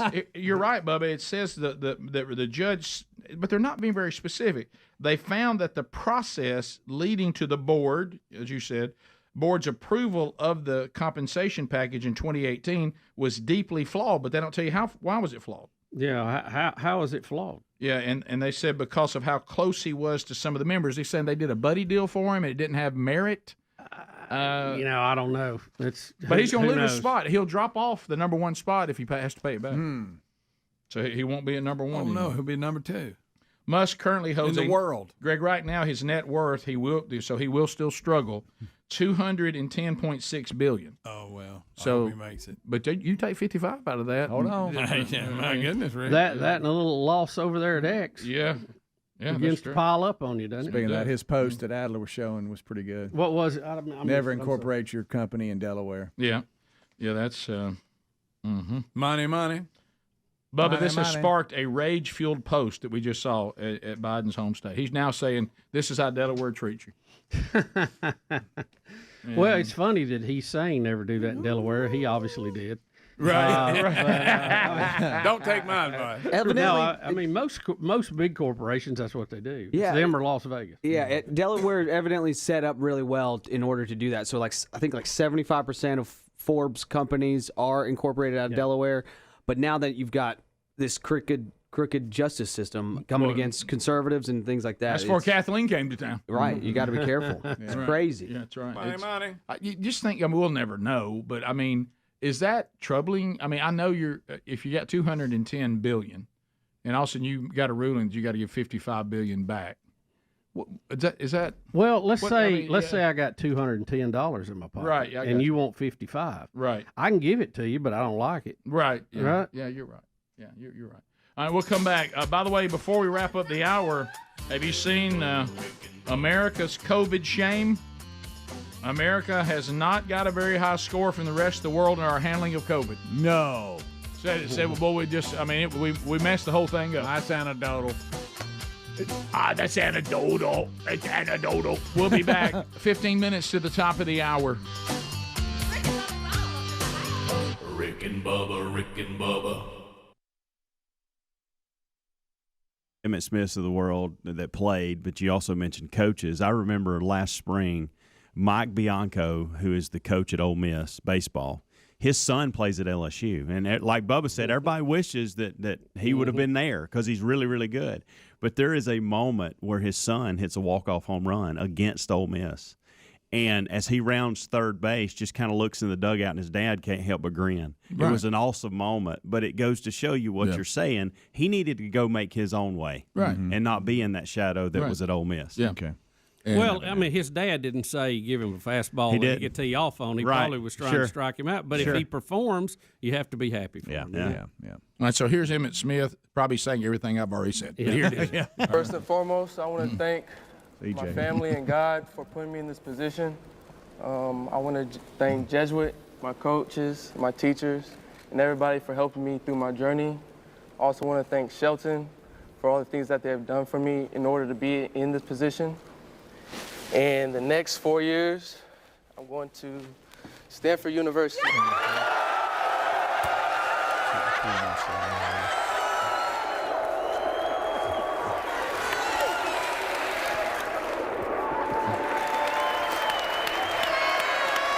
So he's so he put the Stanford hat right by the Florida hat. That was kind of cool. Wow. But he didn't even do a switcheroo. He didn't. I forgot which one. He's got all these signs. Which one do I sign? Second one, right? Easy. The second one? Yeah, he's asking, which one am I supposed to sign? I've got them all laid out here in front of me. Not the one with the contract for Nike, not yet. Yeah, not that one. Yeah, not yet. Ain't quite all that worked out yet. But when he went on to talk about what we just mentioned, but when he said it's helped me a lot with my maturity, the way my dad's stepped aside and only been there to consult me, but he's letting me make this decision. Well, he's letting his son. It's really helped me. He's letting his son be a man. Yeah, and he's teaching him how to be a man and how to make decisions. And I'll be here for you because you're a young man. You're not a full grown man yet. And if you need my help, I'm here to mentor you. But ultimately, as a man, let's let you start making decisions about your life that you think are the best ones. Right. And and not to that level, but going through something not near at that level with things with my oldest son. It was more about, do you want to go to 1AA school or Division II school, or do you want to take one of these two invited walk-ons to Division I school? And here's the good and the bad. Dad, what do you think? Well, here's the good and the bad of both. But ultimately, you decide. Yep. You know what you want to try to do, and then at the end of it all, you can look back and say, hey, that was the right decision, or hey, if I had it doing it differently, I might do it this way. But you give suggestions, and they ask you, and you give try you to look at the good and the bad, and then let them make the call. Give you some clarity on it all. But in this case, the weird part is if anybody thinks that Emmett Smith's not going to pull for Stanford. Yeah, I mean, that's just strange. Let me tell you, and the reason why I think it's easier for us, because Greg and I came from a coaching thing, and we were fortunate. Our dad did not move a lot. His whole career was at 3 schools, so we didn't have to do a lot of moving around. But I will tell you this: you watch it. I mean, look what just happened with Lane Kiffin. Okay, Lane Kiffin told you that he loved Tennessee, that he loved USC, that he loved the Oakland Raiders, that he loved Florida Atlantic. And then in 24 hours, he went from loving Florida Atlantic to it's a great day to be a rebel. So, that's the real world. Yeah. Okay, that's the real world. Yeah, it's a job. Yeah, it's a job. And so when it comes into when it comes to family, wherever your family is, that's your team. Rick, recruiting is what we do for fun between college football games, and depending on who's ranking the classes, ESPN's rank came out of the signing period so far. Clemson number 1, Alabama 2, Ohio State 3, LSU 4, Auburn 5, Georgia 6, Florida 7, Texas A&M 8, Michigan 9, and Texas rounding out the top 10. So, as Nick Saban said yesterday, and he said he's really not worried about the rank today.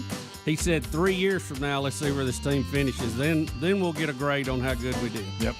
So true. That's true. We'll come back. Another hour of the Rick and Bubba Show. Here we go.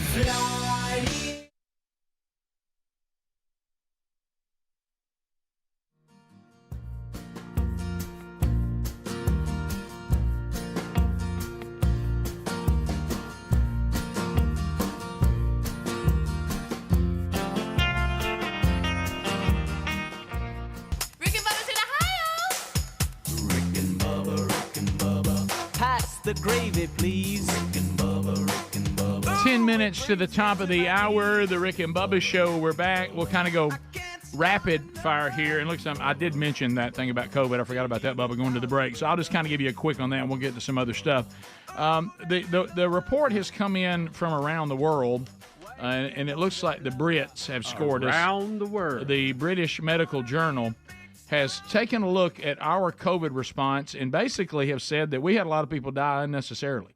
And they say the reason why we did is they say in the medical journal, several mistakes the United States made led to the fumbling of the COVID response, including keeping schools closed for prolonged periods of time, lack of clear and consistent information from federal agencies, the closure of some public services, and unproven scientific advice, including to keep 6 feet apart, which they say was totally made up.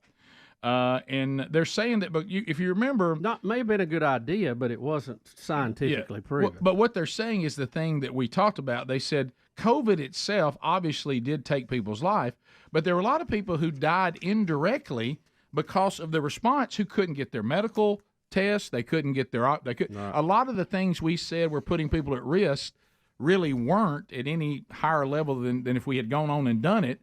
And a lot of people died from lack of medical attention, lack of services, and children being kept out of the schools really drove their immune system into the ground. And they're saying that they give the U.S. a very low score on COVID response. That it was poor. Rick, we did so many ridiculously dumb things. I can't think of anything dumber than what the governor of New York did by putting highly contagious patients into nursing homes so they could infect the people who was the least likely to fight it off. I know. Yeah, I mean that's like putting mentally ill people, giving them guns and putting them in classrooms. And until that, it's ridiculous.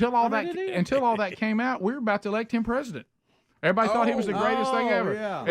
And this wrote idiot a book about managing tough decisions in crisis. And the crisis wasn't even over yet. He already had it out. This idiot says, to Bubba's point, he literally says, take the sick people, and put them in there with the most vulnerable.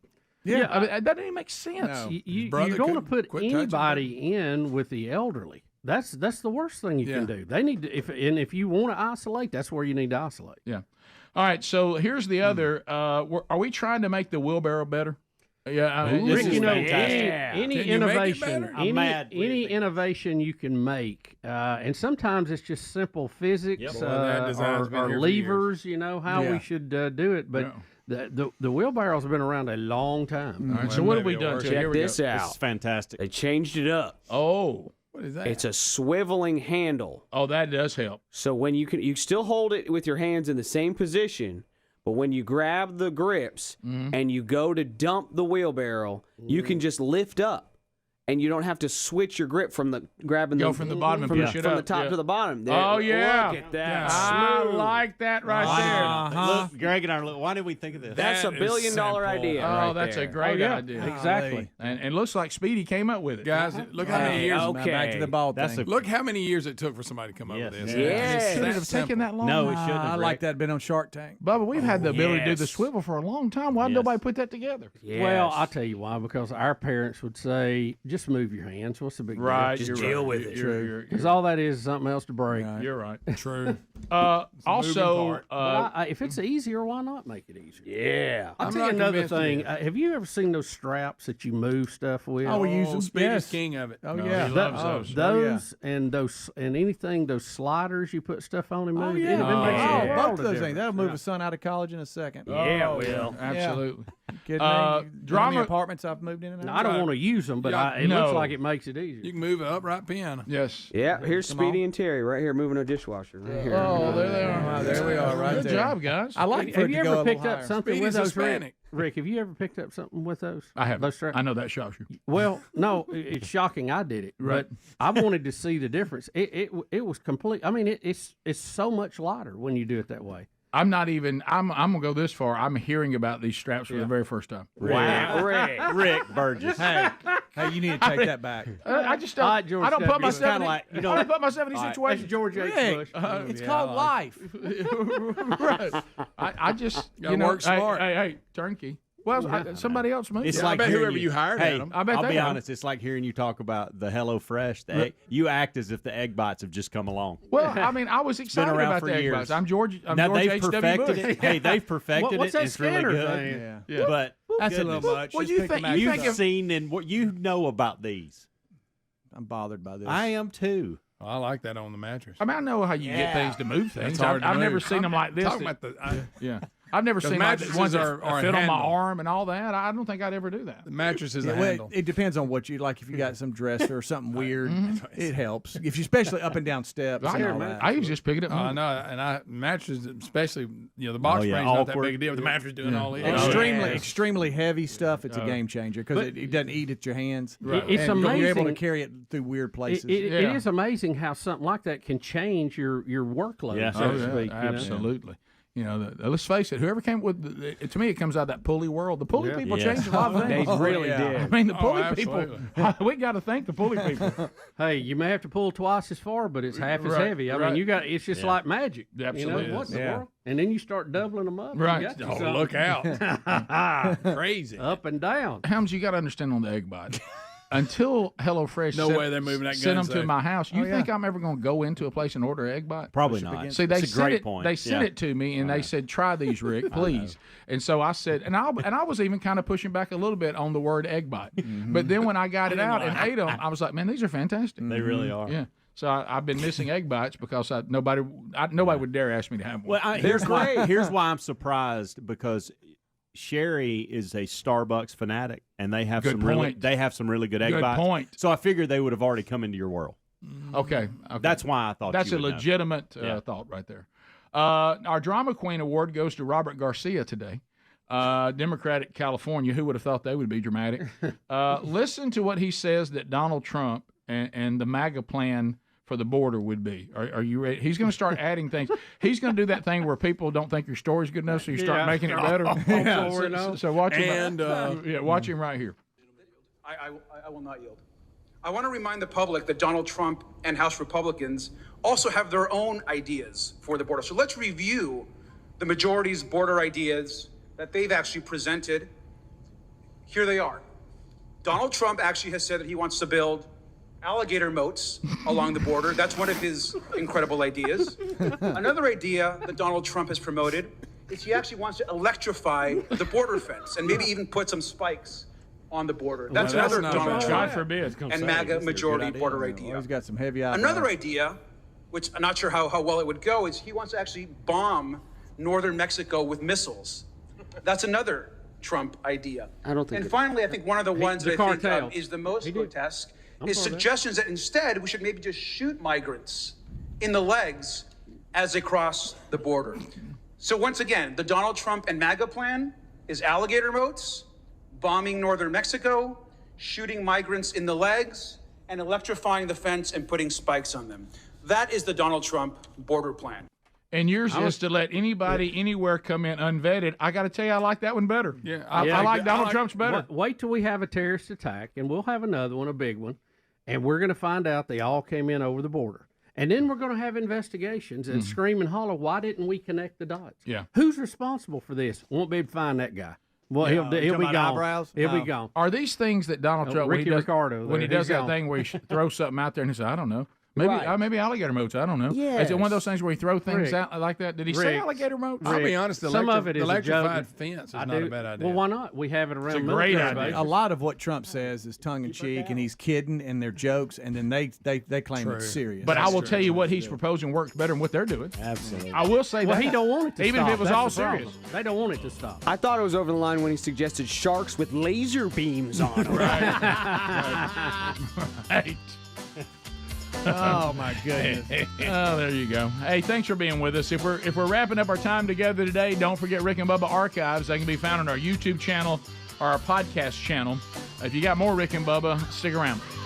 Rick and Bubba, Rick and Bubba.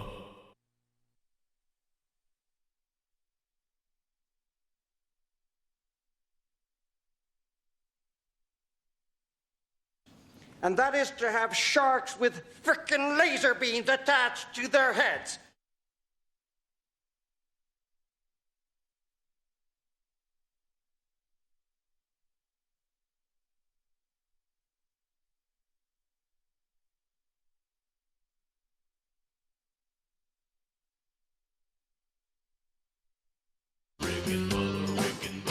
This is the Rick and Bubba Show.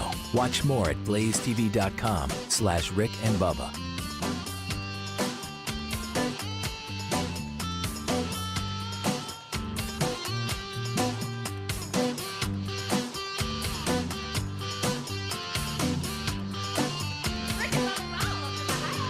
Rick and Bubba, Rick and